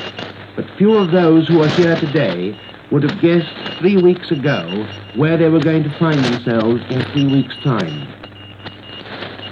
Yesterday afternoon, the whole island, Icelanders and the British garrison as well, was stirred by the news which passed from mouth to mouth that a huge convoy was approaching, steaming majestically across the calm grey sea. Groups of soldiers and crowds of Icelanders gathered together on the vantage point to watch this inspiring sight. Although the early stages of the journey had not been so lucky with the weather, it certainly was kind when the convoy arrived, and to many, their first sight of Iceland must have been a surprise. No ice, but instead a land of towering, massive mountains, their tops hidden in mist, and at their feet, bright emerald green fields dotted with sheep. Little groups of whitewashed farmhouses with a toy-like church to each group. Soon after 6 o'clock, the first ships dropped their anchors in the harbor, and the adventure began.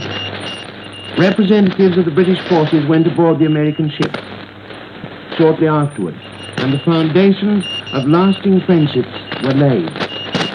Not many Americans came ashore last night, but a surprise was there just the same. For in Iceland at this time of the year, the daylight never goes, and it's very nearly as light at midnight as it is at midday. This morning, a few minutes before 10 o'clock, things started moving. The commander of the British troops, accompanied by members of his staff and representatives of other services, waited at the pier to greet some of the first American soldiers to set foot on Icelandic soil. A launch flying the American flag was already in sight, and exactly on time drew alongside. The American general stepped ashore, followed by some of his staff. There were handshakes all round, and then as they turned to walk up the pier, a sharp word of command brought the Guard of Honor, provided by a local battalion and commanded by a kilted officer, to the general salute. The inspection of the Guard of Honor was followed by a march past, and it was an impressive scene as the Guard, with their band, passed the two commanders. It made an onlooker realize that forces had been released which will make Hitler wake up from his wild dreams of conquest, and that he would soon bitterly regret the day when he loosed the horror of Armageddon on a world which believed that such a tragedy was impossible. After the ceremony came business, and soon British staff officers, having found and met the opposite numbers from across the Atlantic, were telling them all they could and making them very welcome to Iceland. A fleet of cars was ready to take them to headquarters for their first conference, and in a few minutes the pier was deserted. No sooner had the cars left than the real business of unloading and disembarking began. Launches full of officers and men left the big ship and sped towards the shore. One big merchantman was already alongside and busy discharging its cargo. Members of the British garrison admired the magnificent equipment which was put ashore in vast quantities. By midday, nearly every group of soldiers contained an almost equal number of British and Americans, and there's no doubt that the representatives of what the British general recently described as Great Britain's best friends were being given a very hearty welcome. All morning the work went on, and only a fraction of the vast store of goods could be put on Icelandic soil. It must be many days before the great ships are finally emptied. Meanwhile, at headquarters, the American commander and his staff had luncheon at the British mess. The hut to which the British garrison had become so accustomed may have seemed strange to the Americans, but the cook had done his best, and the commander gave orders to his staff to find out where some of our delicacies, all of local origin, could be obtained. It was a meal which was enjoyed by both sides, and there was no break in the talk and laughter which accompanied it. After luncheon, the cars were waiting to take the general and his staff to their camps. These, which have withstood one Icelandic winter, were more comfortable than some had supposed, and there's no doubt they will provide a home for the Marines, which will compare quite favorably with many of the places in which they have found themselves in the past. British troops in the neighborhood quickly made friends with the newcomers, and it won't be long before the whole garrison are as one. All afternoon, the work of unloading went on, and by this evening, American transport was to be seen on the Icelandic roads, some of which are rather difficult to negotiate at any speed. The left-hand rule of the road, which is in force here, may cause drivers some difficulty at first, but no doubt they'll soon get used to it. Tomorrow, the commander and his senior staff officers are paying the usual compliments to the Regent, the Prime Minister, and other members of the government. Tomorrow also, the work of unloading, unpacking, and settling down will continue. Now, before I stop, I'll tell you a few things about Iceland. Iceland is a land of contrast. The majestic, bare mountains contrast sharply with the green fields in summer. The warm, sunny days with cloudless skies, which we're sometimes lucky enough to have in summer, contrast with the blizzards of winter. The wild, rugged fastnesses of the interior contrast with the modernity of the towns. Ubiquitous electric lights, a fine telephone system, many cars, and a well-equipped radio station seem odd when compared to the simplicity of the farmhouses to be found in some parts of the country. Iceland is the oldest democracy, and the oldest parliament. One of the most interesting features of Iceland is the bird life in summer. Although there are only a very few birds which live in Iceland all the year round, vast numbers of migrants come here in the summer to nest. And as nearly all are protected by law, they have become remarkably tame, and they show an indifference to the presence of man, which makes them a very attractive part of Iceland. For the rest, the rivers teem with salmon and trout, and the seas with cod and other fish. In the peacetime, which will surely soon come again, deep-sea fishing will again take its place as one of Iceland's major industries. Well, in this short time, I haven't been able to tell you much, but I hope it's been enough to give you some sort of picture of the arrival of the American troops in Iceland. And before I stop, may I, as a British officer, assure you that the welcome we have today extended to your soldiers is sincere and grateful, and that so long as we are here, everything will be done to ensure that the memories the Marines will carry back with them of their stay in Iceland will be happy ones. Good night.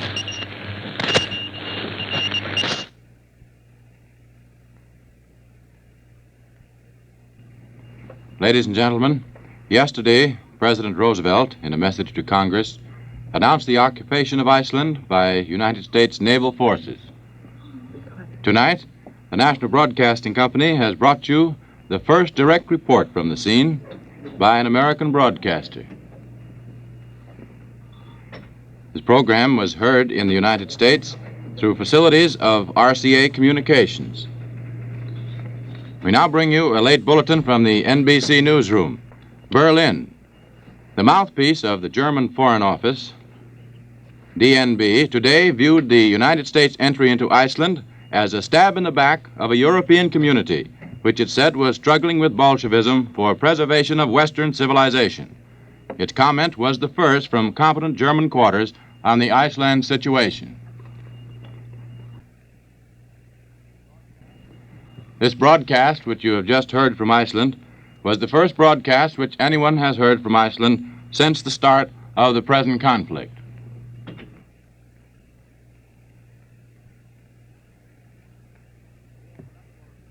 And here is another bulletin from our NBC newsroom. Moscow. The Red Army, in a counterattack against German and Romanian troops in the Bessarabian sector of the front, has thrown the invaders back in disorder across the Prut River. This information came from the Soviet Information Bureau today. This is the Blue Network of the National Broadcasting Company.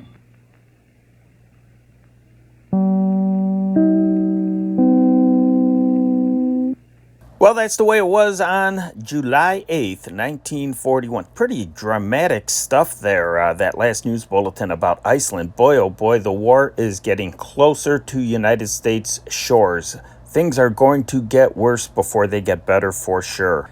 It is interesting and I guess in a way kind of fun to live this stuff out in real time. Granted, we're about a month off from actual calendar time, but it is interesting to relive this in real time the way our ancestors lived it. I guess it would be our ancestors because I know for some of you out there it would be great-grandparents or maybe even great-great-grandparents. For me, it was my grandparents, so I actually knew people that lived through this. And for many of you, it was probably your parents. And maybe for even more of you, it could have been a brother that lived through this. But the war was so wide-reaching, it affected everybody and every facet of life. And boy, that's just really dramatic stuff. I thought that was a great broadcast, that last one. And the baseball game, how about that ending, right? Ted Williams hitting a walk-off. It was Ted Williams and Joe DiMaggio that summer. DiMaggio with his 56-game hitting streak, and as you heard in that at the beginning of that baseball game, he was right in the middle of that hitting streak at the All-Star break. And it would be the last peacetime All-Star game for a few years. Already, some of the big-name baseball players were entering the service. Hank Greenberg was already gone. He was a perennial All-Star. Cecil Travis, I think, was already gone by this time, and he was a perennial All-Star. And many say he would have made the Hall of Fame if he did not see, and he saw combat in World War II, and he did not come back the same person as unfortunately, as he was when he left from what I heard, or read actually, from what I read. I will tell you what we're going to listen to tomorrow night in just a little bit. If you enjoy the content of this channel, not only subscribe, but please donate to its upkeep. Because of the vintage radio, music, and films that we share, this channel does not qualify for YouTube monetization. Help motivate us to consistently post this wonderful content. We like to think that this channel is more interesting and entertaining than any other World War II channel on YouTube. Help us keep going by donating. In the expanded description section to this video, you will find 2 links for which to donate. One is for PayPal and the other is for a GoFundMe. If the GoFundMe link is outdated on this video, go to this channel's description or our latest video where you will find an updated link. Any little bit helps. If you love old-time radio, film, and music, don't forget to subscribe to this channel and click on the bell icon to get notifications as to when a new upload will premiere. If you are interested in World War II as much as I am, check out our other channel, the World War II newspaper channel. Expand the description section to this video and you will see a link that will take you there. Now I'd suggest listening to the latest upload to decide if it's your thing. Over there you will hear the Chicago Tribune read to you for between 90 minutes to 2 hours. You will get a much more detailed look about what it was like to actually live through World War II than I can give you just by sharing radio broadcasts. You will not only hear detailed news of the big battles and historical events, you will hear trivial facts about the war. You will hear news from the United States home front from the early stages of U.S. mobilization and war protests to Pearl Harbor and the ramping up of the war machine to the final victories and reconversion. You will hear every facet of American life change forever. Well, tomorrow night we are going to spotlight July 9th and July 10th because we don't have a lot of programming for those two dates, and it's the summer months, so we are going to spend those summer months toggling between 1938 and 1941 to catch up on, to do a couple of the 1938 videos and get that stuff going. Plus, it's kind of entertaining, too. You get some big-name programs, too, mixed in with the summer replacements. So tomorrow night we are going to have The Ballad Hunter, The Old Corral, The Goldbergs, The Adventures of Superman, and The Lone Ranger. Those programs represent July 9th, 1941. Then representing July 10th, 1941, we have The Goldbergs, we have the Baby Snooks program, and we have the Rudy Valley Seal Test show. So that's what we have going on tomorrow night. Until then, let's turn off this old tube radio. That's our time machine. Good night. God bless. This changing world, this changing scene, where is it taking us? What does it mean? As long as we're certain of each other, we know we don't have to be afraid. These changing times we rise above. We have no time for them. We have our love, and love is the only thing that still remains the same through all this change.